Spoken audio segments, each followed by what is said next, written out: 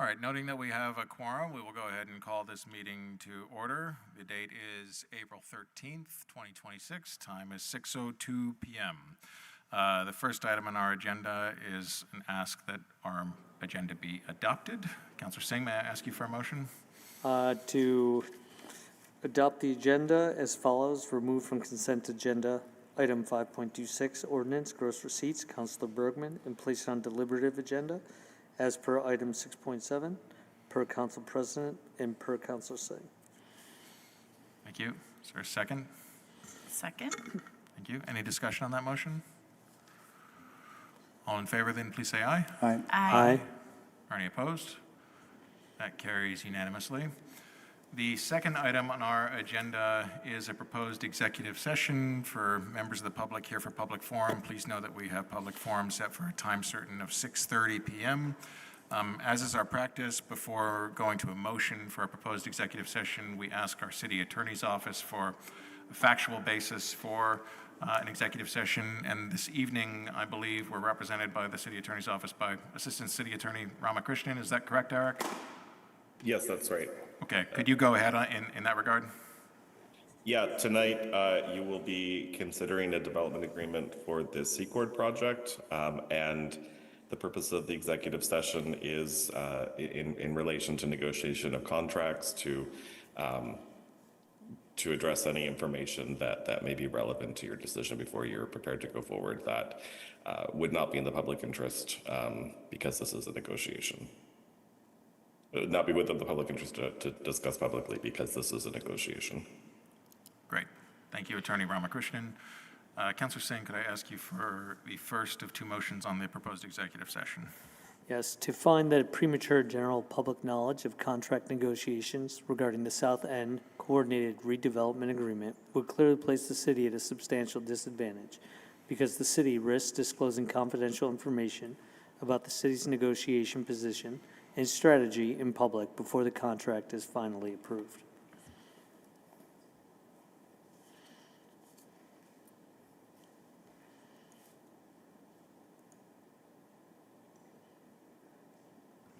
All right.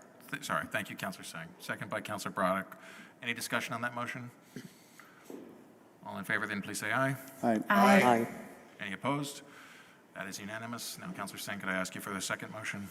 Based on the findings of substantial disadvantage, to enter into executive session to under the provisions of 1 VSA Section 313A1A to include the mayor and her staff, the chief administrative officer and her staff, the CEDO director and her staff, the city attorney and her staff, Office of Planning Director Dillard, Jeremy Farkas attorney, Department of Public Works, and Department of Permitting and Inspections, Attorney Jeffrey Glassman, Real Estate Development Consultant. Thank you, Councillor Singh. Second by Councillor Broderick. Any discussion on that item? All in favor, please say aye.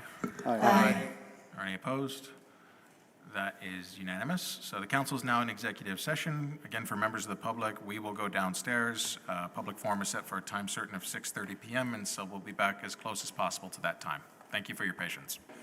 All right, we will call the council back to order. I appreciate everyone's patience. I know that we had scheduled public forum for a time certain of 6:30 p.m. Our executive session ran a bit longer than anticipated. And again, thank you everyone for your patience. We will go ahead now and open public forum at 6:42 p.m. As always, we will begin public forum with Burlington residents who are here in person. We will then turn to any Burlington residents who are online. We then repeat that process for any non-Burlington residents. As a reminder, in order to participate in public forum online, you need to have signed up at least 1 hour in advance of public forum starting. If you're here in person, when I call your name, please come here to the table. Make sure the microphone is pulled close. Hit the push button and the green light on the microphone should illuminate. Yes, Councillor Grant? I wish to recuse myself from public forum. Understood. Thank you, Councillor Grant.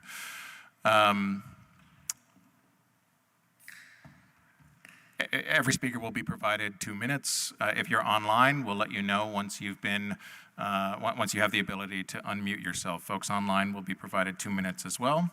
When you're providing comments, please direct them to me as the chair, and not to any other individual. As a rule, we do not tolerate any individualized attacks against any individuals here at the table, particularly those based on any individual's protected characteristics. We also ask that comments please refrain from being obscene, vulgar, or overly loud or disruptive.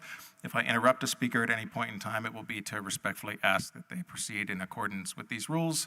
If someone continues to violate these rules, I reserve the right to end public forum for that speaker at that time. So with that, the first Burlington resident that we have signed up for public forum is Ernie Pomerlow, who will be followed by David Foss. Ernie?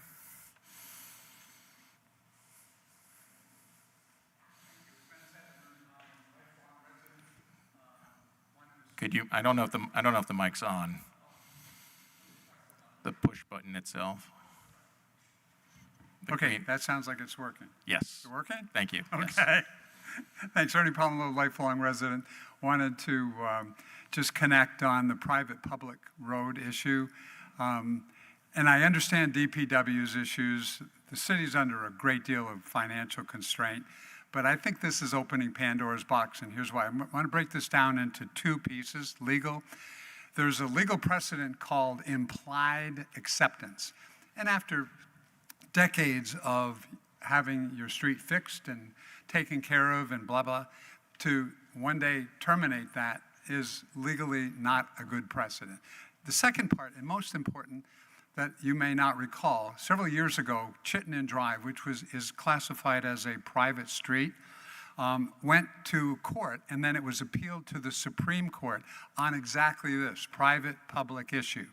The Supreme Court, after testimony from Burlington city officials, deemed that it was to be treated as public, not private, and the public lost.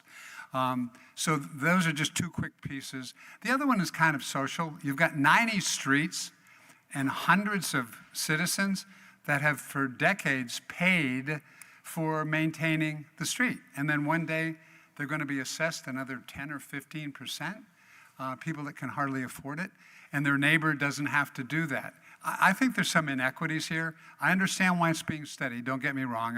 I run a business too.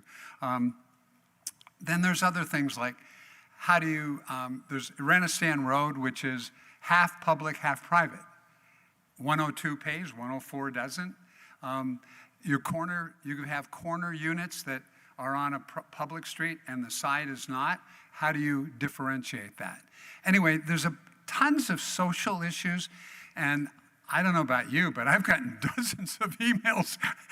This is a political wormhole, I think. Anyway, thank you. Thank you. Our next speaker will be David Foss, to be followed by Cara Simone.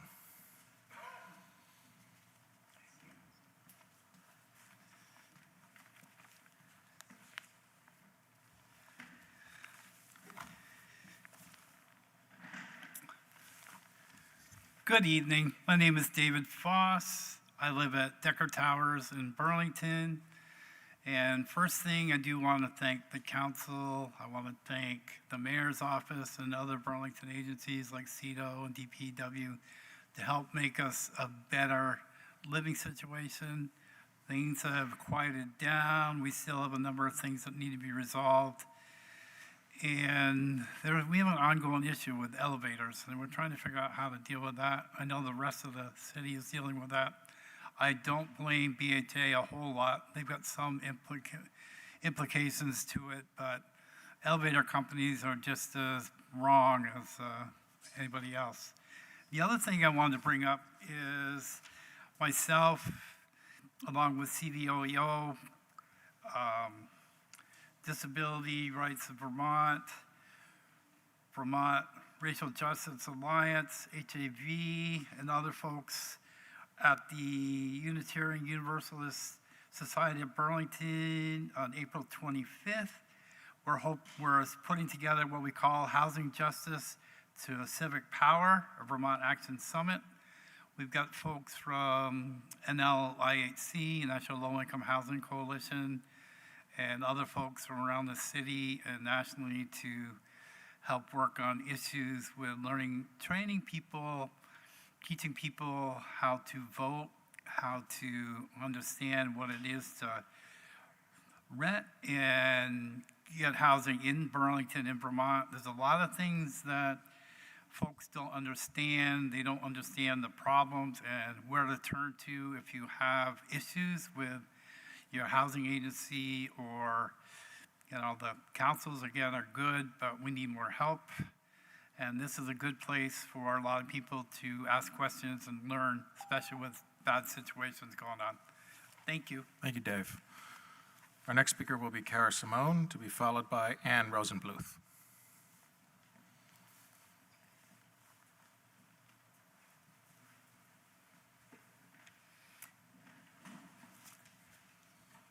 Hi, my name is Kara Simone, and I live at 29 Chittenden Drive. I'm here because my street is classified as unaccepted but public, and I'm concerned about what that means in practice for responsibility, risk, and fairness. I've lived in my home for over 24 years. I pay $13K in taxes for my raised ranch at the bottom of the street. My taxes have tripled in the time that I've lived there. So Chittenden Drive has been consistently treated as part of the public road system. The city plows it, repairs potholes, issues permits for homes on the street, and regulates and charges for curb cuts. There are no signs indicating that it is private, and it is regularly used by the public. For instance, during the recent Rotary construction project, the city used Chittenden Drive to support that work. Heavy equipment was regularly driven on the road, and pavers and other construction materials were staged and stored there. I've sent some of you pictures of that, but I have more here if you'd like to see them. So based on that long-standing pattern, I understood this to function as a city street. At the same time, there is no functioning private entity responsible for the road. The neighborhood was developed in the late 1960s, and that group is long defunct. So there's no association or governance structure that could realistically take on this responsibility. The proposed path forward to have the road formally accepted requires homeowners to complete a highly technical and expensive process, including surveys, engineering certification, legal documentation, title insurance, and multiple layers of city review. In practical terms, this is a developer-level process being applied to individual homeowners more than 50 years after these homes were built. For me, that is not a realistic option. So the risk is not hypothetical. If there were a failure in the roadway or in the water, sewer, or storm infrastructure beneath it, the cost could be substantial, which would likely eat up my small retirement. There are also real implications for property value. I know I'm running out of time. Please accept the road. Thank you. If you have additional comments in writing, please feel free to send them to citycouncil@burlingtonvt.gov, I will. and we'll be happy to accept them. Okay, and photos. Great. Yeah, feel free to email them. Thank you. Our next speaker is Ann Rosenbluth, who will be followed by Robert Bristow Johnson. Hi, my name is Ann Rosenbluth. I hate public speaking. I live on North Cove Road. I've been there 11 years. So you guys have been plowing and maintaining our road. One of my neighbors is 84. She's lived there since she was 12 years old. For 72 years, she says you've been maintaining the road. And all of a sudden, we're being told that that's no longer happening. As Mr. Pomerleau said, it doesn't make a lot of sense. What we are just asking is what we have been given for at least 70 years. To all of a sudden withdraw it is not fair. If I have to sell my home and I have to disclose that my road is no longer being taken care of and that we are responsible for it, then my property value goes down. So the assessment is not correct. I am being levied the exact same taxes as everybody else in the city. Mark knows I've been to the last few meetings. He knows me. He's heard this before. We have a social contract. I have no children. I've never had children. I have no grandchildren. I don't mind paying school taxes. It's part of my social contract. I want it for the greater good. And all I'm asking is that you guys keep up your side of the social contract. Nowhere in my deed, in my bill of sale, does it say I have to maintain the road. We are not a rich neighborhood. And all we are asking is a basic level of life that we can drive our roads to get to our homes that we pay our taxes on. That is all. Thank you. Thank you. Our next speaker will be Robert Bristow Johnson, to be followed by Milo Grant. Good evening. My family moved to Burlington, Vermont in 2000. I've been here now better than a quarter of a century. I am a 21st century Vermonter.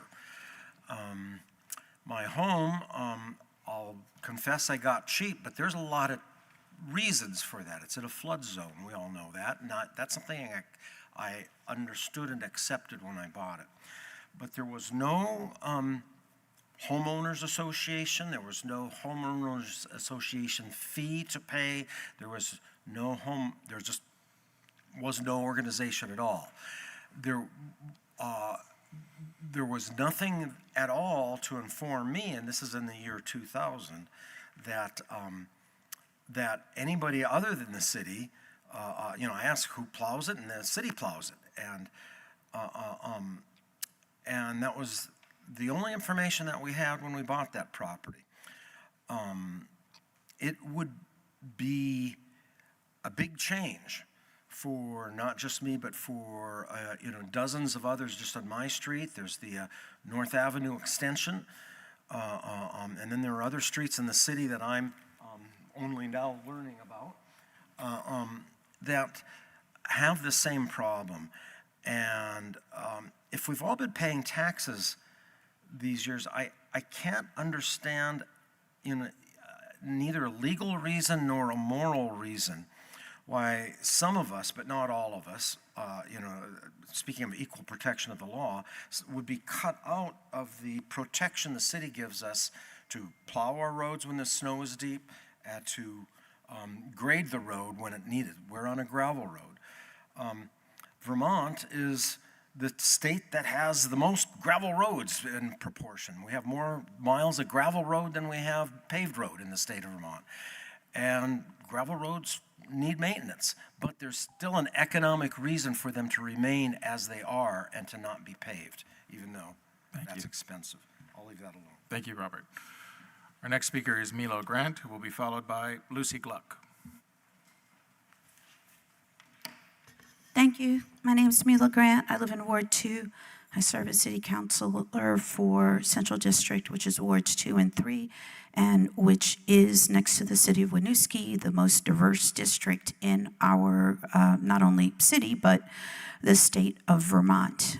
This is not only based on race, this is based on economic classes, this is based on the way people identify themselves. It is based on the variety of marginalized groups in our area. I first started being a part of public service because I was gravely upset of multiple lawsuits where people from my district were hurt. Use of force occurs most frequent in the Central District, lawsuits as well. And I went from being on the special committee to review policing policies to serving on the police commission, where at the time we developed a complaint policy despite pushback, advocated for oversight and accountability despite pushback, advocated for the diversification of BPD despite pushback. I then ran for counselor because of the drug crisis and the homeless crisis, which was getting out of control, and there were no solutions being offered by the council at the time or the mayor at the time.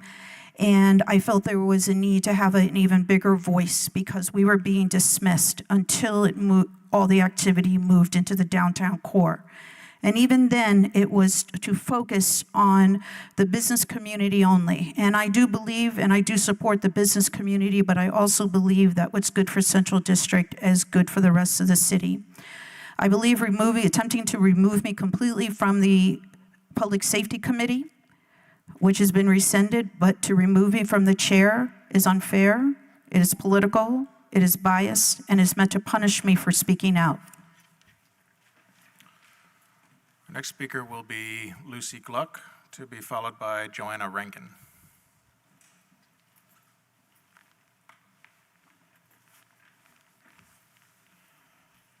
Hi, folks. I live in the Old North End. Lucy Gluck, back to talk about the dangers again of the F-35. So this council has passed a resolution back in August of 2024 that would be asking our congressional delegation to get the Air Force to replace the F-35s with a mission that's suited to this urban environment, population, and our Vermont values, and to look at humanitarian options for the Guard. The three-counselor committee that was set up, that includes Gene Bergman, Ben Travers, and Mark Barlow, were supposed to be trying to reach out, which I think they've all tried to do, to our congressional delegation to meet with them. But we need to know where things are at with that. Have those meetings been set up? If they have, or if they have not, then we really need to be informed about what's going on with this. There's also major moral issues with the F-35s, including environmental degradation and the noise harms that we all know about for us in Winooski and South Burlington, who also passed the same resolution.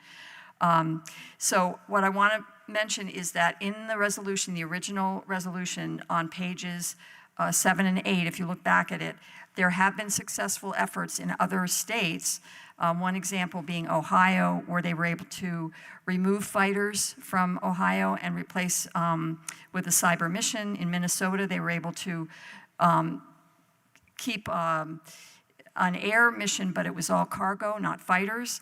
And there's been a number of other states, actually, that have had good success with this. So we're not the only ones working on it. I know we have a tricky situation with our delegation, but I'd really like to see some follow-up with this tripartisan committee and some communication with citizens about what's going on, and report back to the council and to us about what's happening, because it's a really important issue to us. Thanks. Thank you.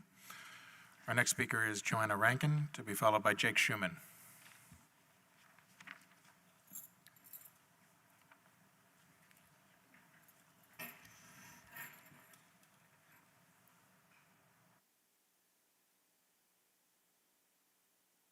Here.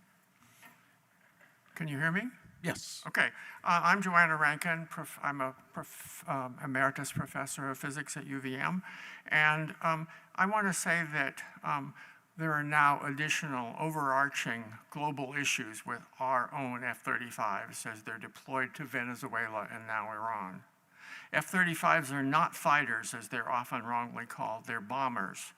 And the Air Force's principal delivery vehicles for nuclear weapons. They're tailor-made to carry the so-called smaller B-61 thermonuclear bombs that have sizes comparable to those that destroyed Hiroshima and Nagasaki. Nuclear weapons are illegal. Do we then flirt or ignore with their possible use now with a mentally unhinged president as our commander-in-chief? The character of Trump's threats in the last week should be all we need to hear to prompt action, destroy a civilization, and in a single night? Could this really happen without nukes? What's our responsibility in putting our Vermont ag neighbors in the position of being ordered to push these buttons? Perhaps Senator Sanders and Welch have also thought much about our F-35s in recent weeks. I know you all have a lot on your plate right now and with local business, but please keep this crucial issue before you. How would you all feel if our F-35s commit the worst at Trump's bidding and you did not carry through with all possible effort with the resolution that this council passed about 2 years ago? Thank you very much. Thank you. Our next Burlington resident here is Jake Schuman, who will be followed by Jack Tiano. Hello, I live on North Cove Road. So the issue of unaccepted streets, I think, is noteworthy because, for one, the street may be unaccepted, but the city owns it. That much was made clear by the first speaker. I want to say that there are a lot of folks watching this conversation. At the Tuke meeting lot of people showed up. Not all of those people are here. Those people are still paying attention. We are all neighbors. We all talk about this a lot. And I think the fact that many folks are not here tonight is a reflection of the fact that those conversations at TUC with DPW have been going well. Our feedback has been well received. Every time a new memo draft is published, I see the feedback that has been provided reflected in those memos, and I do appreciate that. But what I don't appreciate is how it came to this. Like way back 2 years ago, probably, when these conversations started happening, the attitude was totally unacceptable from civil servants, in my humble opinion. We were treated in a very dismissive and rude manner, and the fact that we had to advocate to our city councilors and say, hey, roads are something cities provide, it boggles my mind. So I just hope that this council can learn from this experience and be attentive to how the city is providing its services to its residents, and that it doesn't shame them for expecting them. And I also just want to reiterate that a lot of people are watching this conversation. I think the city owns the street. I encourage you to accept the streets, go through an eminent domain process where and when it's necessary, take responsibility. Thank you. Thank you. Our last Burlington resident here in City Hall is Jack Tiano. We have one Burlington resident signed up online, who's Sharon Busher, who will follow. Good evening.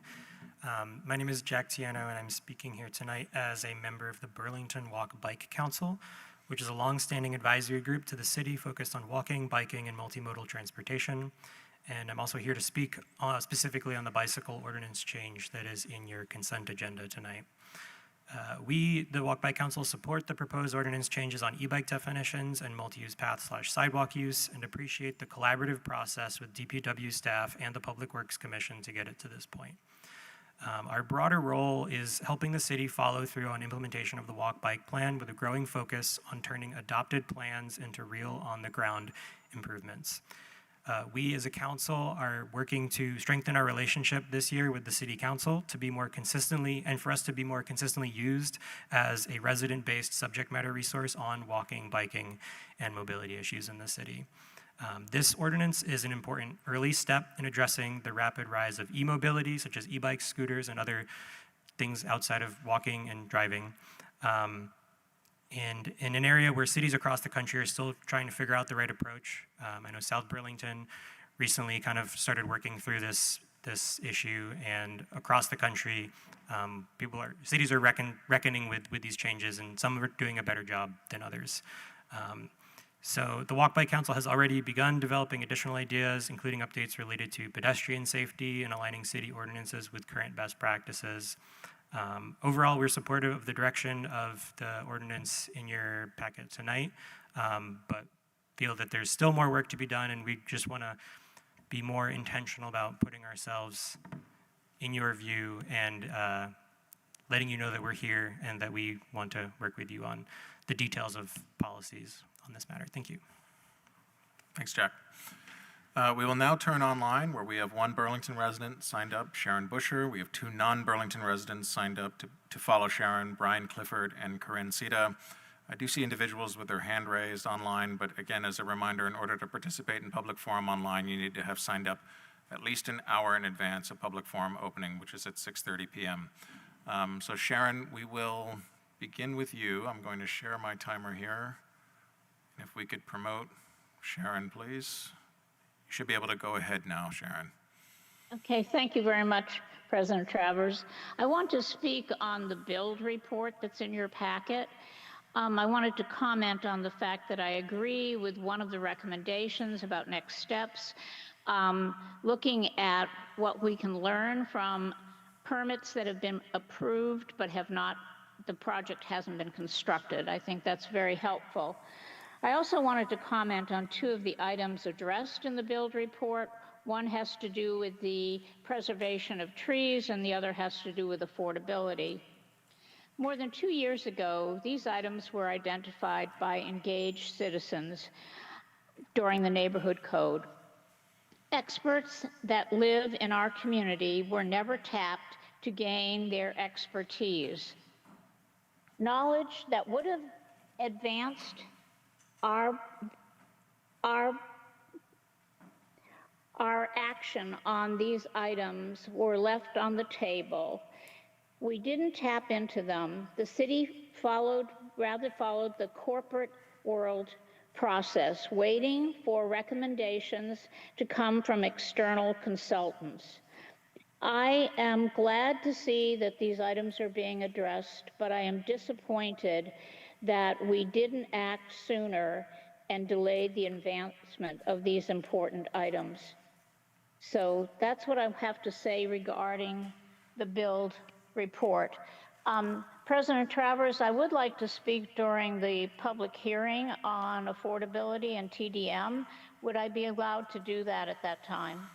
Yes, if there's anyone online or here in person who's here for the public hearing on the proposed zoning change, you'll be permitted to speak at that time, either using the raise hand function online, or anyone can come to the table here to speak when we get to that item.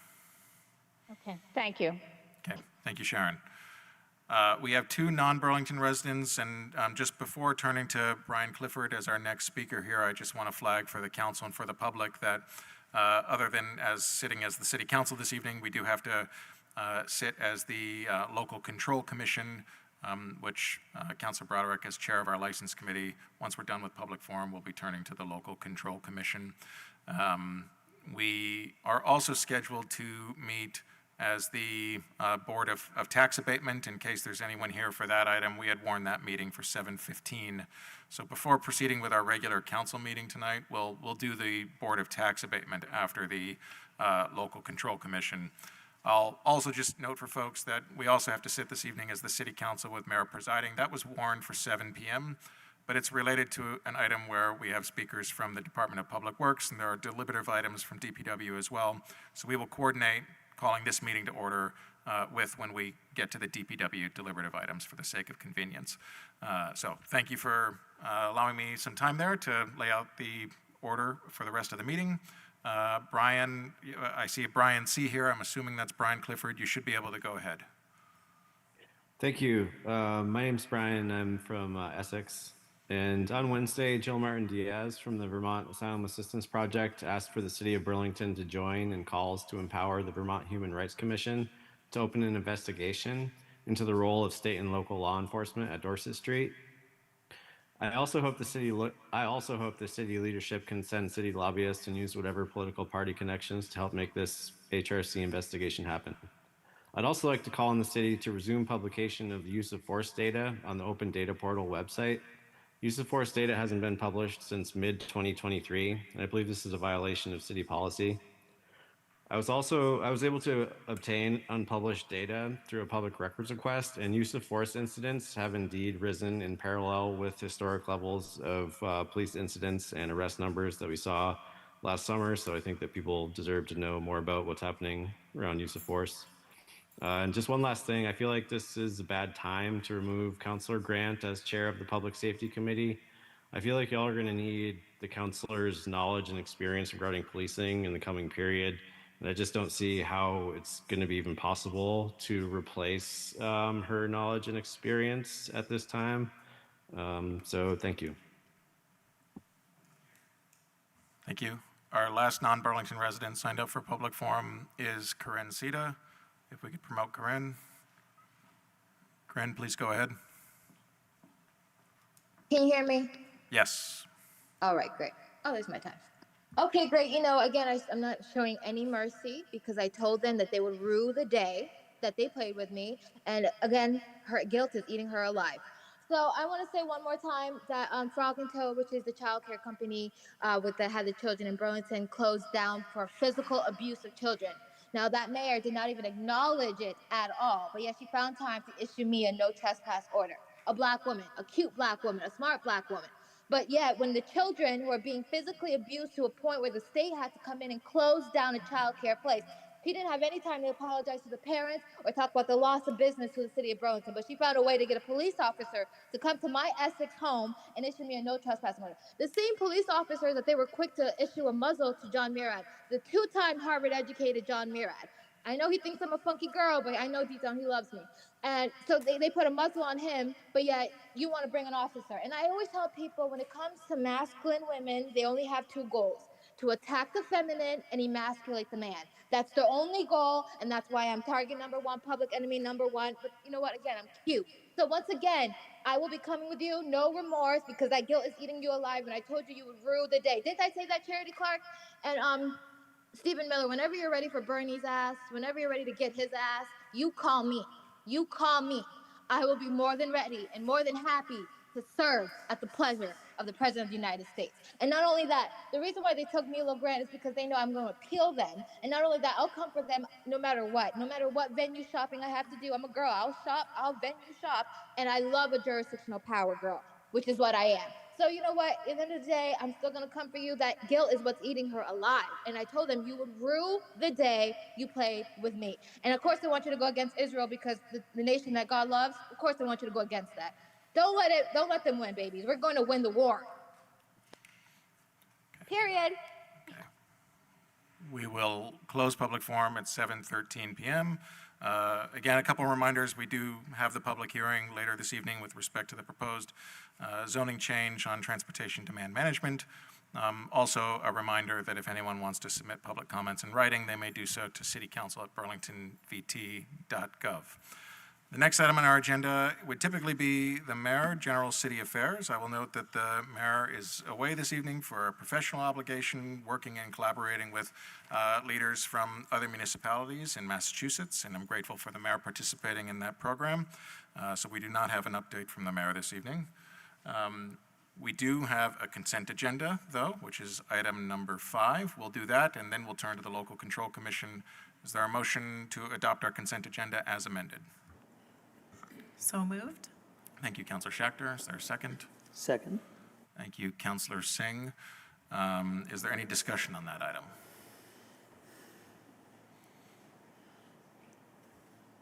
All right.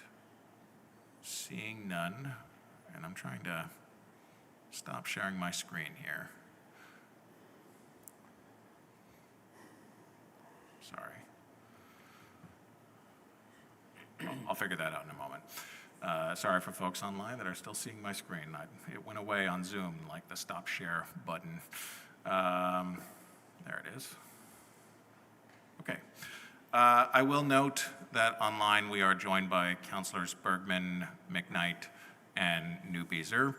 We'll go to a vote then on our consent agenda. All in favor, please say aye. Aye. Any opposed? That carries unanimously. As mentioned, we do need to meet this evening as our local control commission, so I will briefly recess our city council meeting at 7:15 p.m. and call to order the local control commission at that same time. Commissioner Broderick, could I ask you for a motion on our local control commission agenda? Move to adopt the agenda. Thank you. Is there a second?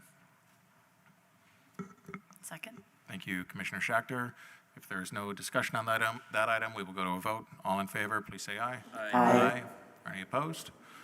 That carries unanimously.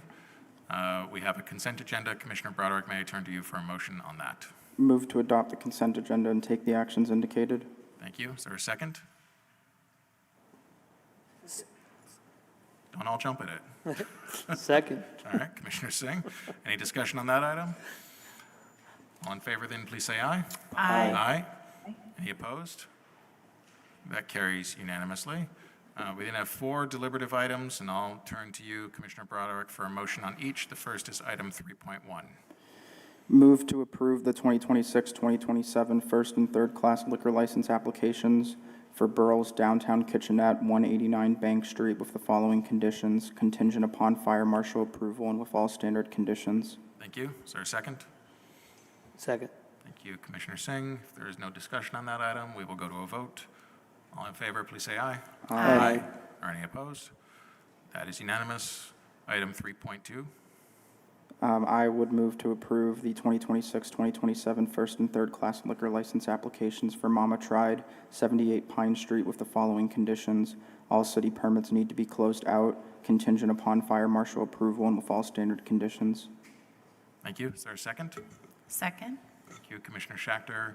If there's no discussion on that item, we will go to a vote. All in favor, please say aye. Aye. Any opposed? That is unanimous. Item 3.3, please, Commissioner Broderick. I move to approve the 2026-2027 outside consumption permit application for Mama Tried, 78 Pine Street with the following condition: all city permits need to be closed out. Thank you. Is there a second? Second. Thank you, Commissioner Singh. If there's no discussion on this item, we will go to a vote. All in favor, please say aye. Aye. Are any opposed? That is unanimous. And then finally, item 3.4. I move to approve the 2026-2027 first and third class liquor license applications for Things from the Yad, Burlington, 152 Cherry Street, with the following conditions, contingent upon fire marshal approval and with all standard conditions. Thank you. Commissioner Broderick, is there a second? Second? Thank you, Commissioner Schachter. Again, if there's no discussion, we will go ahead to a vote. All in favor, please say aye. Aye. Are any opposed? That is unanimous. Seeing no other business before the Local Control Commission, absent objection, I will adjourn that meeting at 7:18 p.m. and call to order our sitting as the Board of Tax Abatement. We only have a consent agenda here, but I'll ask a counselor for a motion on our agenda. Move to adopt the agenda. Thank you, Counselor Singh. Is there a second to that item? Second? Thank you, Counselor Carpenter. Is there any discussion on the agenda? All in favor then, please say aye. Aye. Thank you. There are 6 items on our consent agenda, and I will ask for a motion to adopt the consent agenda and take the actions indicated. Motion to adopt the consent agenda and take actions as indicated. Thank you, Counselor Singh. Is there a second? Second? Thank you, Counselor Schachter. Is there any discussion on the consent agenda? All right. With thanks to our Tax Abatement Committee and staff from the City Assessor's Office, we will go to a vote on the consent agenda. All in favor, please say aye. Aye. Aye.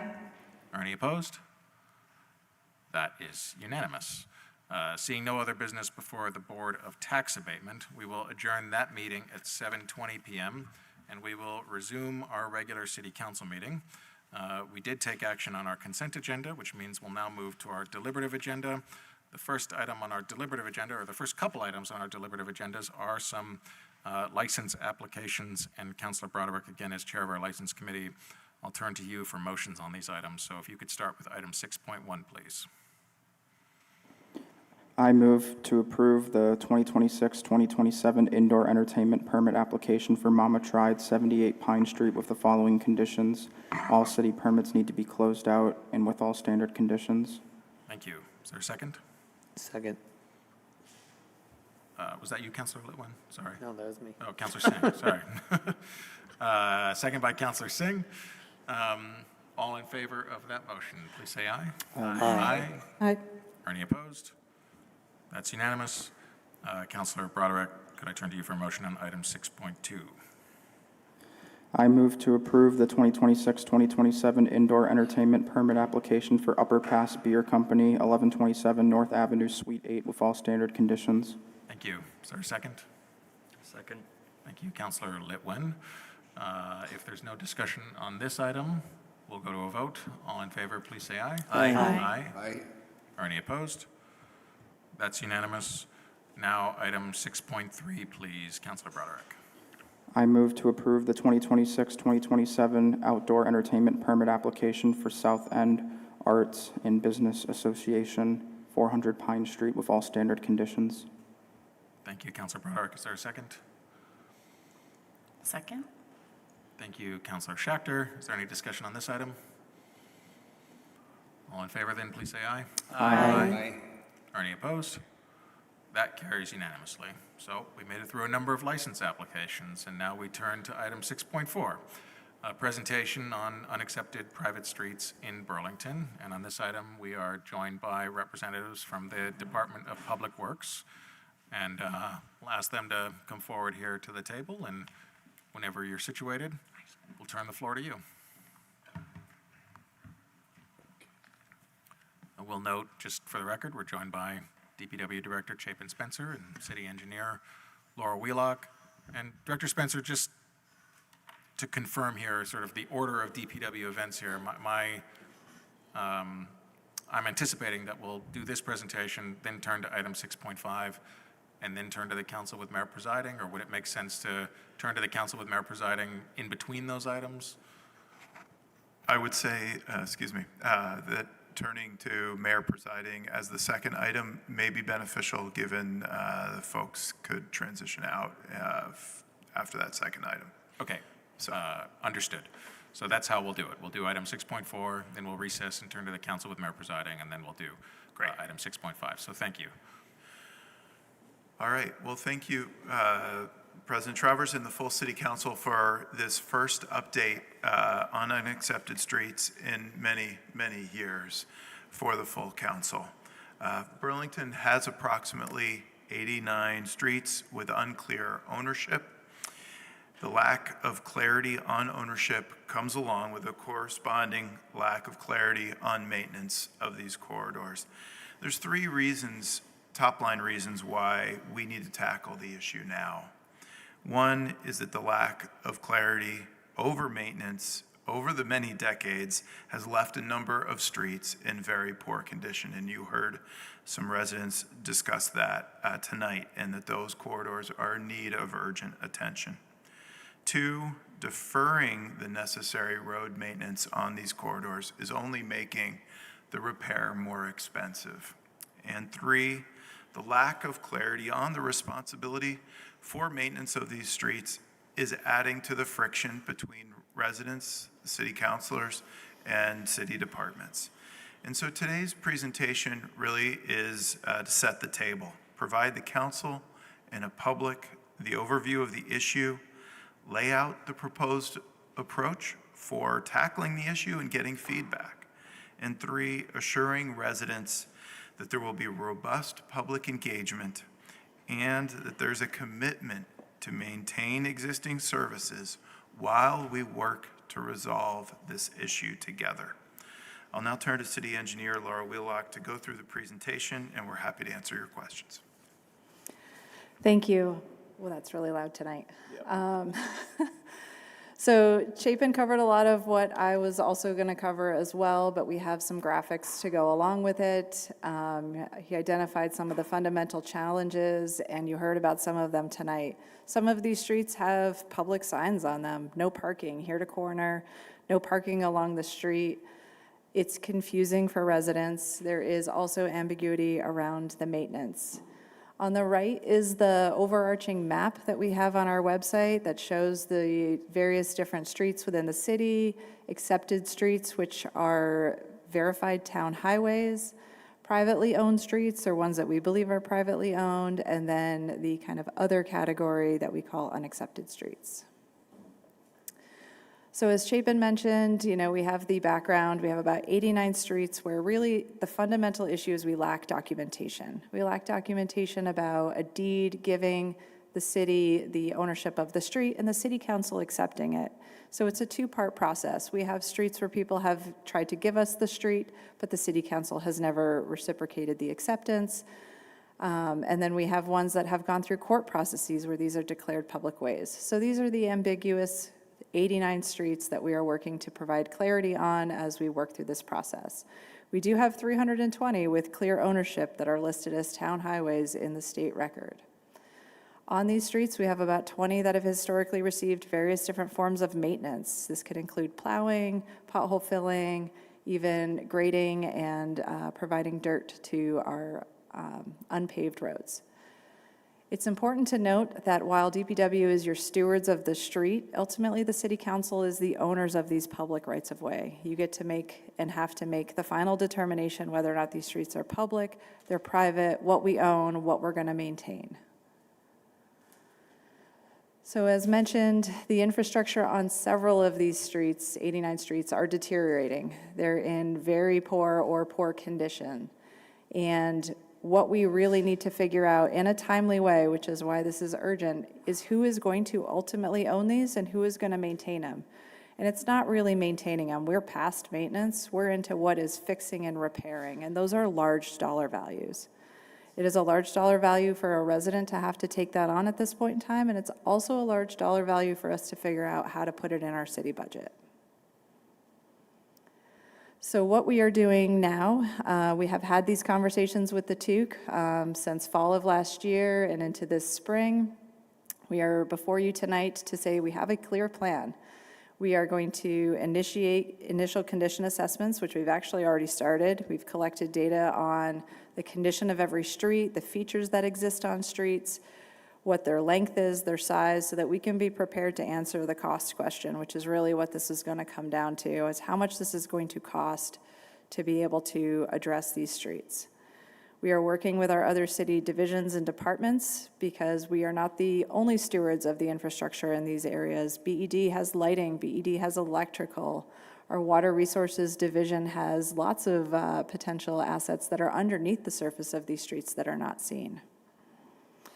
So we're working on our plan, and here's what that is. So we are here in front of the City Council in April. We have a draft letter that will go out to residents. While residents have heard about some of this through publications that we've given the TUC and the media that has picked that up, we've not formally had a conversation directly from DPW to these residents, and that's what this next step is. It's letting them know where we are, who we are, and what we're doing. In May, we will come back to the TUC with this initial assessments that we've been collecting. We're also looking at the paperwork that we have available to us, and we're going to sort these 89 streets into what we're going to focus on in year 1, year 2, year 3, year 4, year 5. This is not going to be a short process for some of these streets. Some of them it will be exceptionally quick. The University of Vermont's going to reach out and be like, that's my street, I own that, here's my document, have a enjoyable rest of the month. There's other ones where we are going to have to do really in-depth record searches of the city's archives and also interviewing property owners because they have a history of their lived experience. They have lived on the street longer than I've worked with DPW, and that's valuable information that we want to find, those breadcrumbs to find the information that we're looking for. As Chapin mentioned, regardless of how this process plays out, earliest visit back to the City Council is likely in a year, where we have enough information on our first grouping of streets to say, here's what we found, how do you want to act, would you like to accept these? We'll go through a process to do that. Are you ready to not accept these? Do you just want more information? From those decisions, the earliest point in time where we may change our plowing or other maintenance practices that are ongoing is 12 months, and that's 12 months from when we notify them. So we come back, we see you in July, we send out the notice in August, it's 12 months from that August. So just a little bit more about the information that is out there for the public. We do have an interactive map. We have information, we have a DPW page stood up specifically for private and unaccepted streets, so you can get there through the QR link or the very simple URL. I do want to note that while we are working on our terminology, the accepted, private, and unaccepted. Accepted streets mean town highways. So we're also going to work on morphing our terminology to better match how state statute refers to things. So accepted streets will eventually, by this time next year, become town highways. Private streets are privately owned, and unaccepted streets are this kind of squishy middle that's in between. They are public use streets. They may ultimately and are most likely privately owned just for the fact that they don't have proper dedication and acceptance. So our summary and kind of the wrap-up message here is, this has been a long-standing issue. This has existed longer than Chapin and I have been here at DPW. You can see various phases throughout DPW's history where different groups of staff and city councils have taken a large bite at this apple. There are monumental moments where large amounts of streets become accepted because they just lacked clarity. There was a good old handshake back in the day, but we need actual documentation now. We will reach out and engage the streets that we are working on. We could find streets that are in year 3 that we're not going to spend a lot of time continuing to tell them they're about to be there, they're about to be there, they're about to be there. That's a lot of anxiety we don't need to cause. But we will be there for the streets that we are working on. We will make sure that people do know that we are working on them, and we will be out there asking questions, holding neighborhood meetings, and figuring out where the information is that we're looking for. There will be no sudden changes. This is our commitment as DPW staff, and we're hoping that the City Council is going to support us in echoing that. And then ultimately, we will be back here a few times over the next few years to give updates. And that is where we have it. This is DPW's generic contact information. When it comes in through the DPW planning email, it gets forwarded directly to DPW engineering staff to be able to collect any information you might have on unaccepted streets. Thank you for the opportunity. I will just wrap up by saying that there were some comments tonight about concern about how this issue unfolded. I will say that our goal here has been to address a decades-long challenge. This is not an easy issue. We did, in getting advice from risk management, provide a more declaratory process in the first initial communication. I own that. I want to say that moving forward, we have adjusted our approach, and we are really here to be partners to figure out what is the best path for us all, recognizing City Council is the deciding entity for which streets to accept, and then we will maintain them. Thank you. Thank you, Director Spencer and City Engineer Wheelock. This is a discussion item, not an action item for the council this evening. I'll open the floor to the council now, though, for discussion. Is there any councilor that wishes to get in the queue? Yep, Councilor Barlow and then Grant.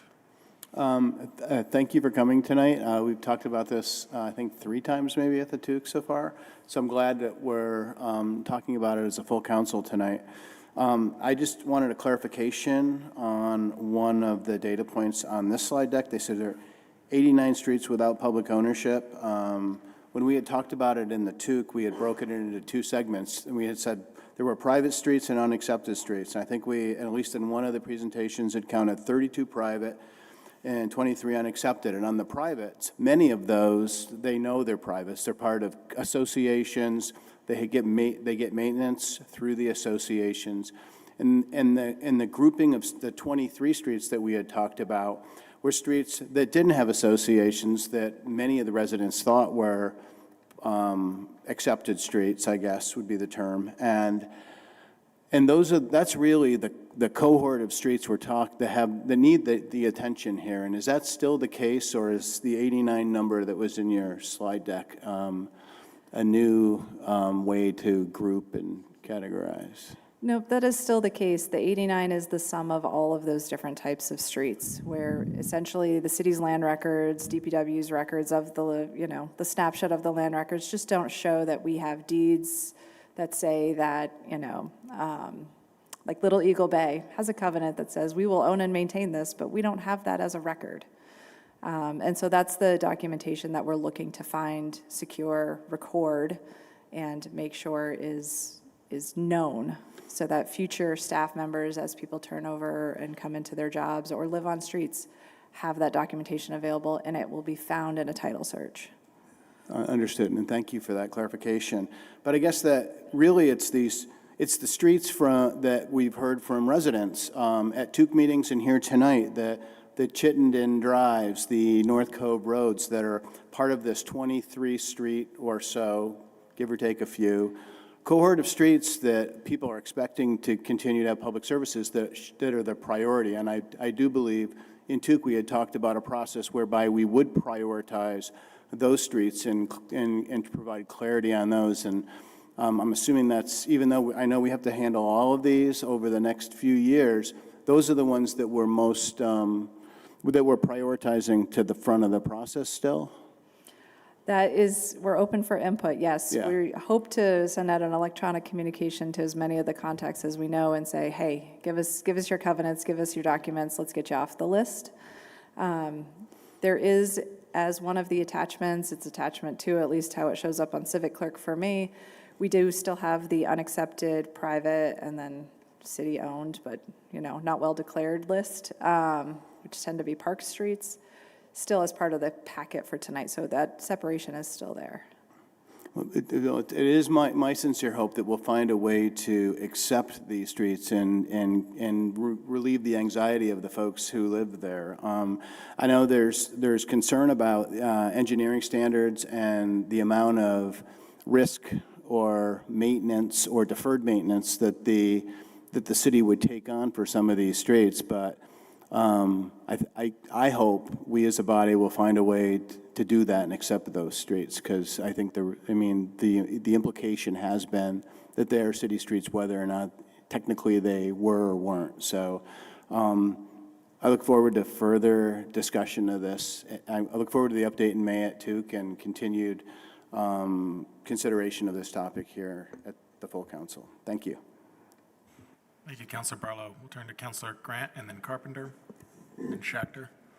Thank you. I agree with everything that Councilor Barlow just said. And there's a real issue of fairness here. You have people living on these streets. You've come and you said, you're an unaccepted street, and nobody mentioned it before. So I have an example of some of the feedback that I've gotten with regards to those streets in the wards that I serve. And in particular, this is the same thing that is being repeated over and over again, which is that this particular street is not capable of meeting the requirements outlined in city zoning, but it still should become a city right-of-way with public services, including but not limited to emergency services, sanitation, recycling, plowing, water, and electric. All of the houses built without a setback predate current residents. That's very important, and that is a very major thing. So to predate current residents and were allowed to be built as such by the city with no private owner of the access road to hold responsible. And there is no affiliation between residents' properties or households. That's pretty major. That's pretty major because people are going in, buying homes, and they're not being told this. And on this particular street, there was a resident who moved there, bought a home there within the last 2 years. No mention that this could be a problem for them. That's deeply problematic for the city. And it definitely seems unfair. And that needs to be a major consideration. Also, as a matter of fairness, a point well taken during public forum is if we take away services but don't reduce people's property taxes, that is really unfair. So these are the things you're going to have to look at because the city allowed these streets to, be built and continue to be served. So I understand what you're saying you're trying to do, but you're in a difficult spot because we're dealing with a profound issue of fairness and the fact of lack of notice and that people are on these streets and no one said anything. So I don't want to beat that dead horse, but it's going to keep coming up over and over again. Thank you. I do want to respond to the fact that people are unaware, and that is one of the reasons why we need to take up this issue now. Title research sometimes only goes back 40 years, and the decisions of these large neighborhoods that dissolved when, the primary property owner passed away, and then now there's nothing for ownership of the street, happened more than 40 years ago in many cases. And so it's just not being found. And I agree with you, residents are not being informed when they purchase properties because research doesn't go back that far. And we're just an old city. And so that's one of the reasons why we do need to take this up now so that people will be informed. They will have the information and we will know when someone purchases a street from here forward, whether it's a town highway, it's a private street, and they'll have a homeowners association, or we are still solving that problem, but we want to get to it fast. I hear you. We are working really hard and have dedicated a lot of time to this so far this year. Yeah, it still doesn't change the fact that it's a big issue of fairness and that we can say it does. I mean, no one said to you've got to look back further. Like there's no direction from the city with regards to that, and that is deeply problematic. I appreciate your response, but it's still deeply problematic. Thank you. Thank you, Councilor Grant. We'll go to Councilors Carpenter, Schachter, and then Litwin. Carpenter, yep. Thanks. Just a couple of different questions. Are any of these streets, is this happening in the last 10 years, or are they older than that primarily? I think we're talking 1940s, 1950s for the most part. The last round of significant street acceptances occurred in the early 80s, which was a lot of the 1960s, 1970s neighborhood developments. A lot of them are really a lot older. As a sidebar to this, and I don't know that we're going to have that many new streets, but do you have a process to make sure that they are accepted if they're built? We do now, yes. Okay. I want to make sure that's clear, because that would be not good if we didn't have it going. And it's my understanding, and correct me if I'm wrong, one of the term unaccepted often means it doesn't meet today's standards. Is that accurate? Unaccepted essentially means that the city does not have a deed dedicating the land of the road and a city council action accepting it. Okay. It doesn't necessarily matter the condition that it's in. It's one of the reasons why it has been stuck over the last couple of times that the city has done this. North Cove Road is a great example. That street has been around for a long time. Yep. Most of the houses there are older than 1940. The city has very clear indication in the documents I can see where we did this in the 50s, we did this 1971 and 75 very strongly, and then again in the early 80s.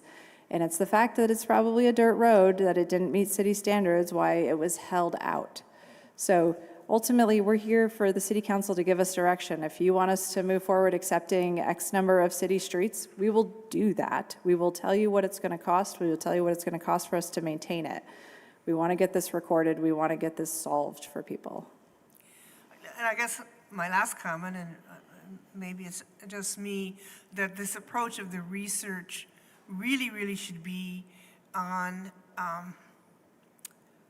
what would be so exceptional to that street that we couldn't accept it.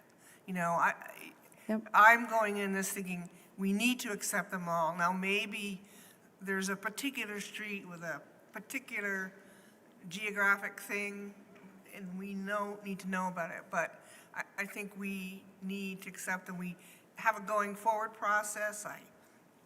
I don't want to point fingers at anybody. It looks, at times it might have got a little sloppy, and I think if the width of the street or the right-of-way is not meeting our standards today, you know, there's a lot of things that would make it not acceptable today, and I think we're going to have to forgive those. And that's the lens that we look at, unless there's just something so terrible that we can't accept it. So I hope we go in it with that look. Thanks. Thank you, Councilor Carpenter. We have Councilor Schachter, Litwin, and then McKnight. Thank you, President Travers, and thank you, Laura and Chapin, for this information. And I am also pleased to see how this has evolved and how we're thinking about communication and timeline and all that. So just a couple quick things. I share pretty much everything, concerns that have all been shared, so I'm not going to repeat myself, but I think we really do have an obligation to our residents, to especially those whose streets we've been maintaining, to be very sensitive to that reality and likely take formal ownership of those streets, although I appreciate taking it one by one. A couple requests and then one question. One is, I don't think this slide deck is up on Civic Clerk, so is it now? It was sent to Lori about 4 minutes before we were Brilliant. on this item. Well, it'll be great. Thank you. It'd be great to have this for when residents reach out.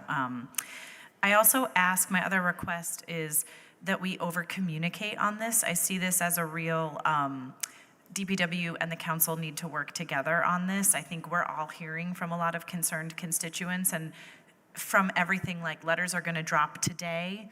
Here's the copy, the latest copy of it, so that we can let all of our reach out from Porch Forum, be available every step of the way. Please just kind of keep us even more looped in than you normally would, because I think this is a really sensitive and important issue that directly, we're going to hear a lot about it on our end, and the more information we have to refer to and to be clearly working in lockstep with you all and being a real bridge between our communities we represent and the city would be really helpful.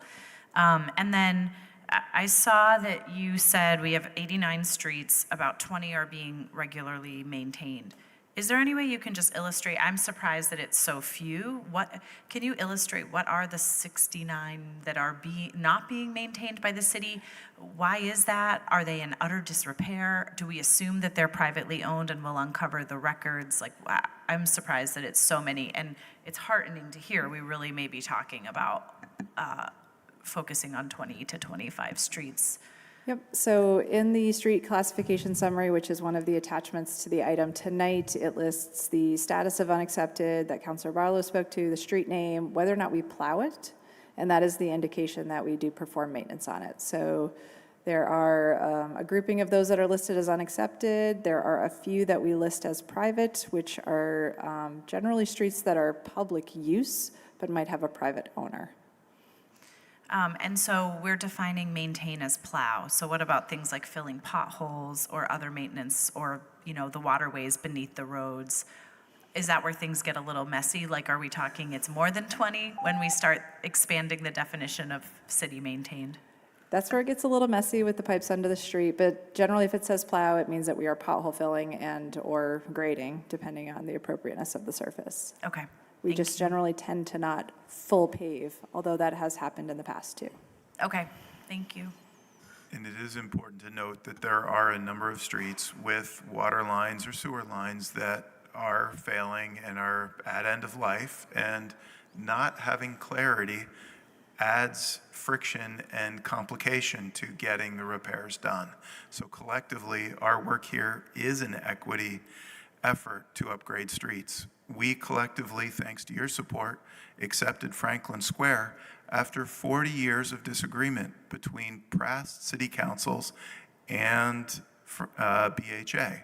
We solved that together, upgraded sidewalks, repaved roads, really upgraded stormwater. We can do that in other places, but you deserve to know and have the information before you accept what that cost is going to be. Great, thank you. Thank you, Councilor Schechter. We'll go to Councilor Litwin, and then McKnight, and then Broderick. Thanks very much. You good with me? Okay.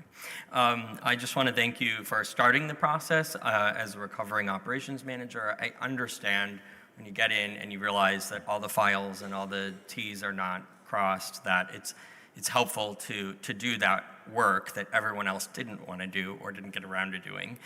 But I also share all the concerns that everybody at the table has already brought forward, and I thought everybody who spoke at public comment to this each person had at least one very salient point that I thought was well received, by me anyway. There are streets on this list that are just bizarre to me, that are unaccepted. The idea that Sanitary Landfill Road is unaccepted. I'm like, well, no, who lives there? No one lives there. Or North Cove is listed as being plowed, but DeForest Heights is not listed as being plowed. But I would imagine, is that true, that the city's not plowing DeForest Heights? Maybe. So there's a lot of work to be done, and I see this will be a large undertaking for you. I want to echo Councilor Barlow's concern and request that we prioritize the streets that are unaccepted, and that we not leave people in long periods of kind of guessing, and to Councilor Schachter's point, over-communicate. I'd rather people be annoyed that they hear from you too much. Additionally, I thought Mr. Pomelo's comments were really well received, because I started thinking about there are a variety of legal precedents here that haven't been discussed that I think our city attorney should be consulted on when you sit with the city attorney. And that is a risk that I think whoever was consulting you on risk management didn't necessarily think about. And additionally, there is risk that people could come and seek abatement from taxes and a reassessment if suddenly the city is to say, well, that's not a street because I pulled up Chittenden Drive just randomly from somebody's comments, and their assessments are anywhere from $600,000 to $900,000, which I would think are appropriate for that neighborhood. but I wouldn't think that that would be appropriate for an unaccepted street that they would have to maintain. So that could cause serious bureaucratic issues and tax issues as far as the tax abatement committee is concerned that I'd like to avoid. But also I don't think was taken into account I was not on the council at the time, but I don't think was taken into account during the great reassessment debacle of 2023, I think that was. So I appreciate the work. I think we have more work to do. I also just want to raise this concern, because this isn't the first time I've heard this, where people are just feeling like they don't know what's going on and they're not being communicated to in a way that makes them feel respected. And I just think that this is really important, that folks have both a sense of agency and also a sense that they're treated fairly and respectfully, just like everyone else in the city. And I say this respectfully, even I had issues with some of the language in the communications that were submitted, and describing maintenance as a courtesy, for example, when people have been paying their taxes, was just not an acceptable way to describe that for me. But and I appreciate you taking the note and changing that in the letter. I want to make sure that folks know that when they can participate, how they can participate. If they can't come to a meeting, can they get on a Zoom call? Can they get on a phone call? Are you going to be sending a monthly letter? And I'm going to be paying really close attention to this now that we've made it through town meeting day, and I appreciate it and look forward to the May update. I also will want to know estimated costs, particularly of some of the streets, to bring it into sort of usable, usable state. Okay, we're all used to a little pothole here in Vermont, but and I live on one of those private roads, but we don't need to be prioritized because we know we're a private road. So so I look forward to getting some answers for those folks and wrapping this up as quickly as possible. So thank you. Thank you, Councilor Litwin. We'll turn now to Councilor McKnight and then Councilor Broderick. Hello, thank you. Apologies in advance if you hear background noise. I'm dealing with some childcare issues today. So to Jabin and Laura, thank you for being here. I really echo, I appreciate the sort of unanimity we're hearing from all of our council colleagues, just calling for the city to really keep doing its job and accept the streets that we have been maintaining and to really take a lot of care with communications with residents moving forward. I want to take some time to clarify some of the roles and decision-making that went into this for the public, because I think that it has been pretty confusing for folks. I've gotten a lot of emails from people that are understandably pretty concerned and confused.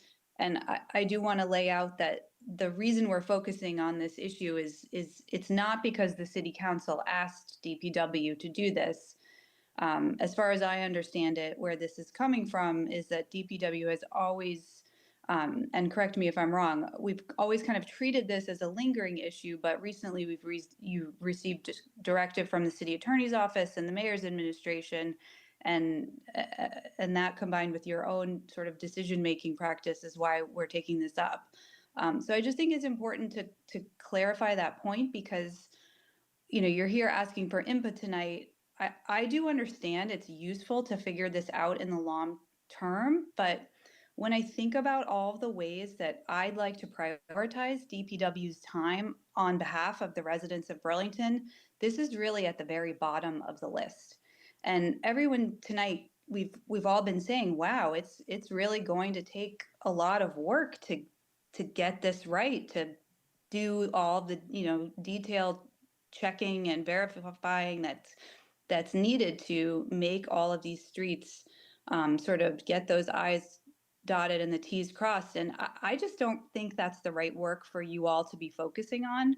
So since you are asking for input from the council on how to handle this, that would really be my ask, that we deprioritize this.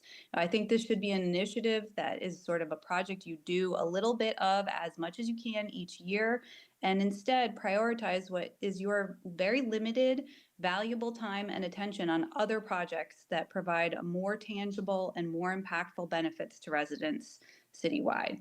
So that would be my call for how we handle this moving forward, along with all the other requests that my colleagues have made. Thank you. Thank you, Councilor McKnight. Director Spencer? Yes, thank you, Councilor McKnight. I think it's important to acknowledge, and this is an interest from Public Works. This was not a direction from the mayor. This was really stems from the amount of friction and conflict and unresolved issues that we are trying to help you and your constituents solve. When a sewer line on an unaccepted street fails, we're all not presenting well. With Franklin Square, that was 40 years. There was litigation involved.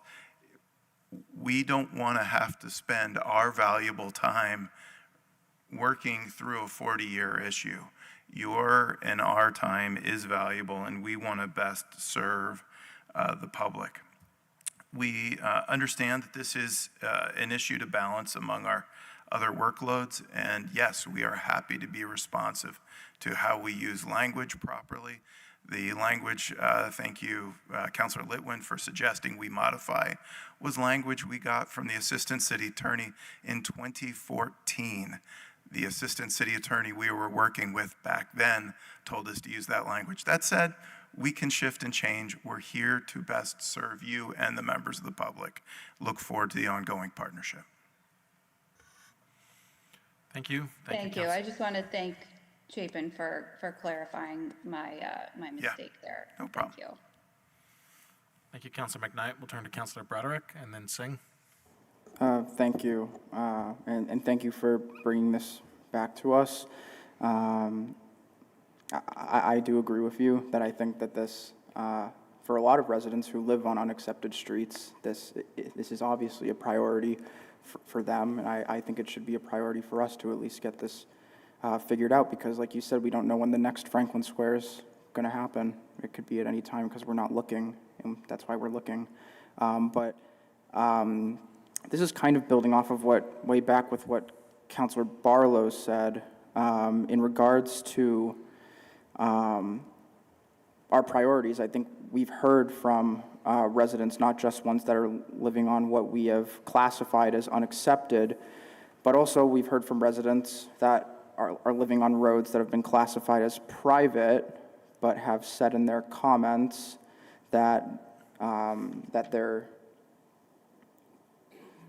there is no governing association that is active, and therefore there's no pile of funds sitting around that's going to be available to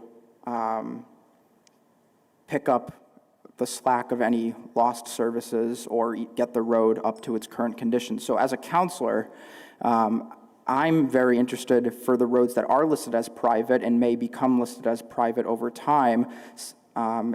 Example, Chittenden Drive. I'd like to know who is the owner of or steward, or whatever the definition is, of the ones that we have confirmed to be private.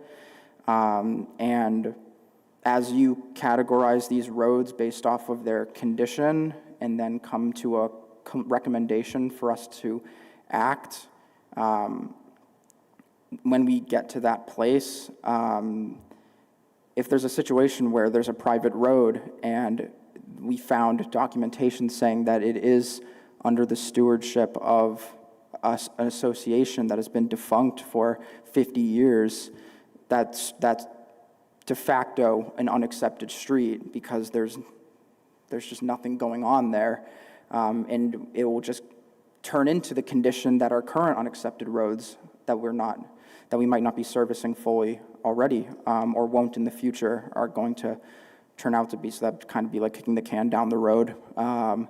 So yeah, I obviously the unaccepted streets need to be prioritized, but I'm interested, you're going to go street by street. So thank you for pursuing it that way.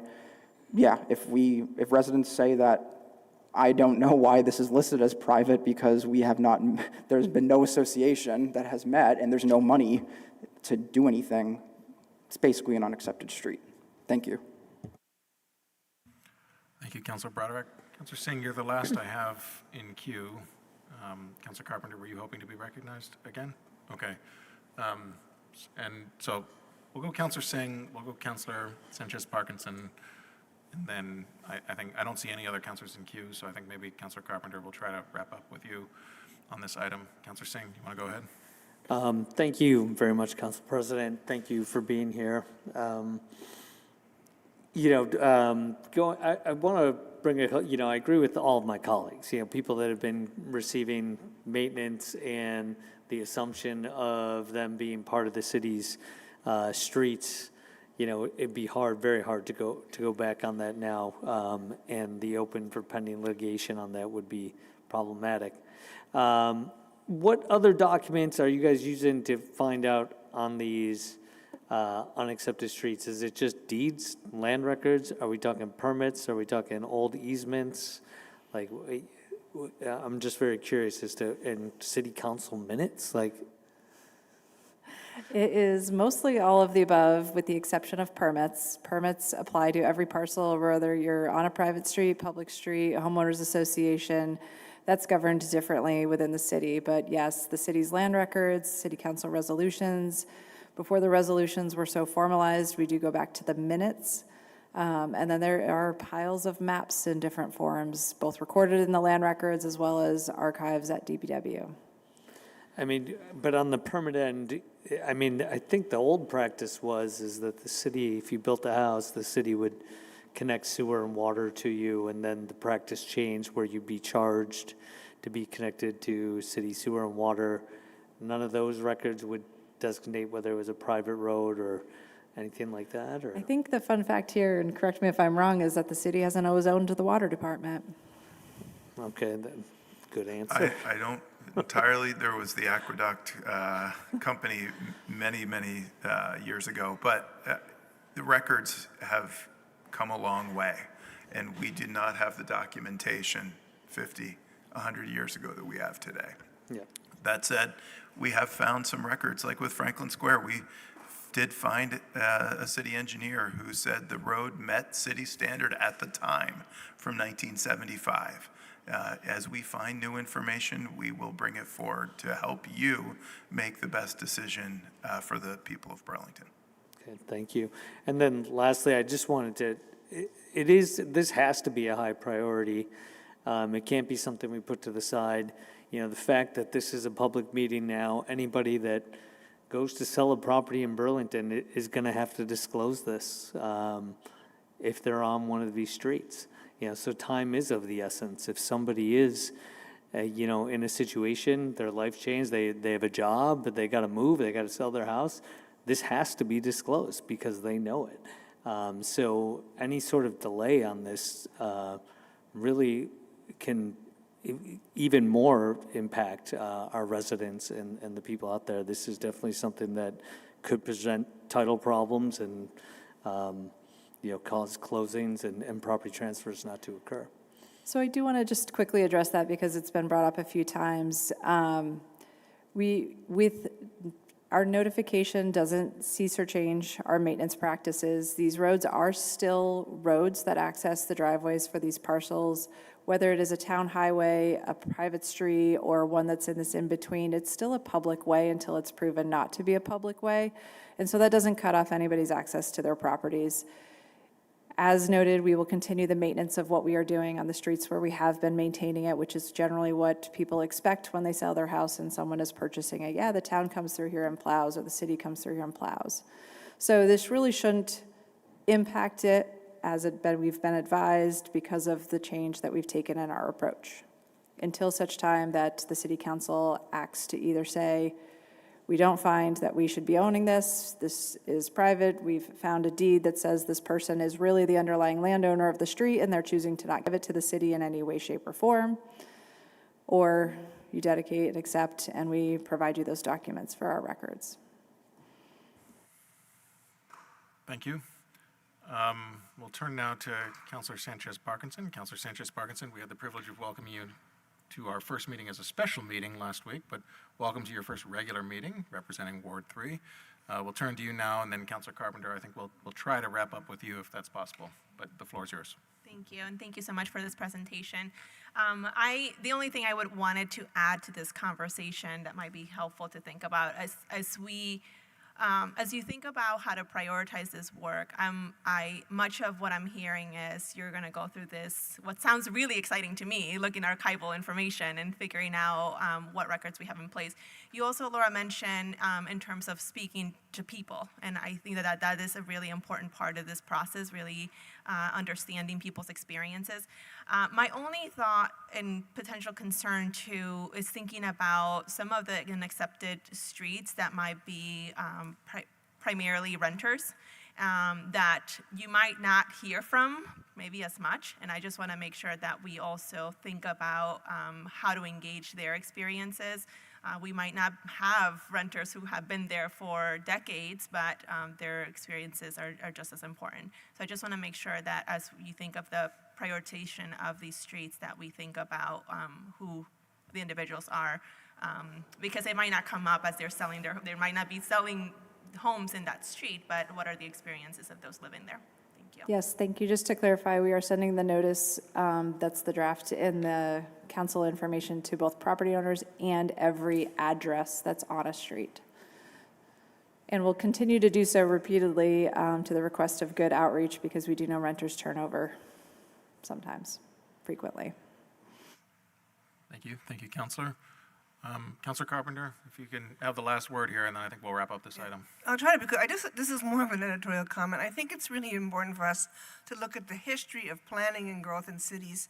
And always, until recently, the presumption is the city would provide the streets and the public infrastructure.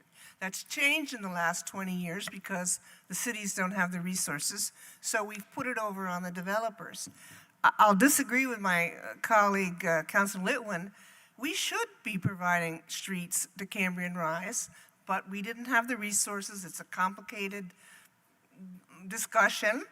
50 years ago, I assumed Franklin Square was going to be a city street, didn't bother to question it. In the affordable housing world, we assumed that too, and obviously there was a disconnect. So I think we are where we are now, but again, I think based on a premise that it's the public's obligation to provide that. How we missed it, why we missed it, we can't go backwards on that. We just got to sort it out today, and I think with the assumption that we intend to own it, and so how do we fix it? Thank you, Councilor Carpenter. Councilor Litwin, you had used your 5 minutes before, but your comments were called out specifically. You're seeking the floor. Would you just like to briefly clarify something? Yes, I want to clarify my statement. Okay. Yes, so just so folks who are living at Cambrian Rise are aware, might be watching this, we're private, but we will be accepted. It's part of the development agreement. That's why I was saying we don't need to be prioritized to like certain roads, like North Cove Road, for example, or Chittenden Drive, where homeowners or renters on those streets are left in a state of ambiguity. We are not, so thank you. Okay. Thank you, Councilor Litwin. And with no other councilors in the queue here, we'll thank you for this presentation, and we know that this will be an ongoing discussion. Are there any sort of last words on this item from DPW team? We very much appreciate the time. We know it's a difficult conversation. We will be partners and available for a conversation, and we heard your message about over-communication tonight, so thank you. Great. Well, don't go far, because we will now recess the regular city council meeting and call to order the city council with mayor presiding. As mentioned previously, the mayor is not here this evening, and so I will continue to preside over this meeting, although it is the council with mayor presiding. The first item in this meeting is our proposed agenda. Is there a motion to adopt the agenda? Thank you, Councilor Carpenter. Is there a second? Second. Thank you, Councilor Schachter. All in favor, please say aye. Aye. Aye. Or any opposed? That carries unanimously. So we have one deliberative item on this agenda. Item 2.1, the Winooski River Bridge, COBRI intersection. Are we calling it Cobri? okay, all right, Cobury. Intersection, the proposed Rolls off the condemnation tongue. process, DPW. And I will turn the floor back to our DPW representatives. Thank you. All right, thank you very much. I am joined City Engineer Laura Wheelock and Public Works Engineer Matty Sender, and a great array of partners and staff on line as well. This is a remarkable collaboration of a number of different parties as we get the presentation up. That you will see in the bottom right from our funding partner, Federal Highway, VTrans, the CCRPC, City of Winooski, and several departments within the city. There's two projects within this larger project, the Winooski Bridge and the Colchester-Barrett Riverside intersection. The bridge, interestingly, is owned 50-50 between Burlington and Winooski.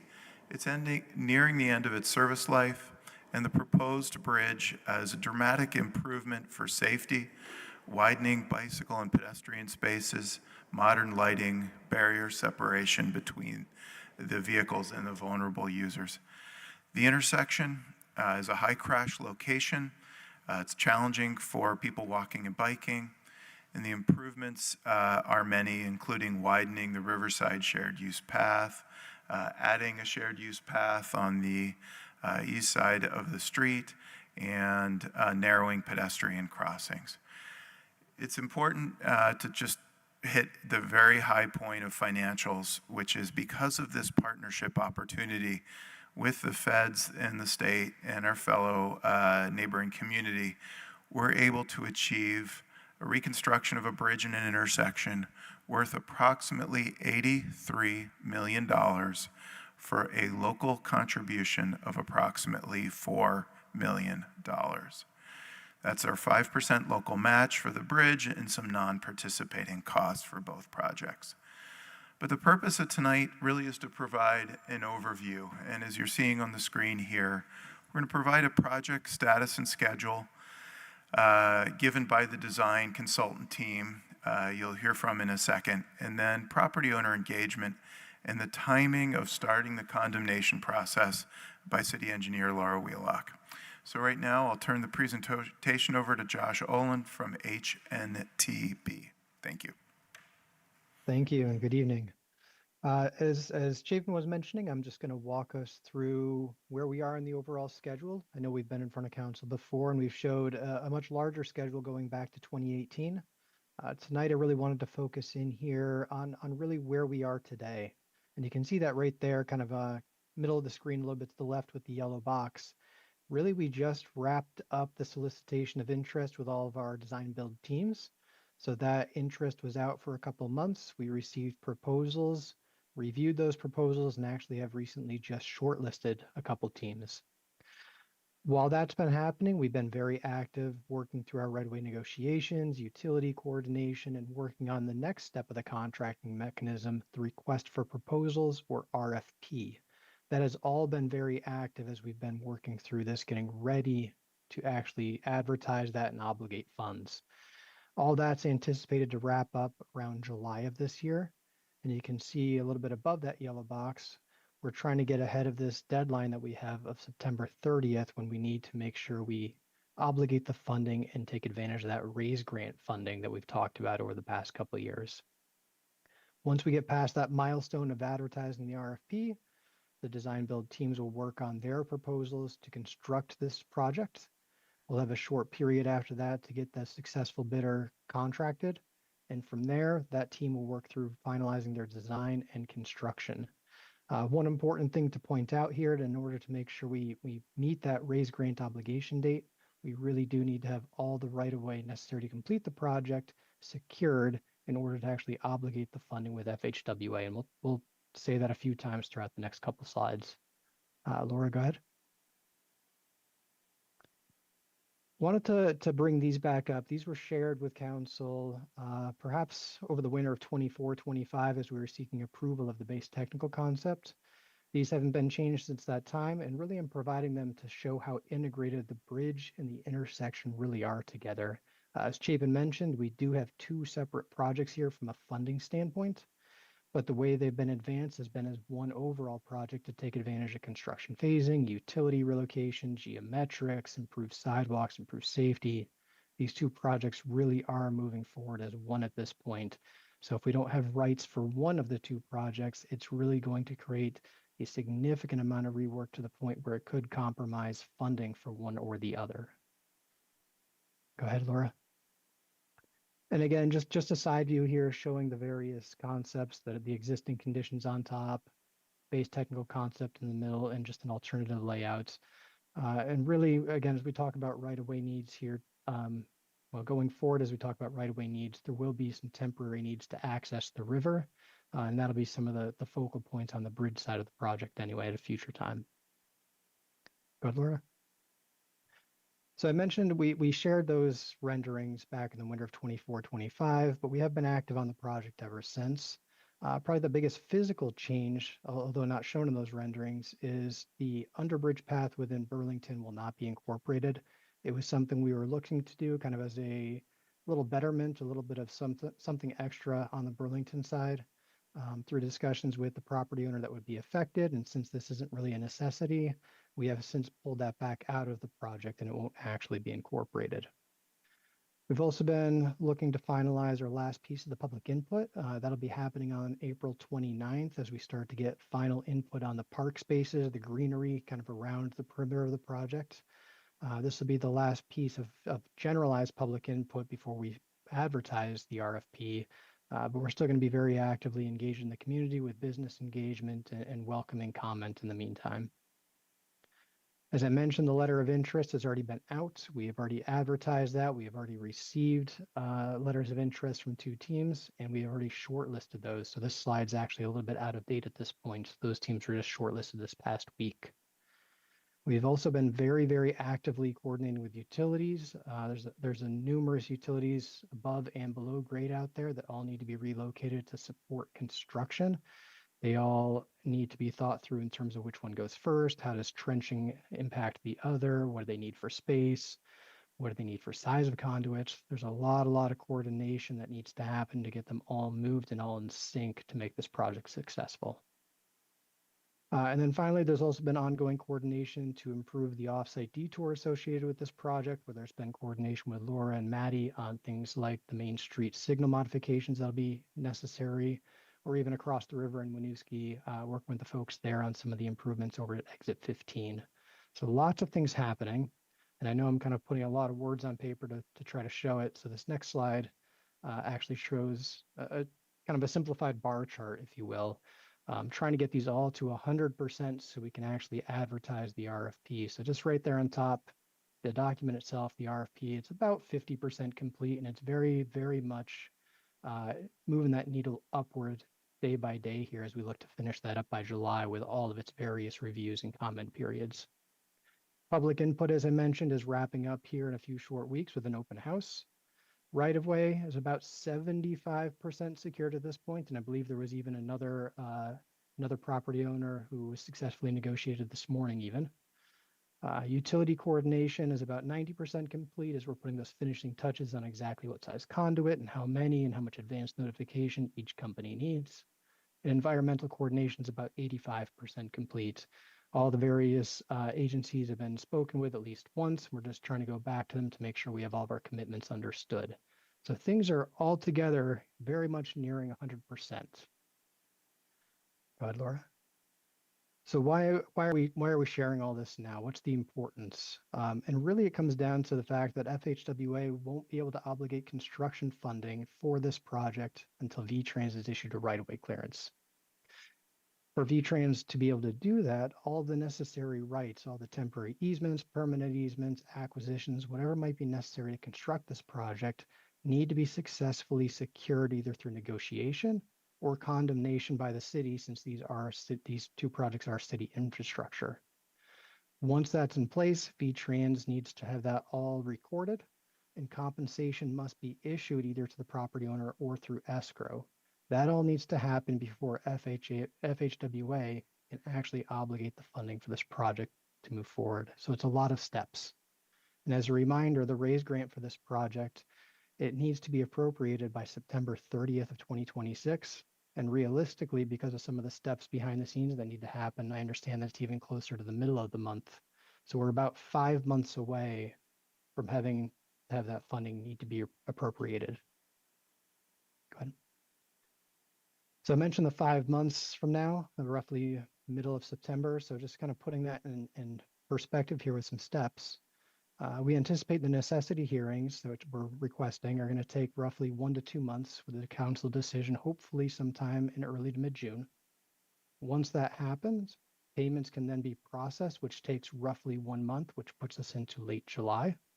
That times out pretty well here with the RFP being complete and ready to go in July. Once we get past those payments being processed, we can start working through issuing a right-of-way clearance certificate, which would be a couple weeks later, sometime in early August, which then allows us to actually go forward and ask for FHWA to obligate the funds sometime in mid-August, which gives us a 2, 3, maybe 4 weeks of buffer between that time and the potential to actually perhaps miss that raise grant date, which is really what's at stake here is the funding. So that, Laura, I think it's back to you. Yes, so what we're here tonight to ask you about is essentially the request to move forward to necessity and compensation. But before we get to that exact wording, we want to make sure to remind everybody or inform you of our process to date. So property owner meetings actually started about a year ago. VTrans meeting with different property owners and stakeholders as we had identified different property rights that would be necessary. Offers were sent to different property owners a little over 6 months ago, so August, September of 2025. So there's been time. VTrans has been there communicating with different property owners, negotiating, updating offers, trying to work things out. As of today, of the 15 properties where we need different rights for either the bridge or the intersection, we're down to 7 parcels. So this has been a very active process. It's actually been hard for Maddie to keep up with keeping the right number inside of our draft memo because people are coming to terms. We are successfully coming to good compromises and good understandings.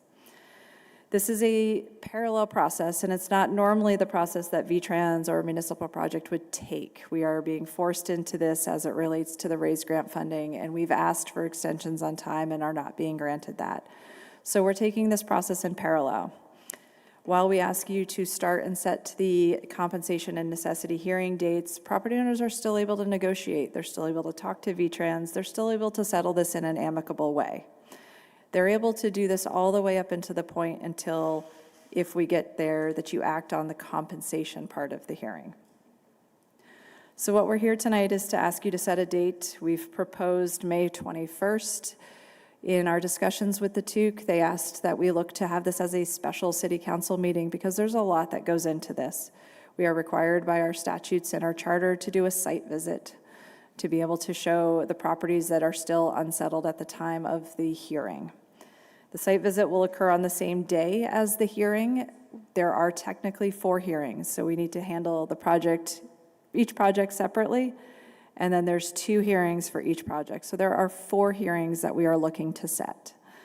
The first is called necessity. You will determine whether or not the takings or the easements that we are asking for are necessary to construct the project. The second is compensation, where determination of damages, whether the land we are taking takes away from that parcel in such a way that they are being fairly compensated for that. So why we are setting the date so far out, part of our state statutes and also our city charter requires a minimum of a 30-day notification. And that's not just 30 days from when we postmark it, that's 30 days so that they have actually physically received the information and actually send us back kind of a comprehensive, we understand what we're getting. There are a few other notification processes that occur within there at 12 and 15 days. And so this is something that will be well notified to the property owners as well as the general public. This is meant to be able to explain a little bit more about what will happen during the requested hearings. There is 4 pages or so at the very end of your packet. This is more of an informal, updated understanding about what we go through with necessity and compensation. Hopefully it answers some early questions that you may have on this. It's important to note that the city council with mayor presiding will act as a quasi-judicial body, and with that comes kind of certain provisions and understanding as when you act on it. So first, we will need to have a site visit. This again can be a different time of day from the hearing, but I do suggest, and it's recommended, that it is the same day so that the information that you're seeing is relevant. And as we presented today, some of this information changes by the day. This morning, we walked into an email saying, hey, we settled another parcel.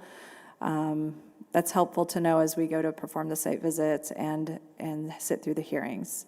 The hearings will discuss and be an opportunity for staff and for our design team and VTrans team to share any information on the parcels, share what we've worked through. The VTrans right-of-way negotiators, who are the ones who are actively negotiating these parcels, will be here to answer questions and provide information. It is an opportunity for you all to ask questions of us on each of the 4 specific tasks and types of hearings, and then it is also an opportunity for the property owners to provide testimony. Ultimately, we are able to open up all the different types of hearings at the same time. Generally, you will act on necessity before you act on compensation, so you will find that it is necessary to take whatever is being asked for from a property owner, and then you will settle on compensation. The decision for necessity could occur the same day that you open the hearing. You could say, yes, we find this is necessary. It could happen because you're acting as a quasi-judicial body. It could happen not at a city council meeting, or you could continue the hearing to one of your next regular meetings and act as a public body. All of those are acceptable opportunities. For the compensation hearing, which is my guess, is that you will continue that meeting to a date and time that you set at the first hearing. So that is my introduction and spiel, and trying to explain what is a very complicated process and further complicated by the number of the 2 different separate projects that we have going on here. We did receive one question earlier that was asking whether or not, again, the site visit can be separated from the hearing dates, and yes, it can, but again, I would recommend that they are on the same day. And I would also recommend that the hearing be in the evening hours, just to ensure that the property owners are able to attend to testify. Great. Thank you very much for the detailed presentation. A complicated motion is also listed on Civic Clerk here, which in sum and substance, as you indicated, would permit the warning of both the necessity and compensation hearings for the bridge project and the intersection project on May 21st, with times to be determined later. Councilor Barlow, as chair of the TOOC, could I ask you for a motion to take the actions indicated on Civic Clerk? Yes, I would move to take the actions indicated on Civic Clerk on page 5 of the 31-page memo. Okay. Thank you, Councilor Barlow. Is there a second to that motion? Thank you, Councilor Broderick. Councilor Barlow, sorry to put you on the spot, but do you want the floor on this item? I do not. Okay. Councilor Litwin? Thanks. I just have 2 questions. One is, you talked about making sure that the property owners are there. Are there any properties that are impacted that have renters? There are a reasonable number of the properties specific to the intersection that have renters within them. And so what's your plan to work with that property owner to make sure that renters have the ability to be there as well? Renters don't necessarily have a say on the property because it is an owner item. We have engaged the public through the outreach that Josh had mentioned, inviting renters who sometimes are long-term renters of these parcels to participate in our process to help us shape the intersection and the bridge project. So one of the things that I saw on page 1 of the PowerPoint was a graphic that I didn't recognize, and it showed an island that is not on the photograph that you're showing here that would make it impossible for somebody to take a left turn off of Mill Street.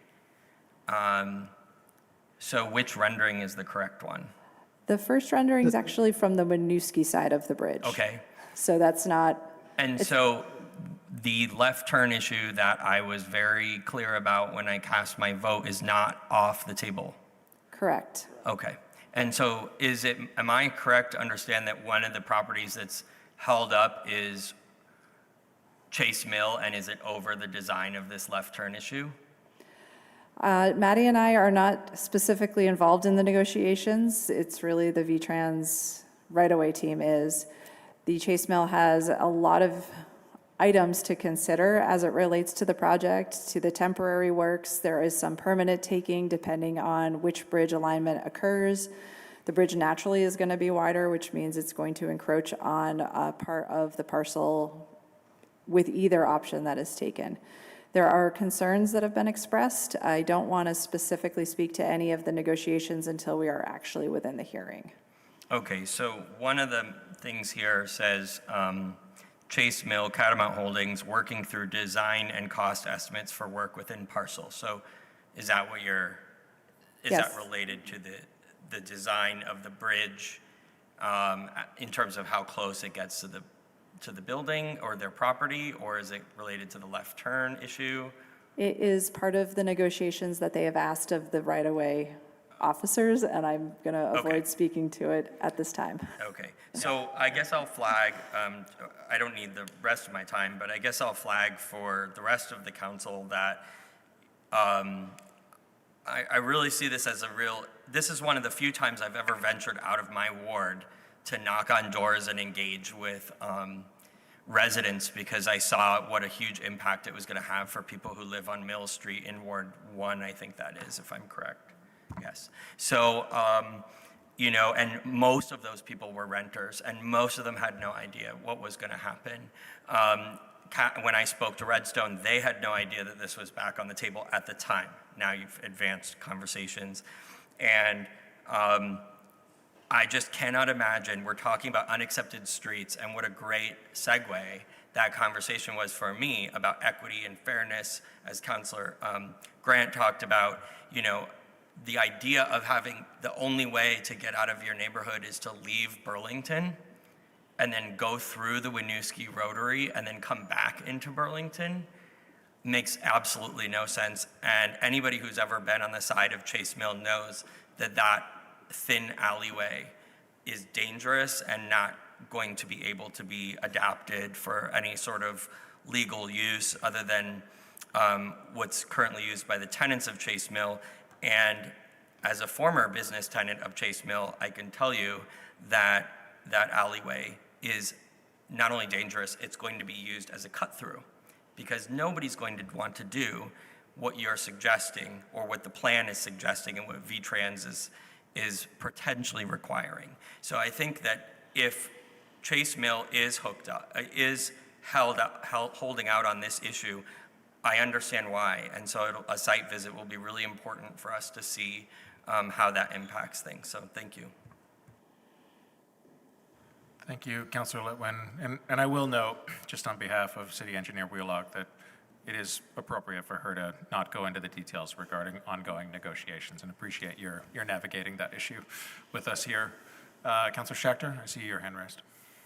Thank you. Yeah, I do feel the need to weigh in here as one of the two folks at this table who represent Ward 1.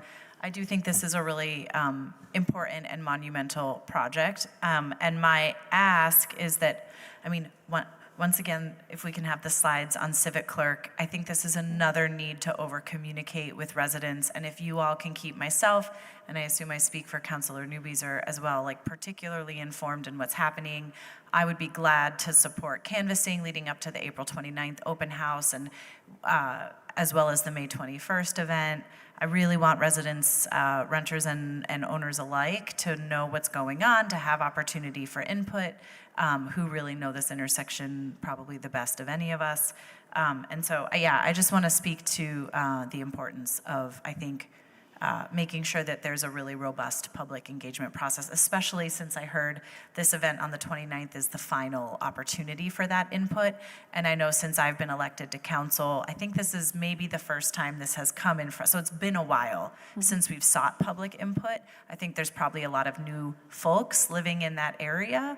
And so I think we really have an obligation to have a robust outreach strategy going into the 29th. I'm happy to support with Front Porch Forum posts and canvassing as I can, but I want to make sure that we don't squander that opportunity, and that I think going into May 21st, we should be thinking about that engagement process as well. And also, the sooner we can, just as a working parent, the sooner we know the time on the 21st, that's very helpful, especially if it's going to be this 3-part day. So to first speak to being informed, we will absolutely include you in our public outreach for the meeting on the 30th. That is already out there. We have an amazing team that's reaching out to both communities in a way that generally has reached people really, really well. But we do know that there's always ways to improve that, so absolutely we will snag you and bring you in on that. I do want to remind everybody, as I am staying silent on the negotiations, we addressed it in the TUC, but it feels important to say here, we will include you when we send these notifications out to these residents, but it is important because you are going to be asked to act on their fate, that you don't walk hand in hand with them with the negotiations.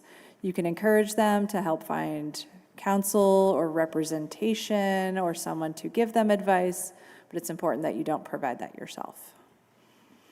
As it relates to the time, we have not put that in the notice. The notice actually does go out as a citation. It seems a little harsh. That is what we have written in our city charter. So that may also be one of those, like, someone's gonna be like, oh my God, Allie, why did I get a citation from DPW? That is just the way and shape and form that this is written. It's not any of our choices, and if the Charter Change Committee wants to change that, I will walk with you on it. So the time of the site visit is one that was requested by one of your fellow counselors. They're able to do that earlier in the morning versus in the evening. We have the opportunity, we can either provide transportation through a bus or a van, or you're able to get there yourself.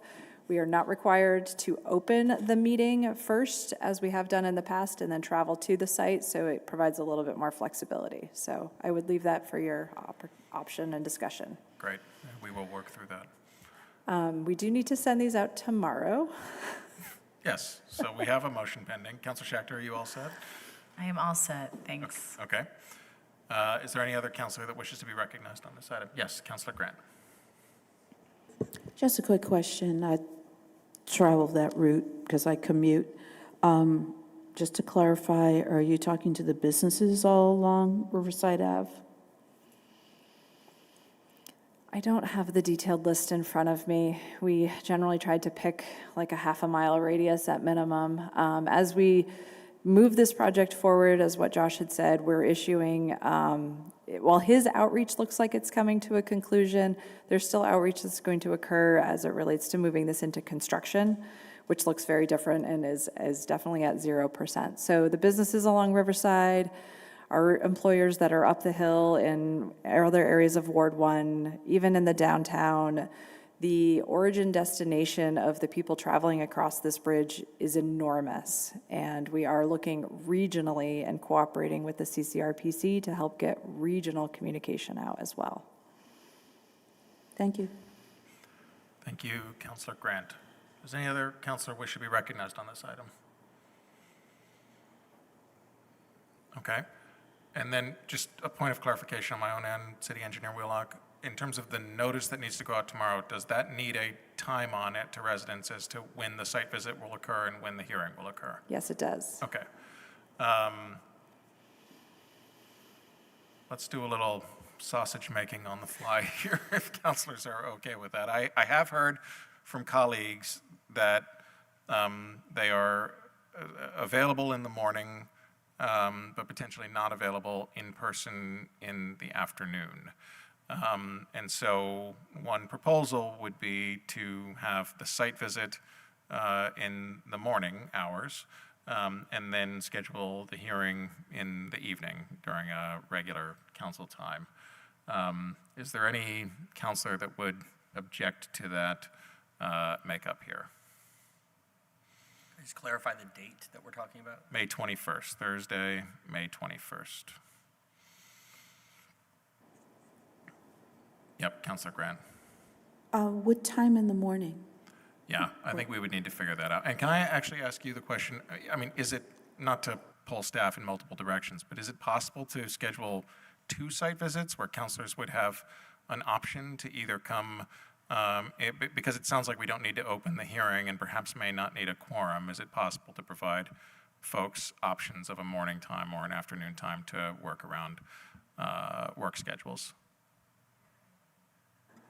On the fly, find the right email. Okay. We were generally advised against it and certainly advised against an individual one-on-one site tour. Okay. Understood. It's not recommended to have people visiting at different times because then not everybody's not operating off the same record. They're not hearing and responding to the same questions. It would be ideal to have one site visit. Okay. Thank you, Attorney Ramakrishnan. I think what I will commit to councilors is this evening just reconnecting with you all with respect to some proposed times, if it's possible for DPW to perhaps propose a morning time. Councilor Grant, is there a time in the morning that would be preferable on your own end? I know that everyone has work schedules. For me, as early as possible. I have to be on my way to work by 9:30. Yeah. So I think an early morning time on the 21st would be best if we could work to accommodate the site visit then, and then an evening hearing around the time that we regularly schedule our evening meetings. I think 9 a.m. would work fine. Staff is easily able to be there. Our consultant staffs would already be staying overnight, even for a midday meeting, so. Yeah, I think maybe even earlier, like 8, we can talk about it, but I think maybe even an 8:30 start time would be great. Yeah.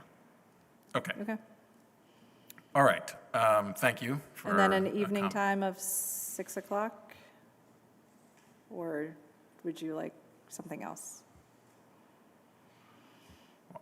Sure, I think 6 o'clock works. Okay, I will send you an email. Okay. And what I'll say to councilors is this evening, so I think we will plan on scheduling the site visit for 8:30 in the morning. We will plan on the necessity and compensation hearings beginning at 6 p.m. that night. If any counselor has concerns around that, if you could email me individually before this meeting is over, such that I can get that feedback to DPW and we can go from there. So thank you for accommodating that discussion. We have, did you want to be heard, Director Spencer? We just still have a motion on the table. Yes. As you thank probably know. We were about to get to that. I know we have to do that. So if there's no further discussion, I think we'll go to a vote then, and this allows for the warning of the hearing on May 21st. All in favor, please say aye. Aye. Are any opposed? That carries unanimously. So thank you. Thank you very much. With no other business before the City Council with Mayor presiding, we will adjourn that meeting at 8:44 p.m. and resume our regular City Council meeting with our last DPW-related item. I think as we prepare for that item and welcome Division Director Perry and Rob Goulding, it appears, to the table, I will say that a number of us in the council with a fairly brutal winter have reached out to us with questions around winter maintenance operations and the previously reported salt shortage, and very much appreciate DPW representatives being here this evening to provide a presentation and a recap on this past, hopefully past, winter's operations here. So again, Division Director Perry, Rob Goulding, appreciate your being here, and we'll turn the floor to you when you're ready. Yeah, thank you for having us. You'll have the presentation in your packet, so we'll go through that. I'm Division Director Lee Perry and Rob Goulding, a Public Information Manager. Move on to the next slide. So 2025-26 winter in a nutshell. Combining extreme cold, regional salt shortage, and our crews did maintain safety while reducing costs. We had 33 early call-ins to plow snow, 10 early starts at around 2 a.m. to remove snow, which involves removing snow in the downtown area around parking meters and stalls, basically from Maple Street to Pearl, South Winooski Ave to Battery. Once those were finished, we would generally filter out and do the real narrow streets, mostly in the Old North End. We had 3 overnight parking bans and use around 2,000 tons of salt. And as you can see in some of the news clippings, the severity of the cold and the salt shortage we had. Listed as well as the snow and frigid conditions, regional salt shortage, and balancing ecological health. And we'll touch on our snow and ice control plan, the budget, the challenges we had in the winter, and our modified approach, salt shortage, and communications. So on our snow and ice control plan, the full plan can be found at the link provided on the city website, and that covers anything from how we plow, how we calibrate our equipment, procure our salt, call staff in, and so forth. Truck and tractor routes are pre-assigned, meaning they have the same staff in them throughout the season, so they're very knowledgeable of their routes as well as the priorities within those routes. For storms, crews are on call, placed on call prior to the storm, and are effectively on standby to mobilize and head out into their route once the call comes in. And this also includes fleet maintenance technicians. We have teams of 2 that come in to support the plow operations in case there's any breakdowns during the storm or any routine maintenance, such as blade changes need to be done while we're plowing. We have 11 plow trucks, which include 1 small 1-ton, what we call dead-end trucks. They plow the extensive dead-end list that we have. And then we have 1 spare, being one of the larger plow trucks with a plow in the wing. Time to complete the routes is around 5 to 7 hours. That depends if we're going out for just a routine salt operation or our plowing and salting. We have 11 sidewalk tractors that include 2 spares. Time to complete the route, 6 to 7 hours, greater than 8 if we're salting, and then greater than 16 if we're snow blowing. As we get into the winter, and depending on the severity, we just have no room to put the snow when we plow with a regular traditional plow, so we have to switch to blowers. Our priority zones are the downtown, the Old North End, and schools, as well as main thoroughfares in and out of the city, so we can move traffic in and out. It takes a full team effort with all the departments listed, especially when we have multi-shift storms and large snow events. We'll tap other resources in other departments to help staff the vehicles for multi-day operations. And in our AFSCME contract, there's winter rules, which guide staff and ask them to be available to be on call from November 1st to April 15th. So we're sure that we have enough staff to respond to any snow events. And the FY26 street maintenance budget. So the budget for street, sidewalk, bike lane plowing is embedded in the general fund budget. It's around $2.9 million in expenses, including benefits. We generate $1.7 million in revenue, mostly through sidewalk construction, pothole filling, paving, and water resources work. There's an additional $300,000 that's provided through grant revenues, which has a $1.2 million in unbillable work, and the majority of that is estimated costs through street plowing and salting at $494,000 of the 95-mile of roads, and $529,000 for sidewalk plowing and salting of 130 miles of sidewalk. And these numbers do not include some of the indirect costs that are involved with the process. Salt supply, that was a big issue regionally this winter. The road salt budget has not changed in nearly a decade and stands at $285,000, and this is council approved in the overall budget process.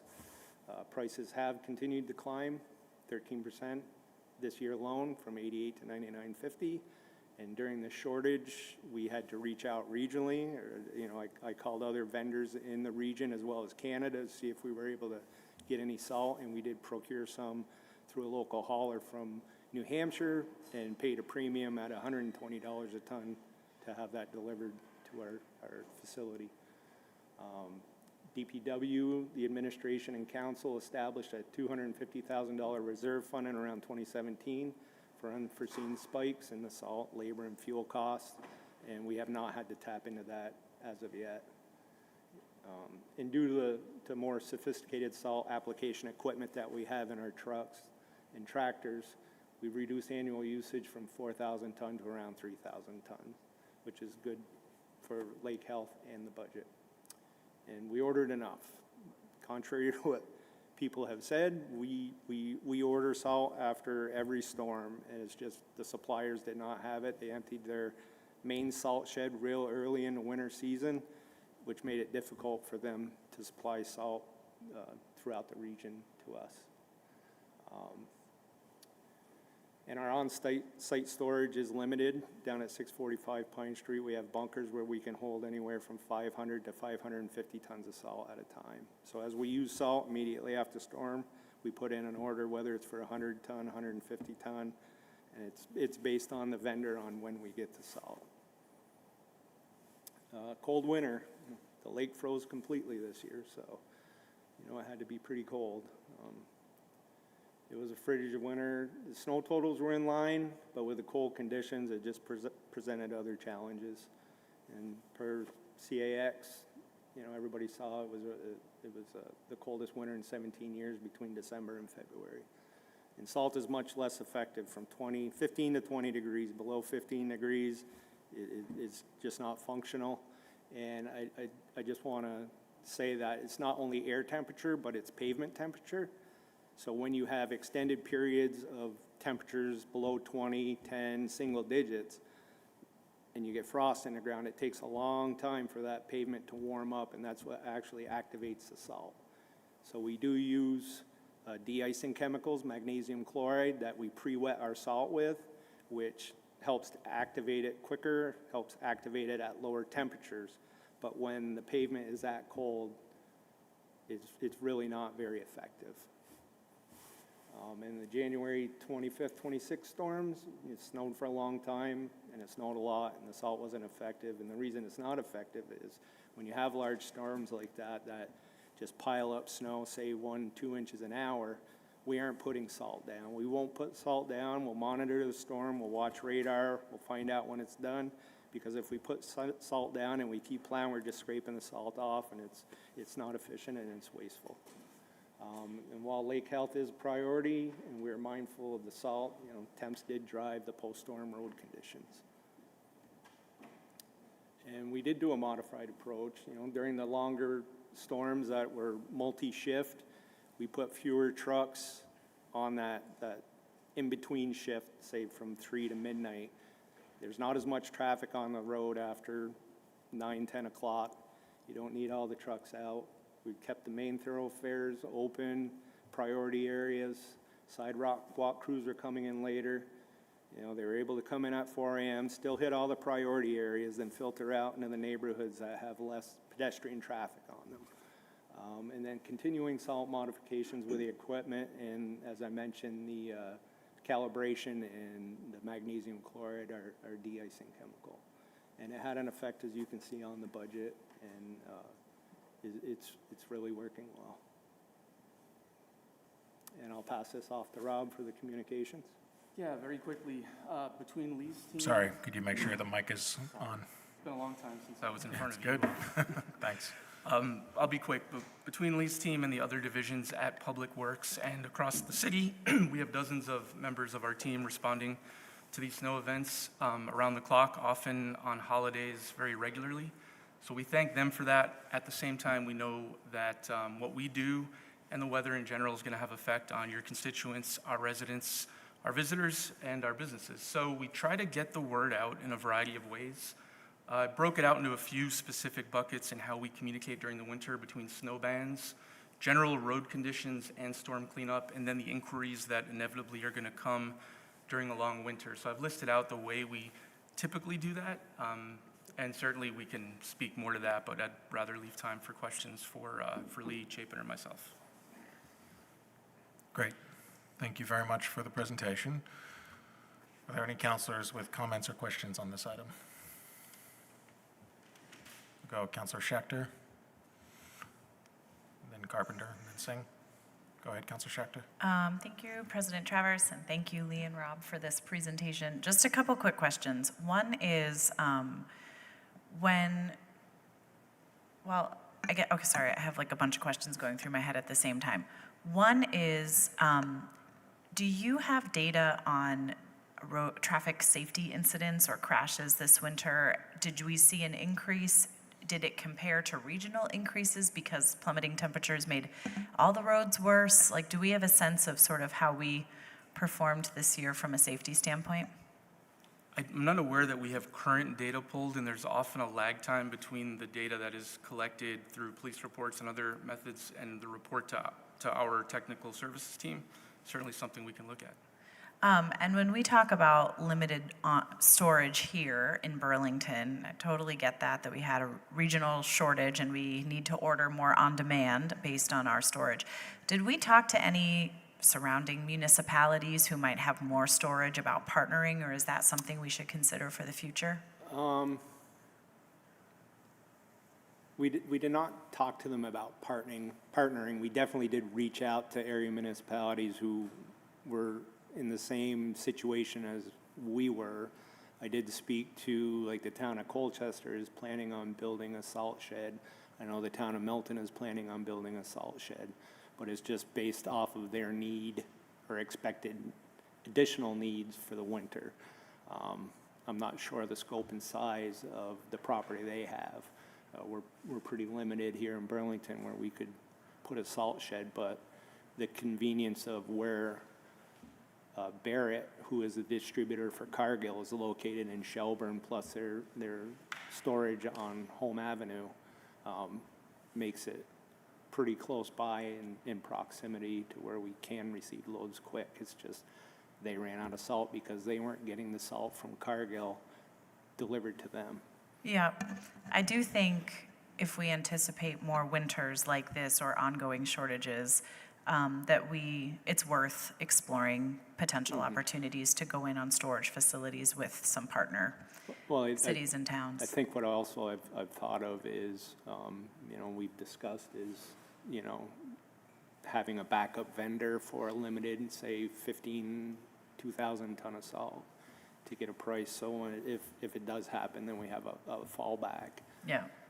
And then that modified service schedule, was that happening due to budget constraints or staffing constraints separate from the salt shortage and any other concerns that how did that modified staffing schedule play into sort of the full picture? I think a little bit of everything. Obviously, you all know with recycling, we were helping to backfill those positions, and it pulled from our plowing staff and everything. Plus, budget-wise, trying to be fiscally responsible. And, we were able to cut back in those few areas, and it didn't impact services. So I think it went well. So you don't think it had like a significant impact on people's experience, residents' experiences this winter? I don't think so, because we haven't changed our plowing practice. We just changed those couple hours that we didn't come in. All the core areas are still getting plowed. Okay. Their neighborhood might be getting plowed a little later as far as the sidewalks, but with road plowing, we always take care of the roads, the main thoroughfares first. Once traffic is moving and it's past that rush hour, and then we start dipping into the neighborhoods and clearing those out. Great, thank you. And also I should have started with a thank you for all that I know goes into this. And I love our sidewalk plows. I never tire of them, having lived in other cities where we don't have those, so thank you. We get a lot of people that want to drive those. I kind of want to drive one. Thank you. You're welcome. Councilor Carpenter. Thanks, and I want to thank you and Lee in particular who responded to my requests. Just out of curiosity, how long does it take you to plow the whole city? And you hear these comments. Well, I'm always the last one. And I'm just does it take 2 hours? And do you rotate who is the last one? No, because each truck has their own plow route. Okay. So in the new north end, in the old north end, and the south end, so they all have their own responsibility. And plowing it's all right-hand turns. So you're basically starting at one end of your route and just keep making right-hand turns all the way through your route. And it takes, in a good storm, it's going to take you 8 to 9 hours to plow. And then if it's snowing hard, you start at your route. By the time you get to the end of your route, you could have another 6 inches of snow, and those people are waking up. You've been by at 2 in the morning, and they think, oh, I haven't been plowed yet. And they don't know that you've already been by. Well, unless they're out shoveling their driveway. Okay, and this sort of, are the routes always the same in terms of? They don't change. Okay. They haven't changed. I've been here 19 years, and all the route maps are the same. Sidewalk maps, similar. They haven't changed. But does that create a situation where the same street is always plowed last?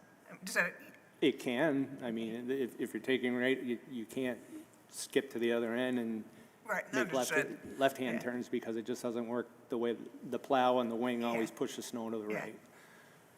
Okay, thanks. You're welcome. Thank you, Councilor Carpenter. Councilor Singh? Thank you again. I know wholehearted the pressures with people power at Public Works, so I appreciate you taking the time to do this and everything else you guys do in the city. Can you speak to a little bit about the modified second shift of plowing? You know, I would, you know, and I speak to that because I think generally people's perception this year was, you know, at the major commute times, which I think would be, you know, 4:30 or 4 o'clock to 6 o'clock, you know, they were experiencing where a lot of, roads seemed that they weren't plowed. So could you just speak to this modified schedule a little bit and Sure. why second shift was chosen? Yeah, and like I said, depending on the severity of the storm, you know, a lot of it, you know, depends on when the storm's going to end too. If it's started, you know, the night before and it's going to end at 5 or 6 o'clock, and we know it's going to stop, then we can run around and clean everything up pretty good. We generally have 2 trucks in the south end, 2 trucks in the center of town, 2 trucks in the new north end, when I say modified, compared to having 3, 3, and 3. So we're basically taking 1 truck out of each section of the city. And the 2 trucks, a lot of the times, we call it tandeming. So those main thoroughfares that I'm talking about to get people in and out of the city, we'll take 2 trucks and tandem the road one direction, hit the other one, and just weave our way back and forth, just keeping all the mains open. So depending on the severity of the storm and how hard it is snowing, there might be some conditions where it's never going to be bare pavement conditions when we're plowing. And is the timing of the storms, do you think, played into, you know, what people perceive like at commute times that, the streets weren't properly cleared in time? Well, I think a lot of that was with the temperatures as well. I mean, you know, the state had a lot more salt than the local municipalities had, because I saw a lot of comments, you know, Route 7's beautiful. Well, that's the state that does it, not the municipalities. So, you know, so once you hit that South Burlington line, you know, at the end of the interstate, yeah, our roads are probably not bare pavement. Same with coming from, you know, Williston Road or what have you. I think that had a lot to do with it as far as perception. As far as salt, and now I'm really curious, how much salt on hand do we have? Like, say we have 2 days of severe storms, you know, we only have so much that we're able to access. Well, we usually have 500 to 550 tons, so, you know, in an average storm, we may use 100 ton or a little less. And that's trucks and sidewalk tractors. Parks Department as well uses that salt supply to salt all their parking lots. And then the traffic department takes salt to do their garages and whatnot. Mm-hmm. So in theory, we would have enough for like a 5-day storm, like salt on hand, roughly. Yeah. You know, and if it's an ice storm, it's a totally It's a whole different animal. Yes, yeah, exactly, because it's not. You're putting salt down, and you can just about watch it run down. If it's on a hill, it's going to run down the road with the rain, even though it's freezing. Yeah. And normally, I believe, sorry to interrupt, normally I believe supply is more consistent. This year, if I'm not mistaken, that if we were drawing down the supply, we would normally be able to replenish a little quicker and more efficiently than we were able to this year, given the kind of national shortage that the suppliers didn't prepare for.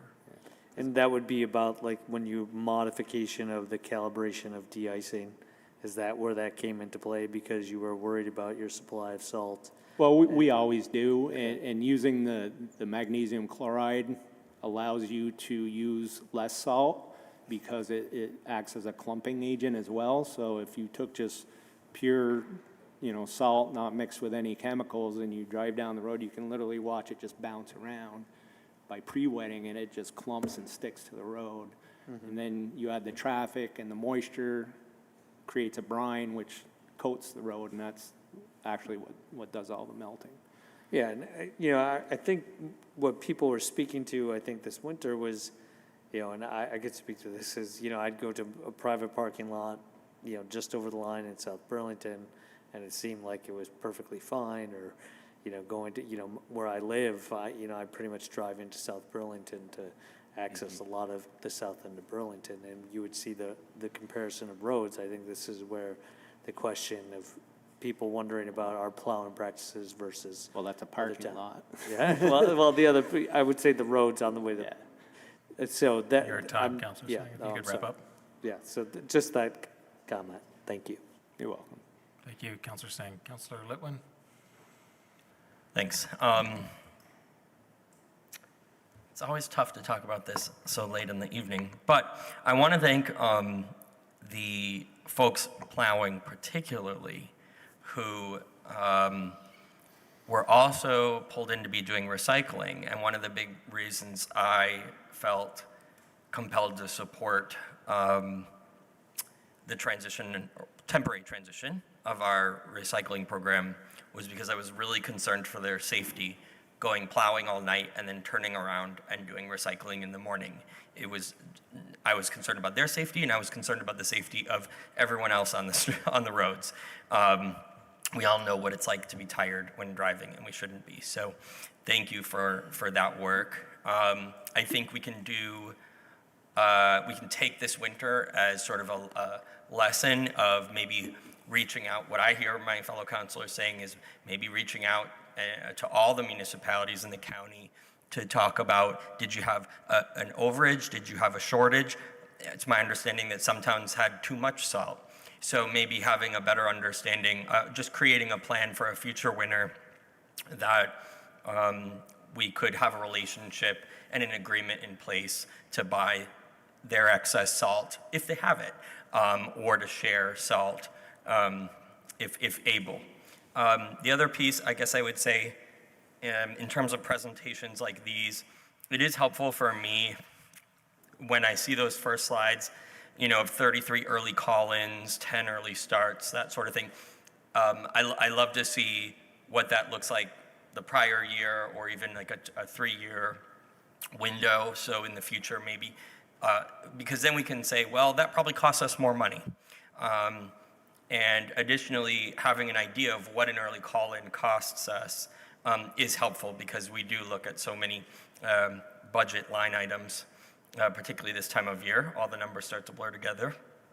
And additionally, one of the things that I noticed that was a little concerning to me was that you noted that prices continued to climb, and it was about a 13% just even this past year over year, so $88 a ton to $99 a ton, and that the salt budget hasn't changed in nearly a decade. But it was pointed out that the council approves the salt line in the overall budget. And I just want to be clear, the council approves every line in the budget, and it's the director's responsibility to not only plan for those climbs, but also tell us what's needed, or tell the mayor what's needed, because the mayor then presents the budget to us. So we can't know, at least I won't speak for other colleagues, but I'll speak for myself. I can't know that the salt line budget hasn't changed in 10 years, and I certainly can't know what it should be instead of 285. So Director Spencer, I hope you're taking notes. I really expect a change in that line item to reflect the actual need. And in addition, if the need wasn't met, then I see here that we established a $250,000 reserve fund in 2017 for unforeseen spikes in salt, labor, and fuel, and we haven't had to tap this yet. Now, I'm new to the council. This is only my start of my second term. I wasn't aware of this, and I'm just sort of curious, and this is my only question, why want to tap this year, given the state of some of the streets? Well, it wasn't that we couldn't buy salt, we just couldn't get salt. We had the money to pay for salt, we just couldn't get it. They weren't shipping it up into our region.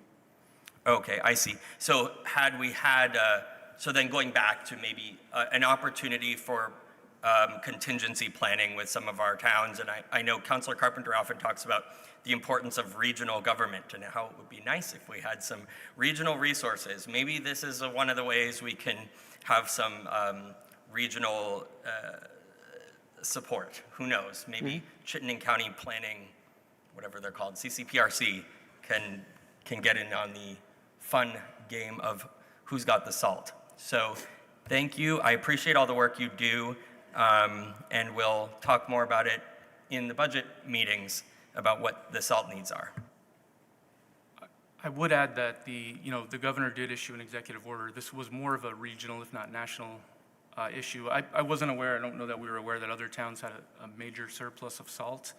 It was really an anomalous winter in terms of being able to access any salt supply from our normal suppliers, distributors, and others. I know Lee and his team have reached out across the region, including into New Hampshire. I think they called Canadian suppliers or distributors to try to get access to salt. So I think it was more about the anomalous nature of the supply this year, not that there was a lack of foresight.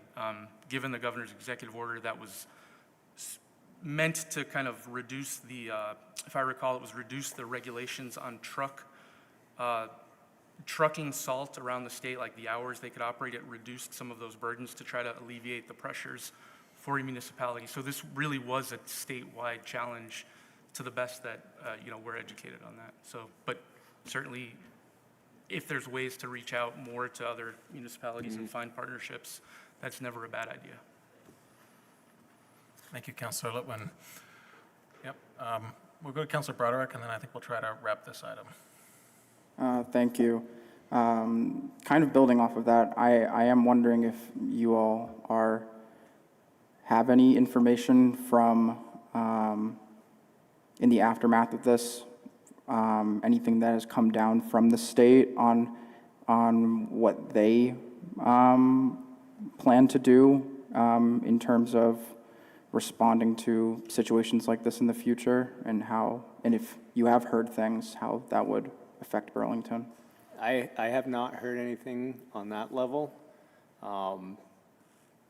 So the state does bid out salt contracts yearly, and I think there was 2 different suppliers that supplied the state.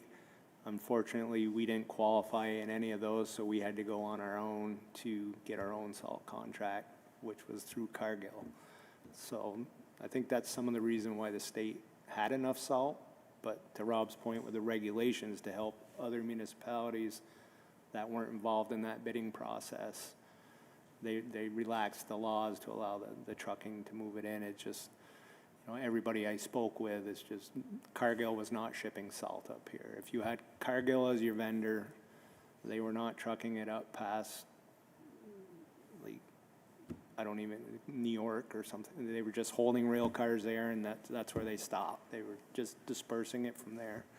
And then later in the winter, we started to get some more loads from Cargill mixed in through our distributor, Barrett.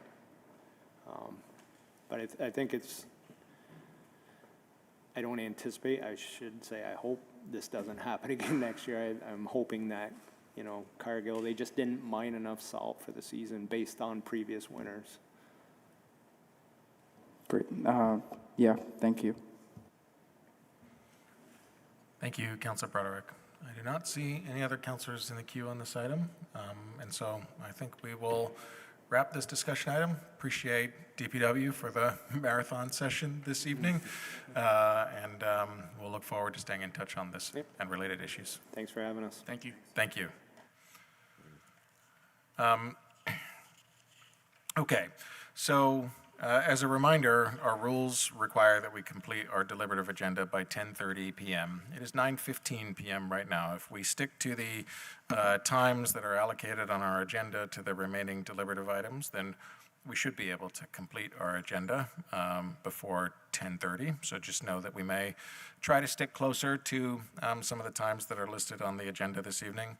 Our next deliberative item is item 6.6, which is the capital plan report from the clerk treasurer's office. And on this item, Ashley, will you be introducing the item, or Catherine, are you introducing it?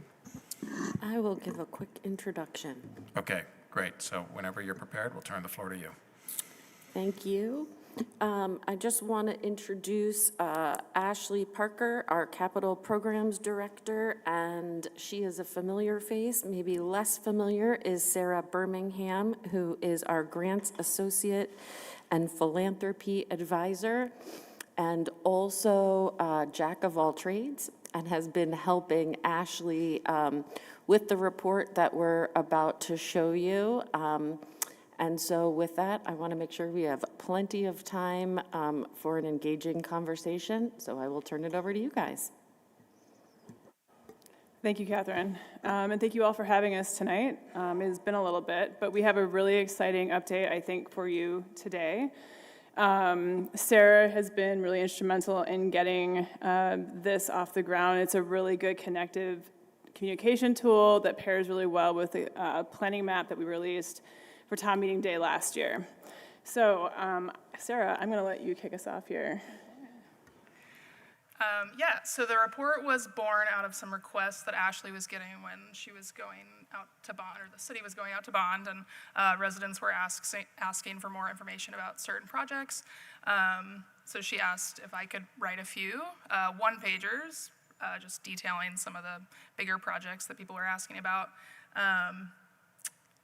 And that just kind of snowballed into several one-pagers to the point where we had many and enough to make a full report. And we started to pull in data with the help of Nancy Stetson. And we also worked with Warren Rich, who is the GIS specialist, on the map, which Ashley's been working with him for a while on that. But that one shows where the projects are across the city. And as they progress, they will show, at what level they have progressed, as well as the capital need for each fiscal year. So, yeah, it contains a very wide variety of the projects across asset types, and we tried to focus on, things like the total cost, the benefit to the community, and yeah, things like that.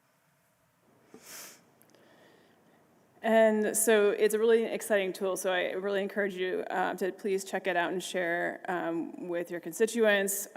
Sarah has helped also print out some postcards that we would like to distribute at some city buildings and give to you all to help share with other folks. It has a QR code, helps you get linked right up to both the map and the report so people can learn more about what we're doing. The other tool that we wanted to share tonight is one of the things that I have been wanting to do for a long time since taking this position a few years ago, was to try to come up with a system for evaluating and prioritizing our capital needs. This year we have a matrix that we have started to implement and apply across projects that are both ongoing but also requiring additional resources to sometimes get off the ground or to continue. This is going to be a system that provides a weighted numerical value so that we then end up with a ranking of projects across asset types. It'll help us better plan for all of our needs over time, and also will be an opportunity to create transparency and equity with our stakeholders.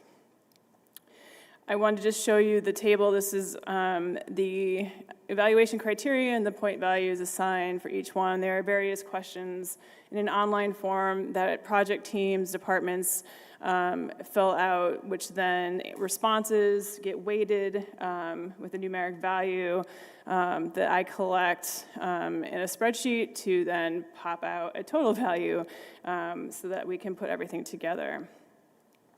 Just want to note at the bottom there, you'll see our fleet assets are actually going to continue to be scored and prioritized. They use a very specific software that is only for fleet assets, and so that will be their metric for prioritizing their needs. In the materials tonight, we shared with you the first prioritization ranking. In your packet, this is a very small picture of it here, but you'll see, I think it's like a 3-page document. You'll see all the projects and all the rankings. This is the first round of this. I fully expect some of these projects, most of them actually, to likely go through a reevaluation process again as projects advance, reach new milestones, or we learn more about the needs of different projects. This will, I think, really give us an opportunity to help, all departments evaluate their work plans so we can ensure consistency with this prioritization for funding. I've already been using this to also help. You'll see this in, I think, a couple of weeks when I give the general fund capital budget presentation. But the allocations for FY27 I'm proposing are based off of this prioritization framework, and all FY27 requests have received an allotment. You'll see that in the coming months, and it pairs really well with the needs, as we talked about during town meeting day, being connected to deferred maintenance and urgent asset need. I think that's really it.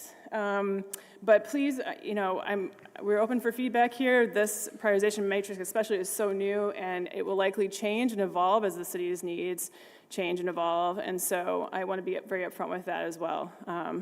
This will be an ongoing dialogue for sure. So.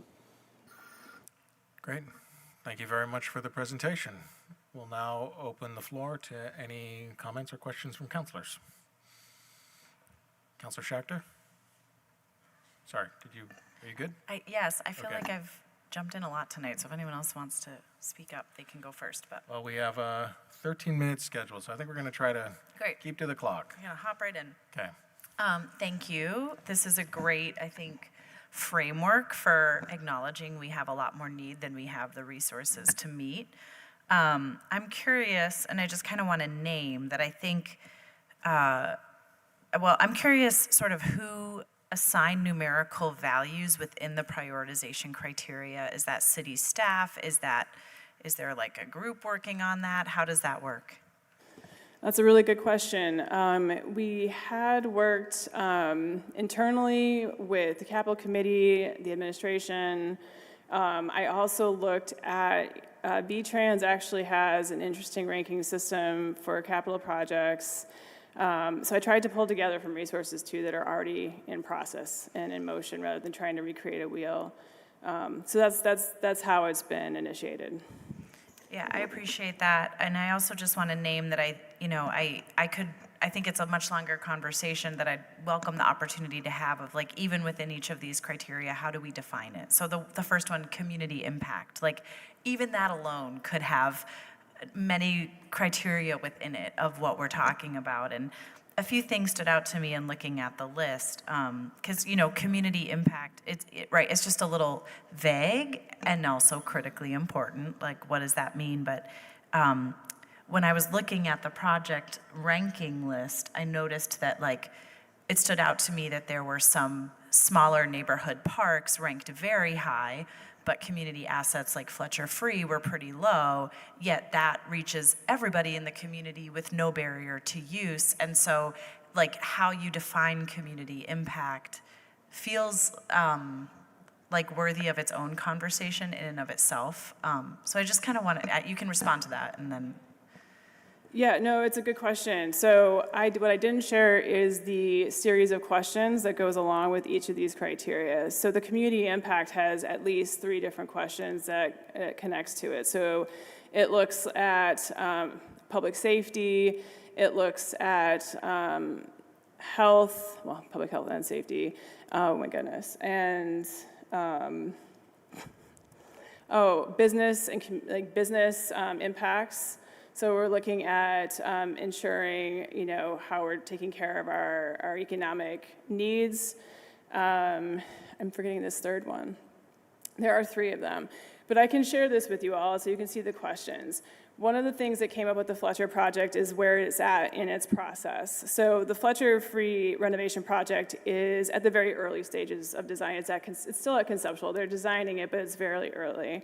And so what I'm trying to make sure that we're doing is that we're actually incorporating. So like, you know, say, we'll just talk about accessibility. So say somebody wants to check the box, we're going to do accessibility, but the plans don't have that defined yet. So I'm trying to encourage teams to understand that not only are we going to say, yep, we're going to do accessibility even though we don't have plans, that we're going to have plans that have accessibility already in them and that we're doing them. So they're designing these plans. I'm envisioning they're going to reevaluate the project, maybe even within 3 months here, to then give it a higher ranking. I just want to make sure that we're funding projects and getting things done we're doing what we say we're going to do, instead of coming up with plans that are not doing what we said we were going to do. No, I appreciate that.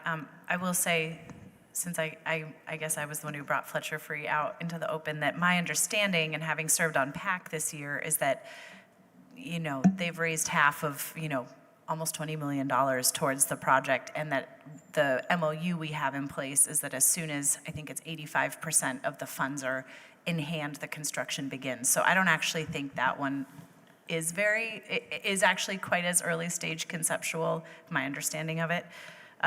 So I think that would be maybe a conversation we could have offline, because I think there's been so much support raised for that project that I think it's important for the city to prioritize making some investment in it, right, so that we can help kind of see it through and show that we're invested as well. It's been a lot of private philanthropy. But that's a separate thing I'd love to follow up. And I think it would be very interesting to see the criteria just more broadly. I think this is a really interesting exercise and a really important starting point, and I can only imagine the work that's gone into it. But I'll stop there because I'm at time, but thank you. Thank you, Councilor Schachter. Councilor Litwin? Thank you. Councilor Schachter kind of like teed me up nicely for my only questions, really. I think a lot about systems like these, which are great, and they're great systems for equally applying a metric to sort of all sorts of projects. But then we get into the question of equity, right? And one of the questions I have is like, who's filling out this form, and what implicit biases does that individual take with them to the table when they're let's say answering the question on community impact, right? Like, does that person, and so we're not seeing the questions tonight. I assumed there were questions, which is fine. So I guess the question I have for you is, how are you engaging the REIB office? And for the public out there, this is another example, and I'm just gonna keep saying this, for like, thank you for voting to charter it, because when we don't have offices like these in place, we don't have a resource to send directors and departments to who are doing this type of evaluation. So if you could tell me a little bit about like what work you've done with REIB or plan to do with REIB to sort of take this project into a great space with an equity lensed approach, but also the to what degree you've been able to engage the accessibility advisory committee, which I see Catherine smiling, so she's been championing that for a while. So thanks. Ashley, if it's okay with you, I'm just going to start and then I'll hand it over to you. Something that both counselors have just raised is sort of the issue around broad engagement on this, and something that I think Ashley might take for granted but hasn't been highlighted that I just wanted to bring to the fore is that the Capital Committee, I think, is one of the city's best examples of a truly cross-sectoral. I think we have representatives from every department that even touches Capital. And so recognizing that there are implicit biases when the sort of like host department, like Mary filled out the application, so to speak, for getting the Fletcher-free renovation onto the list. But then the entire capital committee reviews it. I mean, first Ashley does to make sure nothing's been missed, but then we have a full debate. The capital committee meets, I think, twice a month. And we fully debate these things as they come on. So it's really getting a robust look. And then I'll let Ashley answer more specifically for the accessibility and REIB pieces. But I did ask / volunteer Ashley to join the accessibility committee maybe 2 years ago. So she is very engaged in that. I think my name's actually in the resolution or for the committee. Yeah, so no, it's a really good question about RIB, and it is, the equity question is definitely one that I wanted to have in the initial round of criteria and questions. I think Kelly was just coming on board around the time that we were really, this work started back in September, October of last year. So we've been working on this for more than 6 months. And I have met with Kelly and I've reviewed all of this with her, and I intend to continue working with the REIB team I feel like the REIB team should be guiding us in that work and defining for us how we should be evaluating what is the data we need, what is the information that departments should look for. So I do fully intend to add more questions to this initial list of questions and criteria. And the accessibility piece, I serve on the accessibility committee, and I have brought this to their attention, so they are aware of it, and I hope to engage again with them more. The accessibility piece actually is called out as one of the community impact questions specifically, and so, and that's where, again, I will share these questions so you guys can see what the departments and teams fill out, what they're asked to answer. Each of the questions also has like a example of what an answer would mean, like a definition, so people know what we're looking for. It has been challenging. There are biases in terms of answering questions, or everybody is they're advocates for their projects, and that's how it should be. But it does make it challenging when you're trying to really figure out what are the priorities of the city today, and what are the things that absolutely need to be funded today. And so that's been kind of the trick of putting this all together to figure out what works the best. So anyway, those were really good questions. Thank you. Thank you, Councillor Litwin. I do not have any other councillors wishing to be recognized on this item. So with that, gratitude and thanks for the presentation, and we'll look forward to many ongoing discussions about a number of the projects that are mentioned. And thank you for the postcards. All right, that brings us now to item 6.7. This is an item that was on our consent agenda. It's a proposed ordinance on gross receipts sponsored by Councillor Bergman. As the recommended action on this is referral to committee, we don't have specific time set aside for this item, but we'll ask to the extent possible that councillors keep their comments limited on it, given the preliminary language on it. Councillor Bergman, you are the main sponsor on the item, so I'd be happy to give you the opportunity to introduce it, and then I'll likely turn to Councillor Singh, who asked that it be put onto the deliberative agenda. But Councillor Bergman, do you want to introduce the item? Yeah, first of all, I just want to apologize for not being there in person, but I got a health issue right around 3 o'clock that is continuing to raise havoc with me. So with that said, I'd like to move to waive the actual reading and approve as the first reading of the proposed gross receipts ordinance, and to refer it to the ordinance committee to report back to the full council prior to the June 1st, 2026 city council meeting. And depending on the comments on it, I would like the floor back if necessary, but hope that I don't have to. Okay.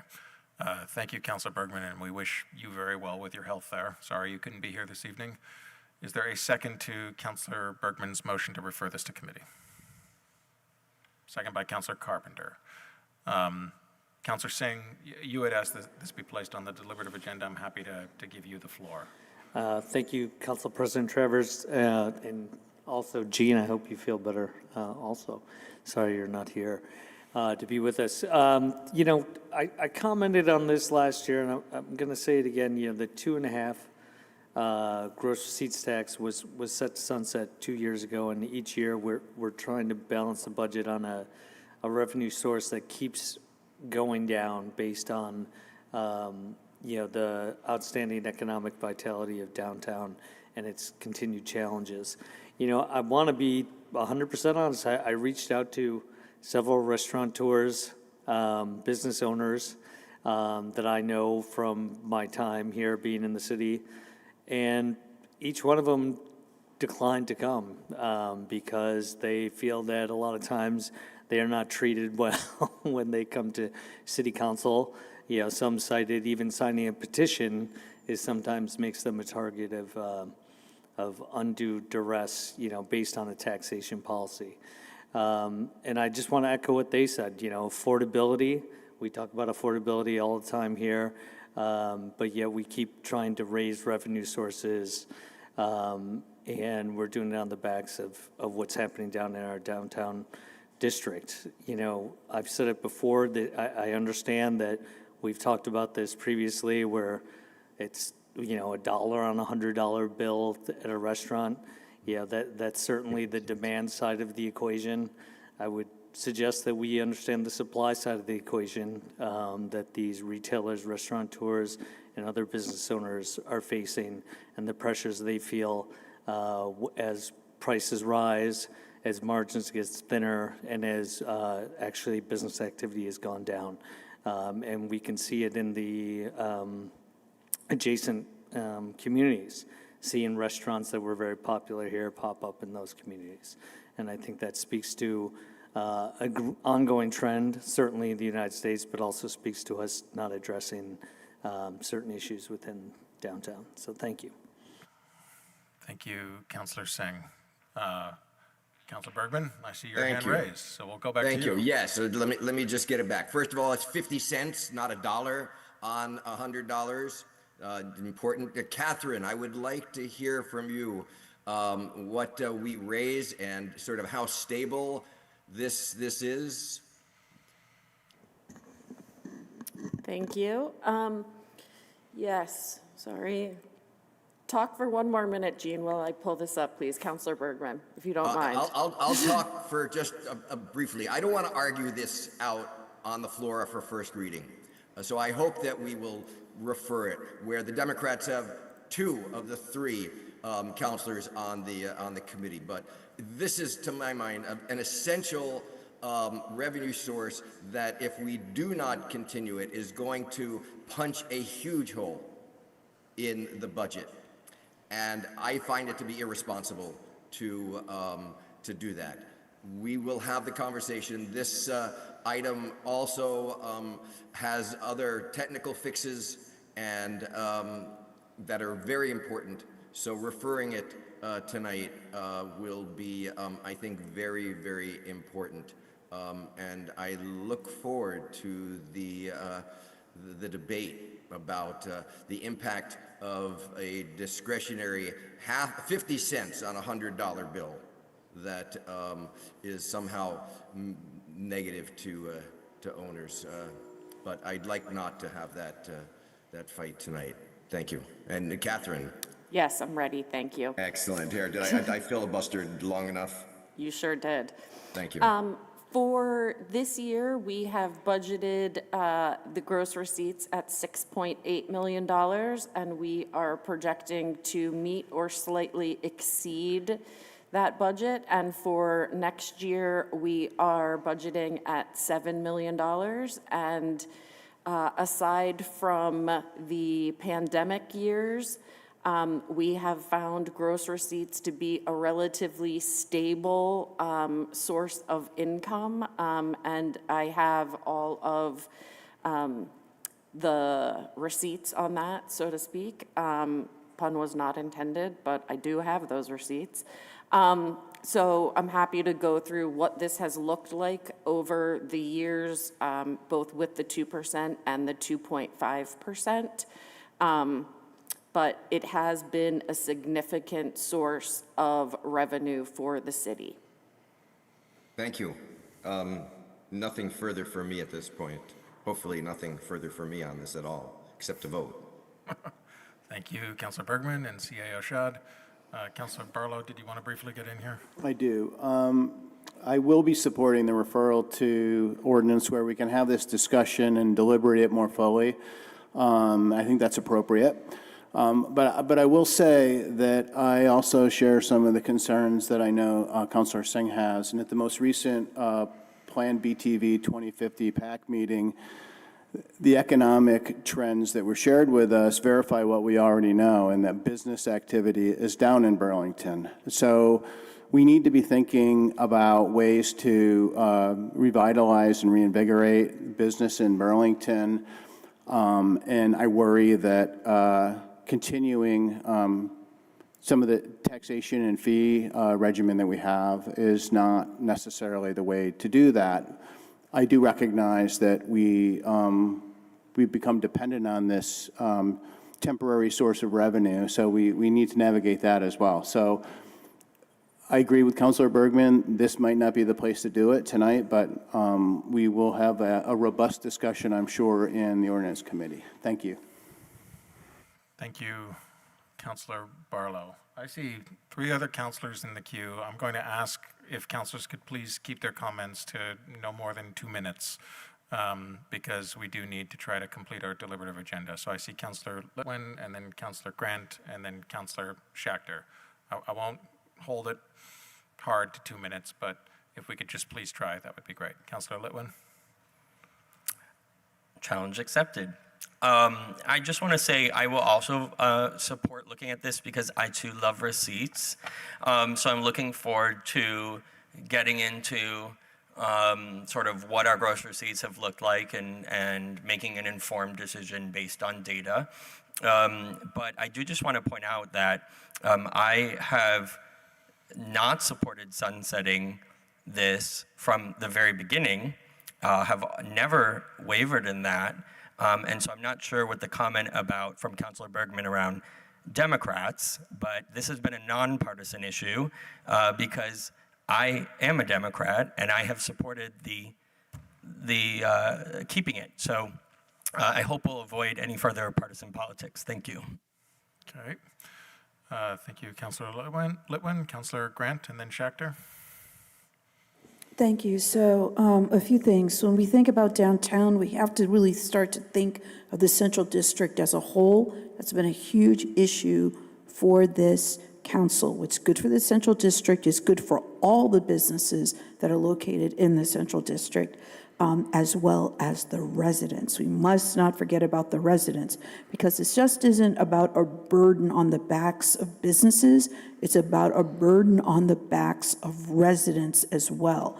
We have to spread that burden.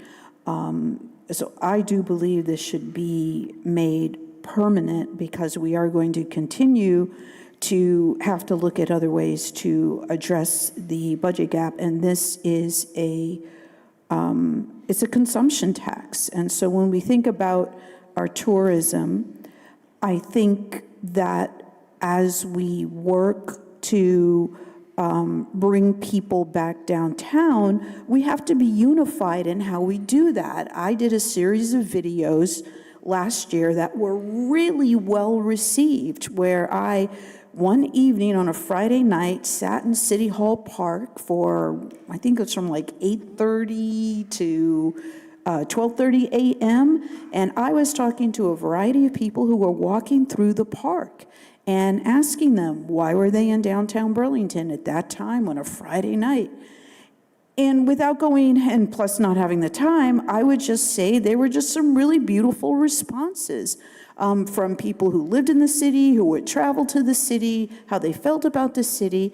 And I had a fellow counselor denigrate those videos and denigrate my effort to spread joy in the Central District. And we need to spread joy.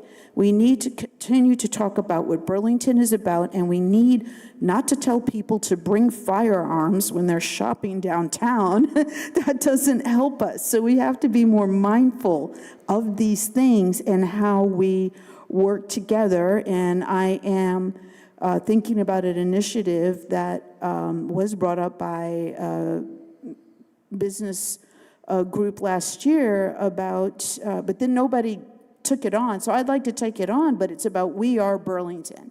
I am Burlington. And we have to figure out how we're going to promote our city, because we can't expect Canadians to come back in the numbers that they have been visiting anytime soon.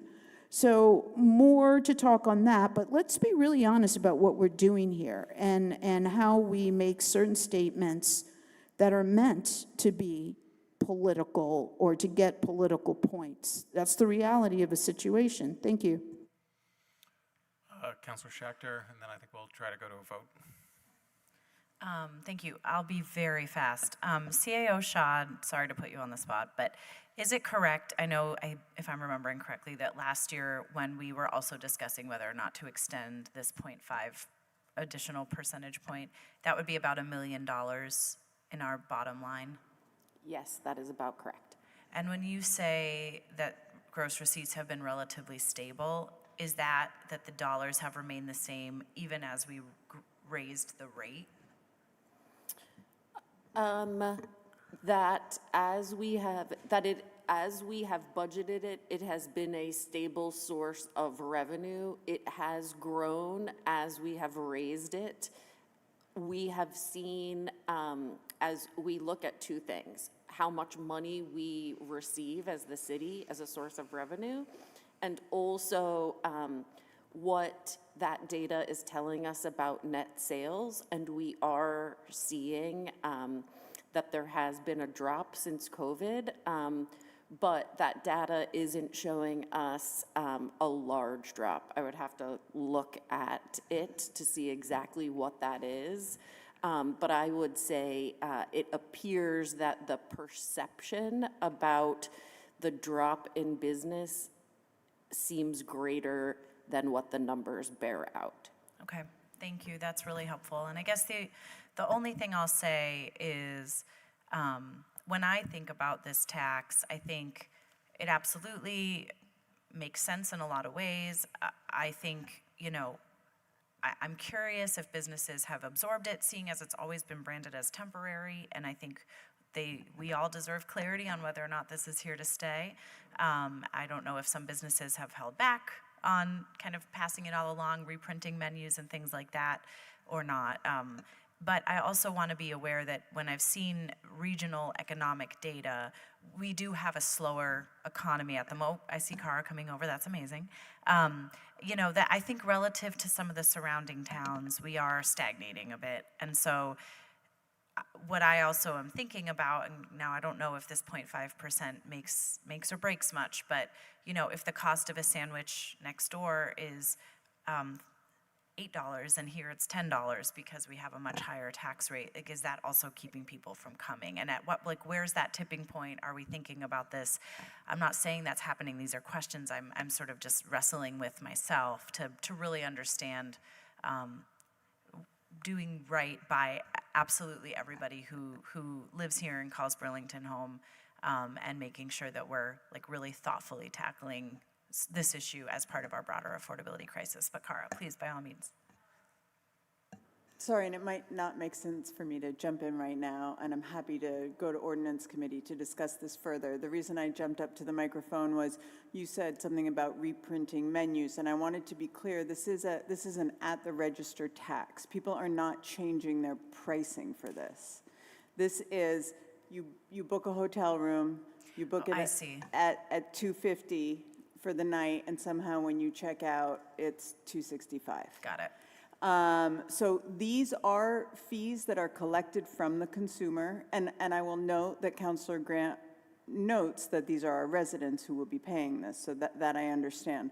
But this is, you look at the menu, it says $10 for the burger, and then when the check comes, there's the tax at the bottom. Got it. So this doesn't impact actual pricing on the menu. This is and there is a lot of studies done, including by the Federal Reserve, and I'll be happy to discuss this in Ordinance Committee, that states that there is very little impact on consumer behavior. It's called a tax salience. There's very little impact on consumer behavior when it's charged at the register. When it is included in the price tag, however, that's usually when consumer behavior is altered. Thank you. But I'm happy to discuss it further in ordinance. That's great. No, thank you. This is great info, and I don't mean to move to deliberation. I was mostly wanting to flag the sort of like bottom line revenue change, should we not extend this? Thank you. Thanks. Thank you, Councilor Schachter. Were there any other councilors that wanted to speak on this item? Okay. Councilor Newbeezer, I think we'll go to you. We've been holding councilors to 2 minutes here. I think we'll try to wrap up with you and then go to a vote. Yeah, just really quickly, because I know this is an ongoing discussion, and some of this discussion will happen in ordinance committee, obviously moving forward. But because we've been talking about this for as long as I've been on council, I think the $8 sandwich is actually a great example, right? It's actually not the difference between, and for the public's benefit, $8 and a $10 sandwich. It's the difference between $8 sandwich, you pay 16 cents in gross receipts, or an $8 sandwich and you pay 20 cents in gross receipts. So that's the sort of impact we're talking about. And I do want us to keep that in perspective, and for the public to keep that in perspective. Like it's 4 cents on that $8 sandwich. Okay. Councilor Broderick, I think we were we'll go to you. I'm mindful of the fact that we have 38 minutes before 10:30, so, okay, go ahead. I just wanted to add on to Councilor Newbeezer's point that in now comparing us to other towns, you're getting the $8 plus 16 cents sandwich in a different town, and then or the $8 plus 20 cents, and you're here in Burlington, which I think we can all agree is a great place to be for more reasons than a sandwich, though we have great sandwiches. Thank you. I think we can agree on the sandwiches. So thank you, Councilor Broderick.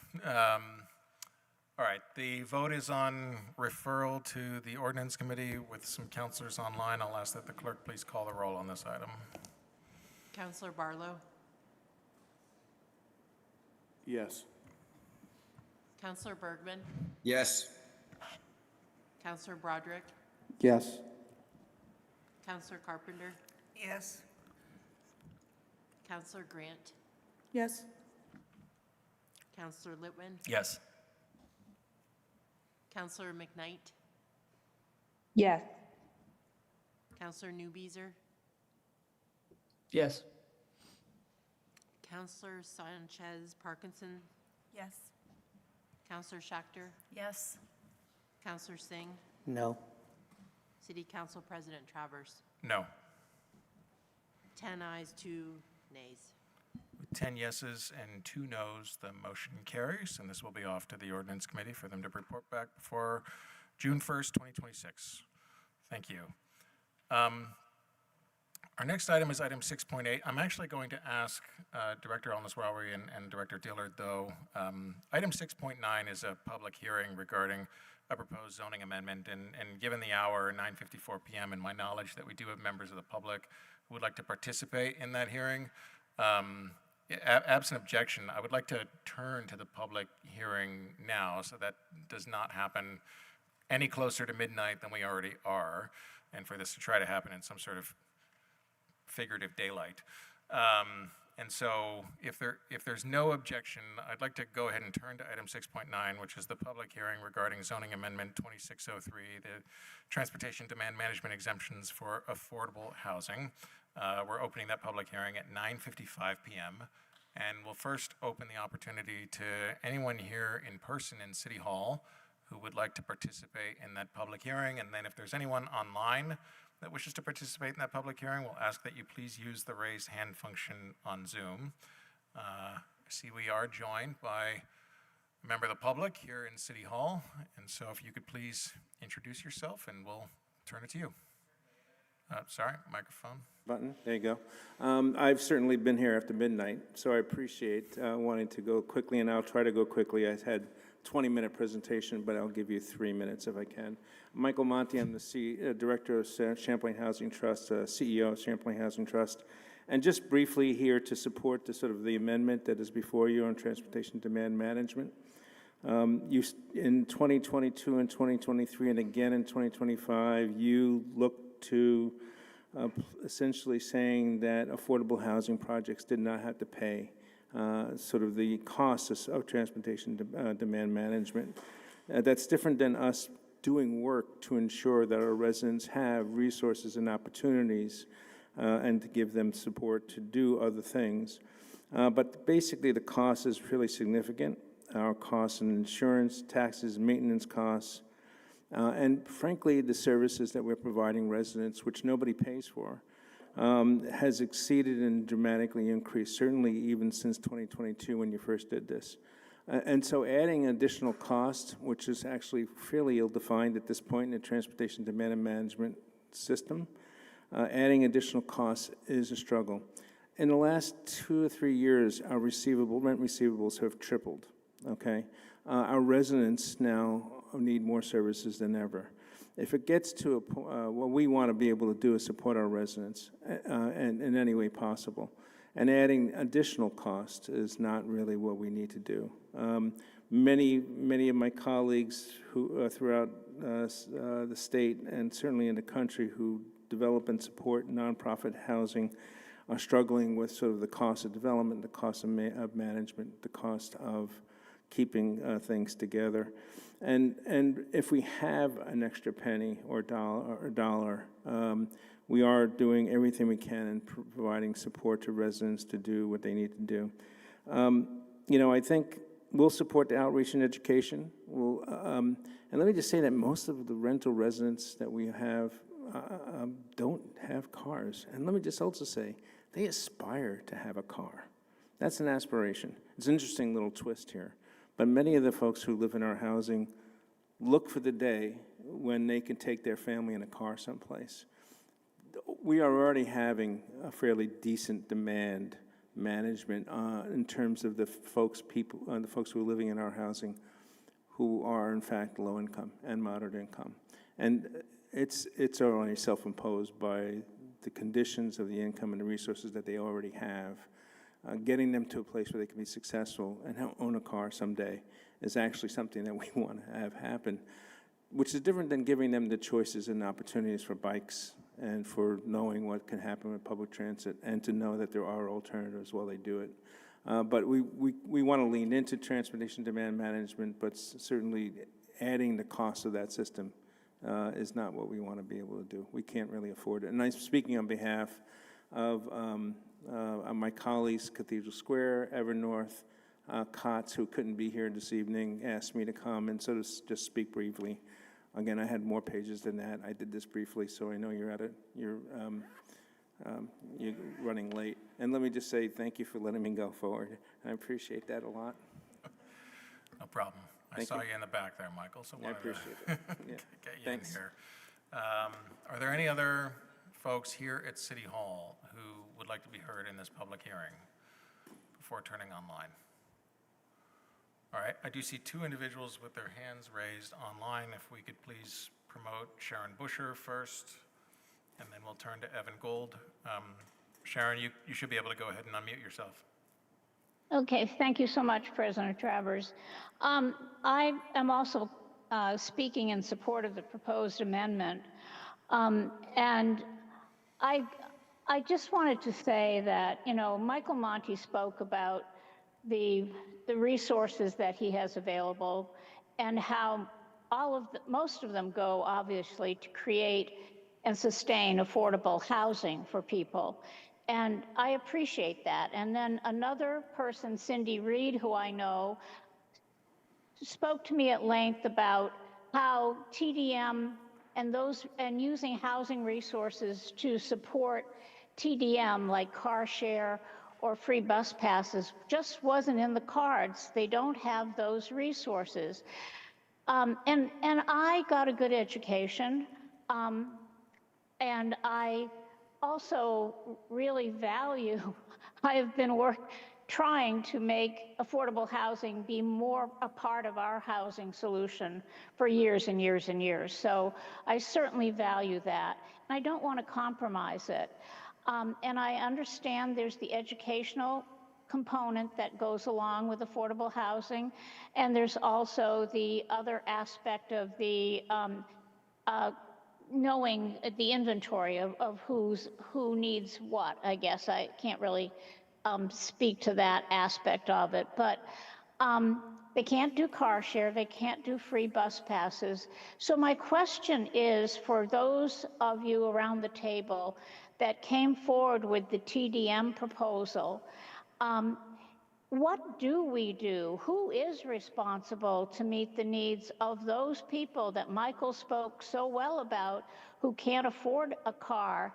How do they transport themselves from their place where they live to where they need to go? Now, I was also educated by Councilor Carpenter, who told me that a lot of the members that live in affordable housing have access to free bus passes. I don't know if that's everybody. I don't know that criteria, but I still think it begs the question of looking at, affordable units being exempt, but then also if we are serious about transportation demand management and actually meeting people's needs, then who is responsible for that burden? So I support the amendment. I understand it, but I still think we leave people without transportation access, and I think that's a problem. So thank you. Thank you, Sharon. The last individual I see with their hand raised online is Evan Gould. If we could please promote Evan. Evan, you should be able to unmute yourself. Yep, can you hear me okay? Yes. Cool. Yeah, I also wanted to speak in support of this amendment. I kind of spoke at the Planning Commission as well. I think if you look at the statistics, the rate of car ownership, like Michael Monti said, in kind of the income brackets that are served by their units is much lower. And so they don't have as large of an impact on the traffic system or transportation system as you'd expect. And so I think if we're trying to encourage affordable housing, having those exemptions in place makes sense. And it seems like this was kind of an oversight. I will say the one kind of thing that I said during the Planning Commission and other meetings is I think this could probably be broader because the reality is even for like IZ units, et cetera, when they're in a building, they would still have to comply with TDM.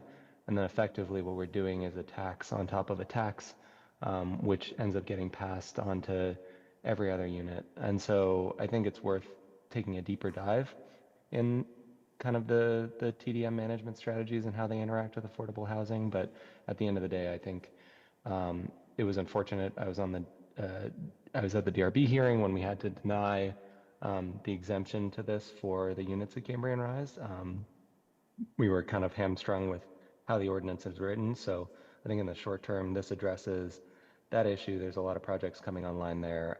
So I am supportive of this ordinance, even though I don't feel like it necessarily goes kind of far enough. But that's my 2 cents. Thank you. Thank you. Is there anyone else here in person or online who wishes to participate in this public hearing? If online, please use the raise hand function. If you're in person, please come forward to the table. I'll ask once more if there's anyone else who wishes to participate in this hearing. All right, seeing no one, we will close the hearing then at 10:05 p.m. And appreciate the cooperation of the council and staff with the remaining deliberative items. I think you were going to have to be here anyway, so I appreciate your accommodating the movement of the agenda here. So we'll now double back to item 6.8. Or do you want to, let's wrap up this one. Let's wrap up this one. Okay, so absent objection, right, we will turn to item 6.10, which is the ordinance that we just did the public hearing on, the TDM exemptions for affordable housing. And Director Dillard, appreciate your being here, along with staff from your department to present on this. Thank you, Council President Travers, and thank you for letting us continue this item. You all have not met, at least at this table, our senior planner, Stella Jordan. I think all of you have met her elsewhere, but Stella's been managing this effort, and she's going to get to go home after this. She doesn't have to stick around for the next item, so appreciate that. Yep, I'm just going to introduce this one. This one had a atypical path to you all. It originated in the Council Ordinance Committee. The Planning Commission did receive it. I think Stella can talk about that process a little bit. But without further ado, we'll just jump into this and just be brief, and I'm happy to sort of answer or respond to any of the comments, questions that you heard from public forum. All right, I'm just going to provide a little bit of background on this amendment, and I will try to be quick so that we can get to our final business tonight. But yeah, as Charles mentioned, this was a little bit of an unusual process. This amendment actually originated with the City Council Ordinance Committee, who in February held a discussion with affordable housing developers to hear some of the concerns that some members of the public raised tonight, and at that meeting requested that Office of City Planning staff draft this amendment to address some of those concerns. And so just to recap the discussions to date, after that, the City Council Ordinance Committee reviewed our draft of this amendment and recommended referral to both the Planning Commission for review and to the City Council. That happened concurrently, and then the Planning Commission discussed this amendment on March 10th. And just to recap quickly, some of the things that commissioners expressed during that discussion, ultimately pretty broad support for this amendment as a correction to clarify the original intent of our TDM ordinance, but raised some concerns about the unusual amendment process, and also expressed, as some members of the public did tonight, a desire for deeper discussion on the impacts of affordable housing TDM exemptions to be thought about more in the future.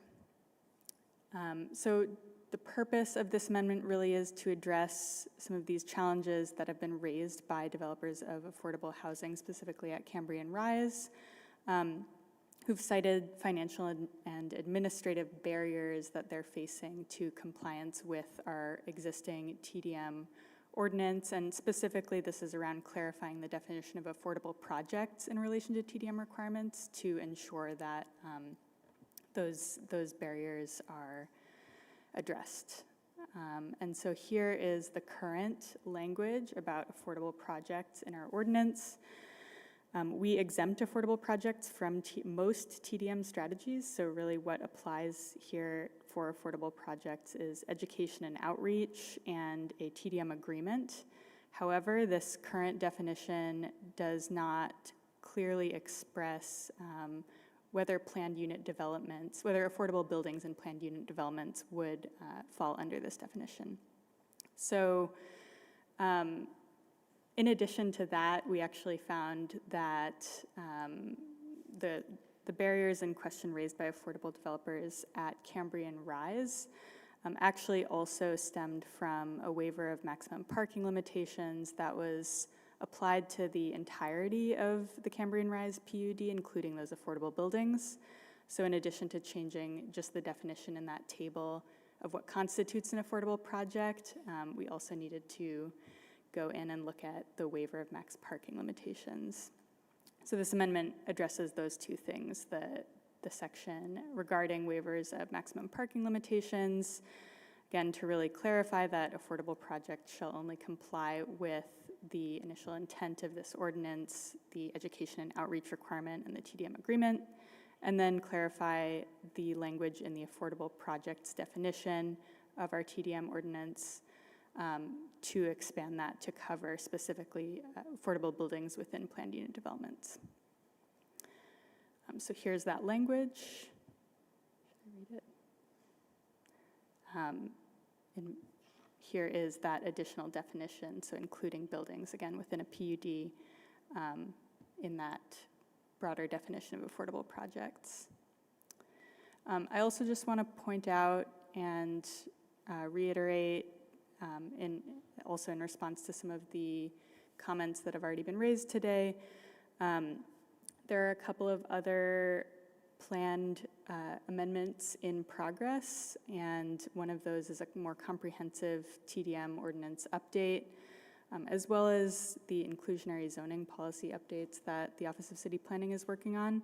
Both of these are opportunities to really dig into this topic in more depth, and specifically with our broader TDM ordinance rewrite, really looking at reassessing and rebalancing our requirements, instituting a points-based system, incorporating recommendations from the Transportation Options Study, and also continuing to really dig into this question of TDM requirements for affordable housing development in particular. And I'll just state a couple of quick examples. So other cities that we've been looking at specifically credit affordable projects in their calculation of TDM requirements, really to acknowledge the trip reduction benefit that these developments offer. And also many cities tailor their TDM strategy options to better meet the needs of affordable housing residents, which also then provides more choice and flexibility to developers. So those are all things that we're going to be continuing to talk about. Again, this ordinance is really sort of a quick fix in the interim. All right. Thank you very much for the presentation and for being here late in the evening. Are there any councilors with comments or questions on this item? Council President. Yes, Councilor Bergman, Travers, could I make a motion to waive the second reading and adopt the ordinance and get us on track here? You may. I consider Thank that you. motion I'd like to made. do that. I make that motion to waive the second reading and adopt the ordinance and have the floor back for a very brief second. Thank you. Is there a second to that motion? Thank you, Councilor Sanchez Parkinson. Thank you. Oh, you were pointing, oh, can we call it a second? Okay, we'll call it a second.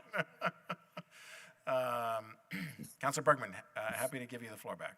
Thank you, and I hate to say that I'm going to actually rely on Sarah and Mark to do some heavy lifting given this issue that I've got. But I just want to say I was the initial sponsor and the pusher of the TDM ordinance that we haven't adopted based on what the parking minimum elimination that we did those many years ago. And it was always the intent to do what we are now correcting.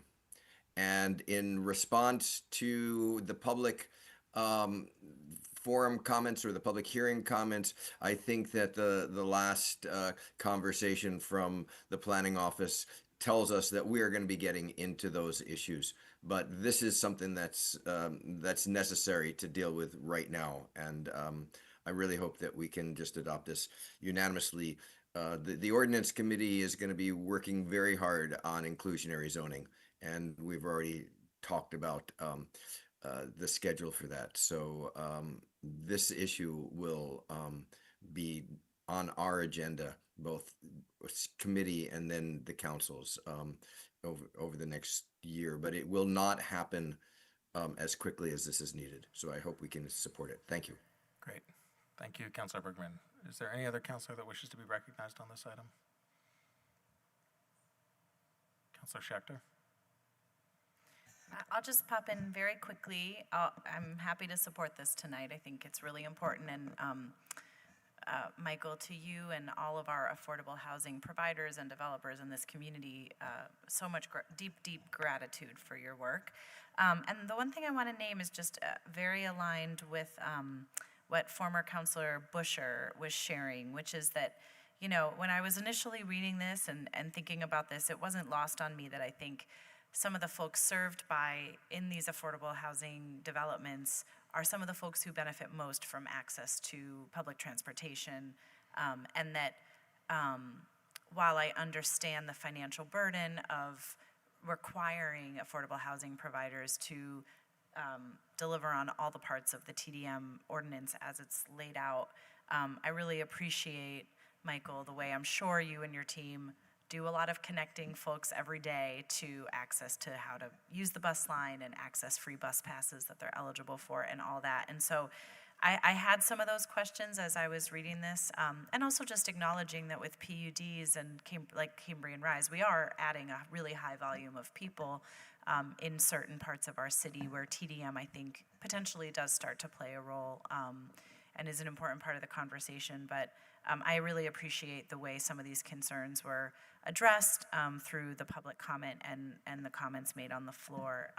And so, yeah, and mostly just gratitude. And the other thing I'll name is it was just a little interesting to me the way this kind of went through planning, kind of went through ordinance. And so thank you, Director Dillard, for responding to my question, just trying to understand the process here.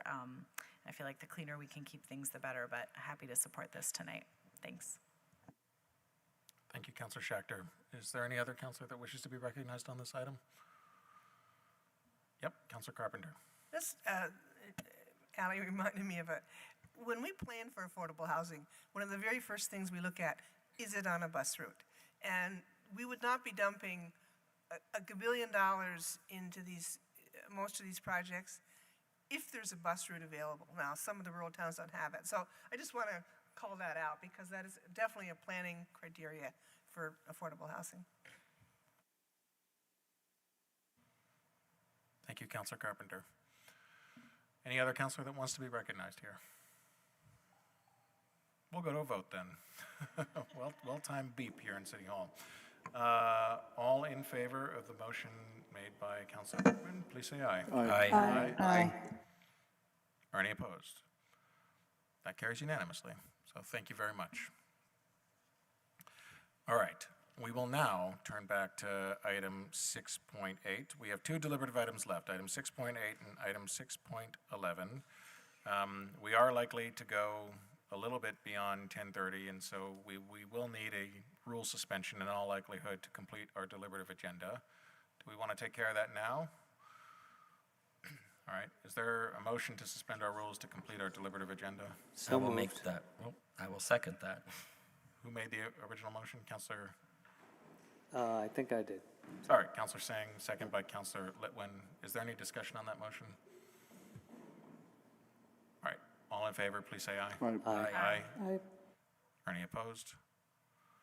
All right, that is unanimous, so our rules will be suspended to complete our deliberative agenda. So we will finish with item 6.11. All right, with thanks to folks for their patience and sticking around for this important item. So I'm appreciating that we're still getting to it. This is item 6.8, the Build Resolution Report on Housing Barriers and Associated Recommendations from the Office of City Planning, CEDO Director Almas Rawi, Director Dillard, Sarah Morgan. Thank you for being here. Who is taking the floor on this item? We are going to tag team this. Great. I will kick us off, and then Sarah and I are going to go back and forth here. And Cara is primarily here to answer questions, provide any more detail as needed. This always happens with Sarah's computer. So the resolution from January 12th made the requests that are here on the screen. In the interest of time, I'm not going to read over them. So we've structured this presentation to cover the administrative, procedural and regulatory barriers, address coordination that is happening internal to the city, but also with our colleagues outside of the city, and finally to lay out the specific recommendations that we are making to address existing and persistent barriers to housing, specifically those that are in the way of the neighborhood code and infill housing in Burlington's neighborhoods. So looking at the administrative barriers, I think there's long been an interest in reforming the organization of the city to facilitate housing development. The mayor's ModGov reorganization of city planning and moving it into CEDO is one of the strategies to address those barriers. I think just in the few months that city planning has been moved into CEDO, we have seen our team working much more closely with CEDO's housing program. I think we've been meeting with a number of you over the last few weeks, and we'll hopefully meet with the rest of you in the next week or so to talk about inclusionary zoning, and I think that's one great example, and we are specifically addressing the neighborhood code there. The one-stop shop has been an effort since the 2019 reorganization that created the Department of Permanent Inspections and the Office of City Planning. That is an ongoing effort to improve development review processes and make them more friendly to applicants. And as part of the ModGov process, the mayor has instructed me and other department heads to continue to work together to improve the one-stop shop process. These next two address the relationship between city planning and DPI. Though we were split in 2019, we continue to work very closely. This first item is really about how we understand how each of us is experiencing the sort of housing crisis in Burlington. From our perspective, creating policy in the Department of Permanent Inspections is administering the ordinance. And we meet regularly to understand trends that DPI is seeing in applications, any barriers to housing and zoning, and so that we can identify necessary zoning amendments or work with project applicants to figure out a way to make projects move forward. And that relates to the next item, which is advisory services, which we routinely and regularly and without charge to the public provide. We are constantly getting calls from small-scale developers, large-scale developers, and we advise them on how the neighborhood code and other ordinances can unlock housing potential on their properties. So all of these are ongoing, aside from the Office of City Planning reorg having been completed. The next one is about procedural barriers. Permitting reform and just the process is a persistent barrier, and I don't want to sort of minimize that this issue. There can be improvements to the development review process, and there need to be those improvements. However, we continue to monitor permit data, and I think one of the trends that we do see is that, as stated in the memo, that we've seen just about 40 or under 40 applications for neighborhood code projects in the couple of years that it's been in place, and while most of those, the median sort of processing time is about 30-something days, we are finding that only a couple projects are moving through construction. We can't really say what the reason for that is. Is it construction costs? Is it difficulty in finding contractors? We don't know. We are doing a lot of work through the Bloomberg-Harvard City Leadership Initiative that Sarah's going to outline in just a moment to understand what those barriers are to developers and applicants. But that is something we are noticing. 802 Homes and pre-approved plans are other procedures that we are working on today. 802 Homes is the state's pre-approved plans model, and we are also looking at our own internal pre-approved accessory dwelling units proposals that we can talk a bit about more later. And finally, CHIP. So you heard about CHIP earlier in the executive session. DFA, CEDO, and city planning staff have been working on a city policy framework that addresses CHIP so that we can more quickly review applications that are coming in for CHIP, and the neighborhood code is one of the criteria that we are exploring. Projects that are using the neighborhood code, especially plan unit developments that need a bit of infrastructure work, are going to score pretty highly in this framework. Regulatory barriers, so there are persistent regulatory barriers that we know. Neighborhood Code, Parts 1 and 2 and 2B have removed a lot of the barriers to zoning. However, the most persistent ones that we see continue to be discretionary review and some other issues related to dimensional standards and the lack of flexibility in the ordinance, and so we want to continue to monitor those and address those as needed. Act 181 notably removes Act 250 barriers to housing, and while we want to balance the stress that a Tier 1A designation could place on city staff in administering existing Act 250 permits, we do have as a goal applying for as much of the city as possible for Tier 1A status. Building and Fire Safety Code is the final one. This is an effort that we're going to take with a lot of diligence and working with the fire marshal and inspection staff at DPI to really understand how we can balance safety in our buildings with removing unnecessary barriers to housing. So Sarah's going to get into some of the coordination efforts that we've been engaged in. Great, thank you. Oh, this one is louder. So touching on the coordination, this was a good opportunity for us to take a little bit of an inventory of all of our different partners and all of our different housing work that we have going on. I'll briefly touch on the Bloomberg Harvard City Leadership Initiative. This is a cross-departmental collaborative effort that is facilitated by the team at the CPI, BCLI, Path to Public Innovation process. It's about a one-year process. We have several representatives from several different departments having the opportunity to work together to identify a portfolio of housing solutions that are aimed at addressing our housing barriers. Some of these are listed in the memo, and they range from anywhere from improving the quality of our existing housing, workforce development, and also opportunities to develop more housing. So this is one where we have several other internal departments involved in this process, and we've also been able to base all of these portfolio recommendations on several months long of stakeholder engagement and interviews. Charles had just mentioned the 802 homes and pre-approved ADU plans. We've gotten to work with the state, specifically ACCD, and also other municipalities in the area who are working on the 802 homes package. So we're excited to continue to work with the state on proactively identifying a pathway for Burlington's approval of the 802 homes package. Act 181, as Charles had mentioned, we have the goal of identifying land eligible for the Tier 1A status. And with that, our team, as well as the team at DPI, are participating in a working group with nearby municipalities listed in this right column on how to kind of identify and share best practices on how to make Tier 1A implementable in our communities, especially with the potential workload on staff that might increase.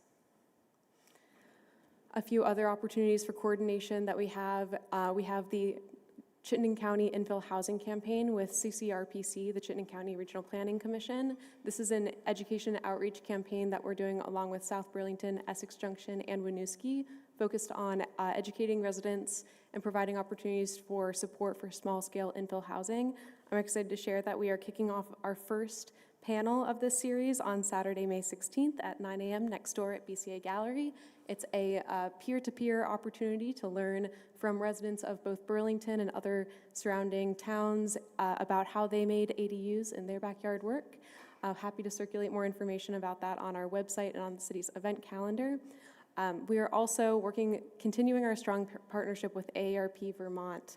I'm sure many of you recall during the initial neighborhood code adoption process, AARP Vermont was a huge sponsor of infill housing in Burlington, and we've gotten to continue that with technical assistance received by AARP Vermont in the kind of taking form in a rental market analysis as well as infill housing test fits on lots in Burlington that were specifically enabled by the Neighborhood Code Part 2B.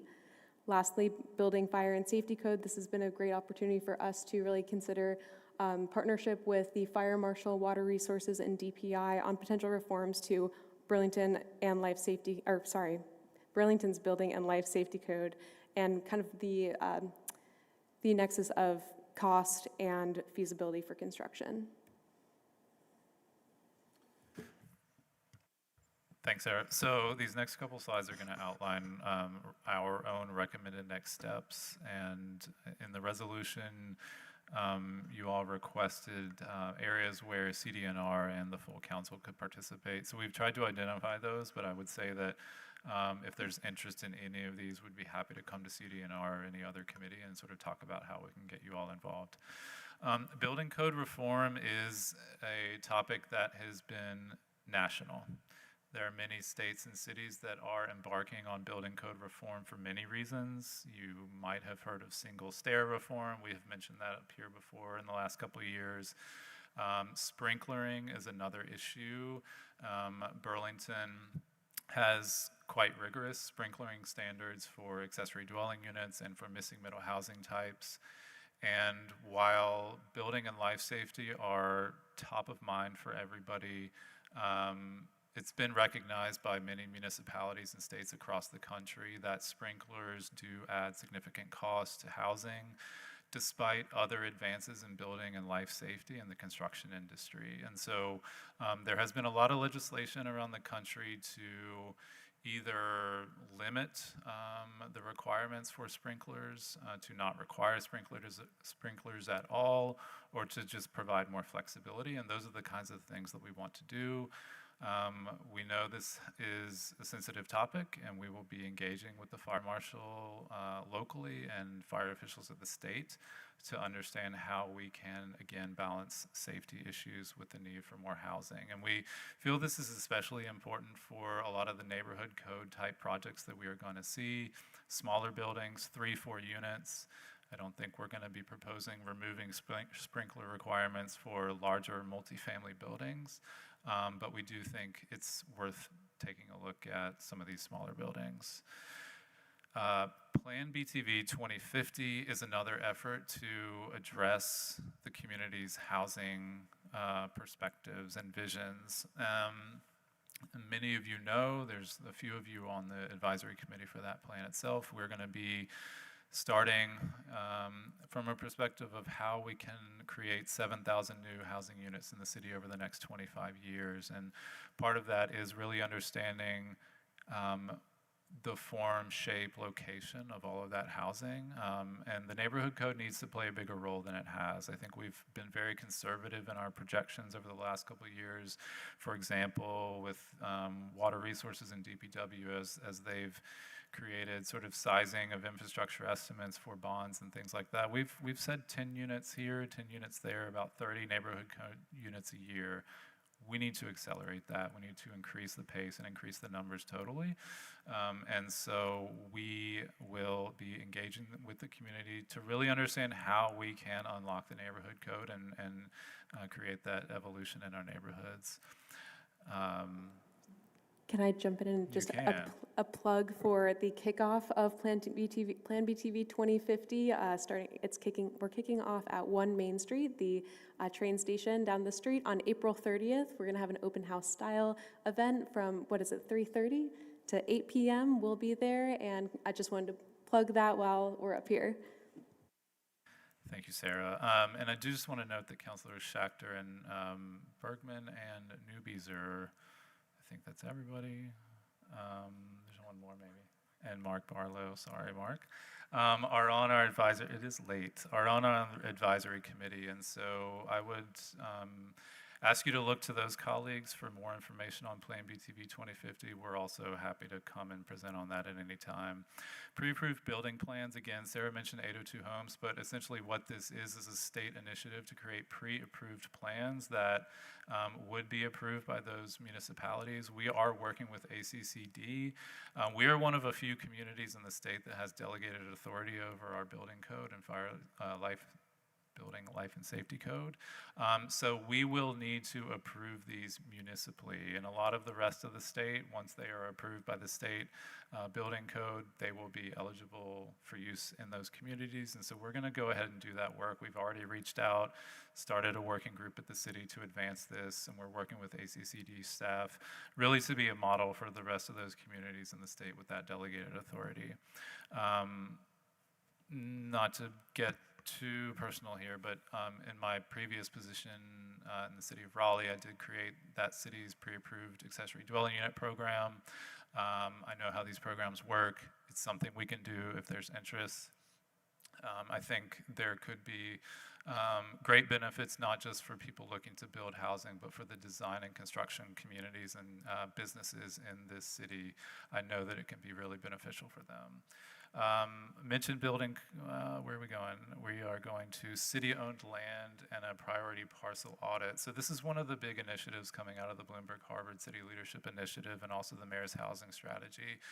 The priority parcel initiative in particular is going to identify parcels in the residential districts in which the neighborhood code rules could really be utilized to create more housing. So we're going to be looking at properties that we know are likely to be sold or might lend themselves particularly well to plan unit developments in the neighborhood code rules.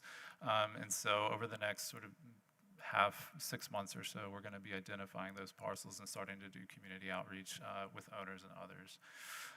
Continuing to look at other city-owned land as well. The city does own some land where the neighborhood code could be implemented, so more on that later.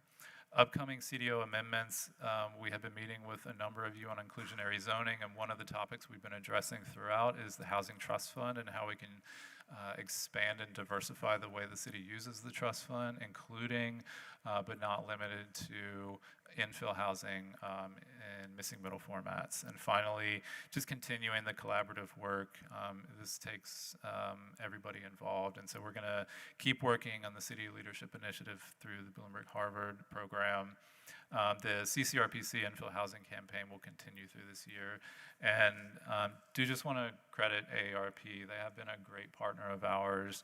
And I think Sarah and Kelly Starterpour have developed a really great working relationship, and we're really happy to know that AARP is going to be a trusted partner in our housing solution in the years forward. And with that, Act 181, I mentioned that it is our goal to pursue Tier 1A status for as much of the city as possible. Recent legislation has provided some assurances about the stress that delegation of the Tier 1A status may place on city staff, but again, we believe that we can make this work, and we know that removing Act 250 barriers to housing is a top priority. And finally, just permit data analysis. One of the other initiatives coming out of the BH9 cohort is creating a new web sort of interface for folks looking to build housing. How can we improve that experience virtually and make that translate to actually getting projects built? Nancy Stetson is a big part of this team as well, so she's really helping us monitor housing trends locally and nationally. And so I think that concludes our presentation, and we'd be happy to answer any questions. Great. Thank you very much for the presentation. We'll open the floor to councilors for any questions or feedback from them. Who would like to be recognized on this item? Councilor Barlow, and then Singh. Thank you for the presentation, and it's very comprehensive.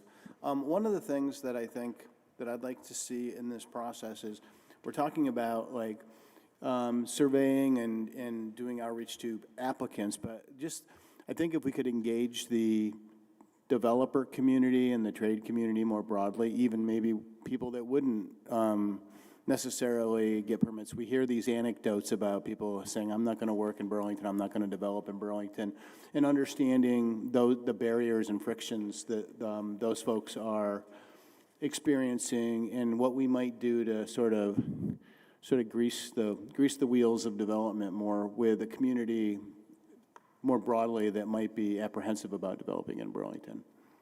Yeah, I appreciate that question. Through the BH9 program, we've done some pretty extensive interviews, which includes affordable housing developers, market rate housing developers, bank lenders as well, to understand what they are and are not willing to finance, to really get ourselves a fuller picture of the landscape. So just so you know, that's been on our radar as well. Excellent, thank you.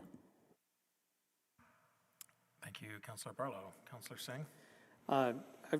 Something you talked about, Charles, was dimensional barriers that you've seen with neighborhood code. Could you kind of speak to what those are that you've had?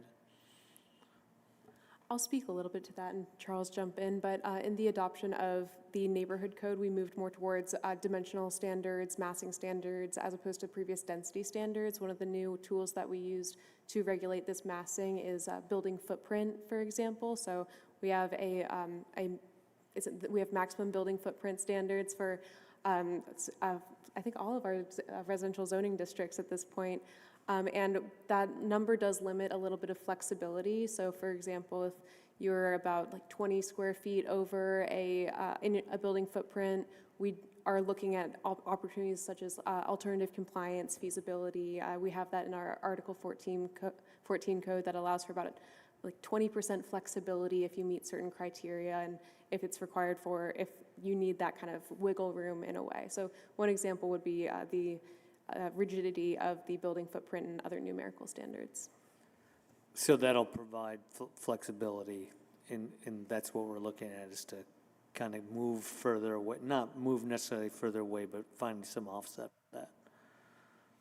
Yeah, that's right. And just being objective, I mean, variances are really difficult to get in the state of Vermont. I've worked elsewhere where variances are given out very easily, and for good reason, that's not the case in Vermont, but what that means is there is very little flexibility. The way we can address this is having objective standards in our ordinance, much like in the downtown form code, where there is that objective sort of flexibility. That's something we want to explore. There are some others that address issues of sustainability. Certain building materials and construction types might have thicker walls, which might make setbacks a little more onerous. For example, New Frameworks is a great Vermont company that is building straw wall panels. Those happen to be quite thick. They perform very well from an energy perspective. They're very sustainable, but they are very thick. And so to make a project work with those wall panels, we might want to look at sort of relaxing some of the setback standards to take that into account, those sorts of things. Also, just want to take into account existing buildings where there might be existing buildings that are, you know, in the setback. Can we just create more clarity for the public around what happens in those instances that might not necessarily be against the rules today, but we just want to make it clear to people what's allowed and what's not. Thank you. Before I ask another, I just want to say thank you for all the hard work on this, and I appreciate that the life safety sprinklering item is out there, because I know a lot of people bring that up. There's also talk about historical standards. You know, I hear from people, we have a garage, we want to make 2 units, but it's considered historical, and it's now ballooned the project from that. So just, can we talk about that, or is that something on the radar, or is that something you're considering? I'm happy to touch on that. Our office has been engaged in a historic preservation planning effort that did follow the initial neighborhood code adoption, really trying to look at balancing the growth and preservation piece. Given that the comprehensive plan is also kicking off, we are wrapping that effort in with the preservation, or we're wrapping the preservation effort in with the comprehensive plan in an effort to just identify opportunities for overlap and engagement. So that is, short answer, that is something that we are looking at as part of the preservation plan and seeking recommendations from our team and our consultants on that topic specifically. And I just want to add that one of the persistent ordinance barriers that I see is discretionary review. The design review process applies still to many neighborhood code projects. A triplex, a fourplex has to go to design review. Any neighborhood code project with more than one building has to go to design review. And I think what you see nationally is those cities that are advancing missing middle and actually seeing units built have removed discretionary review. I think we need to be careful, but acknowledge the challenges that throws up to housing creation. It creates additional time and cost for all applicants, a lot of confusion, and at the end of the day, it is discretionary and there's no certainty that your project will be approved. And so I think that we need to balance, especially with historic resources, our need to preserve what has made Burlington's neighborhoods great for so long, but also acknowledge that our housing crisis is so deep that design review might not be a top priority for us at this time. Thank you. Do I have any more time, or am I think I'm out of time. Yeah. All right. My suggestion would be to follow up. Sorry. All right. I'll send some questions your way. Do you have a last word? I mean, I don't want to. I'll say thank you. This is well done, and you know, I hope we can make more progress on these type of things. So thank you. Great. Thank you, Councilor Stang. And if councilors do have any follow-up questions, can you let us know where they should direct them? You can direct any follow-up questions to Director Al-Nasrawi or myself, and Sarah is our resident infill housing leader at the city right now, and so you can email Sarah as well. Great. Are there any other councilors that wish to be recognized on this item? Yep. Go to Councilor Schachter and then Carpenter. Hi, thank you. I will keep it quick. I'm so grateful for all the work that's underway. I can tell how much this is a priority for you all and the hard work you're putting into this, so thank you. I just wanted to name a couple things, which is that I'm so glad, Councillor Singh, you mentioned the historical thing. As someone who lives in a historical home and has had to not take on some projects because the cost is so insane to do what I'm told is needed for something that feels not totally necessary. So I think that's a really important flag. I mean, it's quite cost prohibitive, I think, for a lot of people to consider anything really to their home when it's in the historical district, so I'm glad you named that. I will say, in addition to all the stakeholders you named, Director Al-Naswari, that have been engaged through this Bloomberg Harvard project, I do think talking to contractors is really important. I have talked to a lot of electricians, carpenters who are like, we do not work in Burlington. It's just way too hard. And we can get business anywhere, and we just choose to not do it in Burlington. Yes, I agree, and we can do more. There's actually a high-level staffer in the city whose husband is a contractor and had a very rough experience with the city. Yes. So we got a lot of personal feedback on that. No, I'm so glad that we have that direct line of feedback, because I think it's a really common refrain. And so the note I just want to end on is that as we're making these changes and moving really important work forward and working hard to eliminate barriers, I do think we need to accompany it with some sort of marketing and messaging campaign. I just think it's not going to, it will take hold so much faster if we make it really clear what we're doing to streamline the process of building in Burlington. So I don't know what that looks like necessarily, but I think that should be part of how we're moving forward. I agree. CEDO has a history. We've created multiple how-to guides. BWD did a, how to open a business, how to vend in markets, et cetera. I think we need some version of that in the housing world, especially for small contractors who I think will be the ones engaged in a lot of the infill projects that are going to happen. So yeah, absolutely agree. Thank you. Thank you, Councillor Schachter. Councillor Carpenter? Actually, Councillor Schachter asked my same question. So I think really important to get to tradespeople. We want more units up, but we should also acknowledge we have a lot of overhoused people. So how do you create a unit in your own house? And so that's another how-to guide. Thank you, Councillor Carpenter. Yep. One just thing I do want to note, that Burlington is not alone in trying to solve these challenges. That's, I think, one opportunity for collaboration that we're really benefiting from with this CCRPC infill housing campaign. I believe some of the materials that are being put together with this working group are kind of some quick how-to guides in that central location, but also a quick zoning help guide of top things you should know before walking into your zoning office that you can quickly read as you're walking in, and some different materials like that. And I just want to note that just voice my agreement related to kind of the branding and the marketing of a lot of this, and it's top of our mind in our office. Thank you. Thank you, Councillor Carpenter. Is there any other councillor that wishes to be recognized on this item?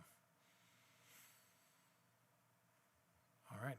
Well, thank you very much for the presentation. I know there's a number of these items that the council could have some say in one way or another, and so we'll look forward to continuing the discussion in that regard. Great. Thank you. That now brings us to our last deliberative item. It's item 6.11. It's a memo from our CDNR committee titled as a memo on PaintCare. Councillor Litwin, as chair of the committee, I appreciate that you earlier in the meeting circulated some suggested motion language to refer this item back to the CDNR committee, but I know that you were hoping to briefly introduce the item here at the council level, and then we'll flag for councilors that in their email there is some proposed motion language that you circulated. Councilor Would Litwin? you like me to make the motion now? I think it may make sense for you to introduce the item first and provide some context, and then before you're done, make a motion. That sounds great. Great. So thanks for giving us time on the agenda. We, instead of doing this during normal sort of committee reports, I thought it was more appropriate to bring it back to the full council to just let you know where we were at, and also sort of seek your approval that we continue the work without doing work that we shouldn't be doing. So we know that graffiti has been an issue, and some people don't like the use of the word graffiti, so we can use public defacement, and I leave it open for that conversation. But we know that this has been a concern that's been raised across the city from folks really in every corner of the city. And we are, for the past several months, we've been kind of getting to know some folks with PaintCare, which is the nonprofit entity for the American Coatings Association, which is essentially the paint industry. And so in many states, Vermont is one of them, when you go and buy a gallon of paint at the store, you pay a kind of an environmental fee to process the paint when you're done with it, because most people don't finish a gallon of paint. And one of the great things is that we've had a program in Vermont for 12 years, and now Burlington is really going to be able to start tapping into, sorry, my microphone goes in and out a little bit,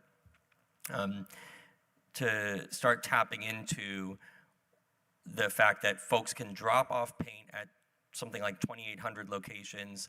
It gets reprocessed with partners at CSWD, and then folks who need paint for public art projects or graffiti or public defacement remediation could now apply for paint support, which hopefully gets at this long kind of standing issue that we have, which is we want to support public art, we want to address graffiti abatement, but it's also really expensive, and we recognize, I think all of us at the table recognize that the city's in a tough spot and has to make difficult decisions with what to fund, every year. And we often have requests for councilor initiative funds, and often that's driven for this type of thing, and the costs are often driven up by the need for supplies.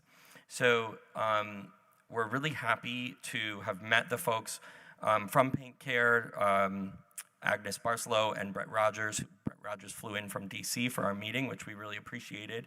And anybody can see this memo and click and view the slide deck presentation that they gave us, and also more on PaintCare on their website. So we voted unanimously to sort of ask the city to kind of engage in a partnership with PaintCare, but more importantly, to sort of allow the CDNR to work on creating a graffiti abatement committee, name to be determined, I guess, so that there can be a place where community members can be involved, and also that all the requests for support can kind of get funneled through, because I don't think any committee, any city committee, certainly not CDNR, could handle taking on just the sheer need there. And I think DPW does what they can to respond to the many C-click fixes on the issue. So, and we've also seen the community be really excited about getting involved in graffiti abatement. At least I have, with opportunities for new art. And tonight on our consent agenda, you'll see Councilor Schachter, thank you for shepherding forward this amazing art project with Eagle Bay High School students, where their math teacher is going to take them out and teach math through and geometry through art. And so we're going to be able to support that as well. And we may be able to even, in the future, support more things with paint. So what I am essentially asking is for you to let the CDNR, whoever is on the CDNR, to kind of flush out a resolution to bring back to you all. So this is the most transparent, really, we can be. So my motion language, with 10 seconds left on the shot clock here, would be to refer back to the CDNR committee to draft a resolution establishing a graffiti abatement committee and recommending sustainable funding sources for the committee's work. Thank you, Councillor Litwin. Is there a second to that motion? Second? Second by Councillor Singh. I will note for context as the council considers this that the CDNR will be a 4-member committee composed of Councillor Litwin, Councillor Schachter, Councillor Newbeezer, and Councillor Sanchez-Parkinson.